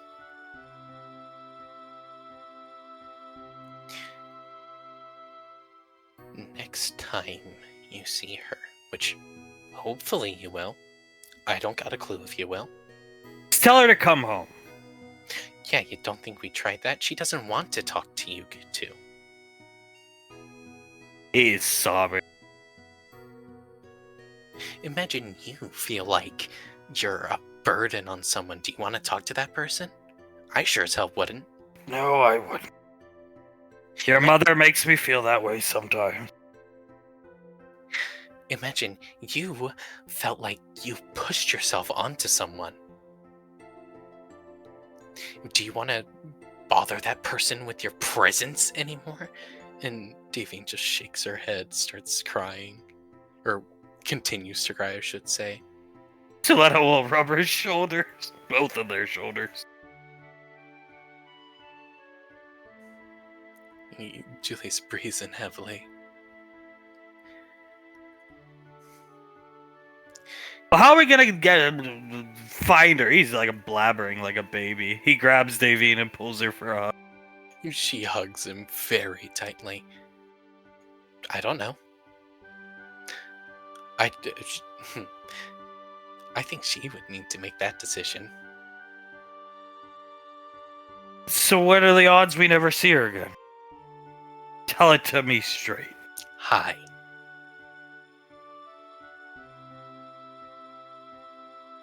Just head rested on Davine's head crying. Pequod Julius called Lorelai. We're gonna go ask her for help. But personally, I've said it probably 20 times today, right, Julius? Kissing Julius's hand. She's probably not gonna help, but she will scold you. And I look forward to it. Because you know what? This little angry me, I know none of you are actually scared of me. I don't know why. Probably because of what I just said. I have respect for you. I know none of you are scared of me. But her? I know for a fact every single fucking one of you is scared of her. Not including you, Auntie, or you, Mr. Snuffles. But you two, definitely. I'm more scared of what you just told me. To be honest. Good. Then talking to her should be a fucking treat for you two. I don't know what we're gonna do, dear, but we gotta figure something out. We have to fix it. We have to. I need my little girl. Scar, watching from a distance, just shakes his head and goes into the bathroom with the other idiots. I'm just gonna sit and fucking hear. He's so dejected. He's joined the fucking goofballs for the night. As like the bathroom door closes, you can hear Fwedwick. Mr. Fweetooth, welcome to the Wazzy Womb. I need a bit of cheering up. So I'm just gonna sit here and look at the Wazzies. Go right ahead, we just finished publishing. No screaming out there yet. Krellin sticking his head out the door. No. Some things don't need to be screamed. I think the stake through the heart was delivered with tact by Julius. Fwedwick nods. I taught him well. Yes, you did. Gives Fudrick a hug. So very proud of you. Thank you very much, Quellen. That means so much coming from you. Someday, Fwedweetha. Fwedweetha indeed. Samuel will beep and they pull him into a 3-pronged hug, and Scar just... I knew Nicole when she was a kid. You know that. I believe I do know that, yeah. So Uncle Scar could use a hug. Because Fredwick, nobody out there is gonna give me one because they're too busy crying.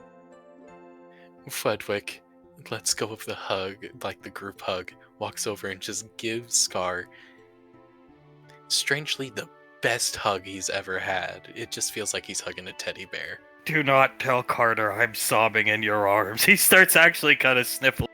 I won't, buddy. I won't. You can cry all you want, I understand. And he does. While flashing back up here, peek one. So that's that. The game, the board is set. The pieces, well, one piece you can't keep up with, and it's moving. It's like you two are pawns versus a queen. Oh, and you are blocked by 2 other pawns, so basically you can't move at all. How's it feel? Like I'm dying? Like I'm losing a piece of my soul. God will throw her arm up in the air. Just in frustration, can't bring herself to say anything. Julius nods. Yeah. Imagine how we feel. It isn't even our fault, but yet we're still losing our best friends. We knew her first. Julius nods. You may have raised her, had her under your tutelage. We really knew her first. Yeah, I fucked up with her a long time ago. Yeah. So, if, and let me tell you, this is a huge if you guys see her again, what are you gonna do? Fix it, no matter what. I promise you that. But for everyone, for our sake, the 3 of us, her and Mom and Dad. Good. Very good. Because we both know what happens if you don't. I know. Julius puts both hands in his pockets, shrugs. Good. Wonderful discussion. Anything you want to add, honey? No. Just glaring at Davy. Davine looks at her and just nods. Good. He holds Pequod's hand. And, oh god, I'm sorry to ask you this again, honey. Are you sure there's nothing I missed? She's just... Maybe there is, but she's just staring at Davy, taking all of her willpower not to clock Davy. Okay. Alright. I'm going to carry my wife back home. Would you mind if they kept Hale just so they can really stew in how much they fucked up? Sure, they don't know how long they'll have her. I'm sure she could get teleported away any second. Would you like her? Davy nods and puts her hands out for her. She'll hand her Hale. Davy will hug Hale as tightly as she feels comfortable hugging a baby. It is consolation as Hunk will wrap his arms around Davine, kissing her on the head. It is consolation, but the kids are fine. The rest of the kids should be all over and done with tomorrow, so they should be back soon. Hunk just nods, crying. Julius nods. From what I'm told, Elizabeth did very well. She was kept safe by Sam, and she just did very well. As did JJ. He apparently ran into battle to save Sam. Save his woman. Davy nods. Thank you for letting us know. Right. Clenching her fist so tight Julius can hear it. Julius just looks at Hunk, and yeah, they can all see it. They can all see it. Just almost all of his runes at once light up. Suletta waving her hand to tell Julius to calm down. She mouths please, gestures to these two, a crying mess, the cat dismissively looking at them both. Julius's jaw locked tightly, and he puts up one finger and says, "One punch very soon." I deserve it. And then all of his runes turn off, basically. Have fun with Hale for as long as you have her. Take me out of here. He picks her up and flies her out of there. Well, I know he's just sobbing, crying into Davine's head. I don't know what Davine's doing. I feel Davine. She's panicking. She is about to lose her daughter with almost no chance of her being able to see her again to fix it. And that's just dawning on her, and she's having a panic attack, I think. He pulls her in tighter. We will fix it. We've tackled anything life's thrown at us, we will fix it. I can't. I'm struggling to breathe. We'll fix it. Kissing her on the head. We're not going to be able to fix it like this, though. We have to calm down. Is she nuts? We have to calm down. We have to. She hugs onto Hunk's arm very tightly. Well, with one arm, the other holding Hale. We have to calm down, and we will fix it, because we will see her again. All we need is the one chance. We'll fix it, dear. He'll lift her chin and kiss her on the lips. We'll fix it. She flashes him the saddest smile she's ever flashed him. I promise you we will fix it. And now she starts to cry right into his chest. And we'll cut there. Suletta will just rub their shoulders.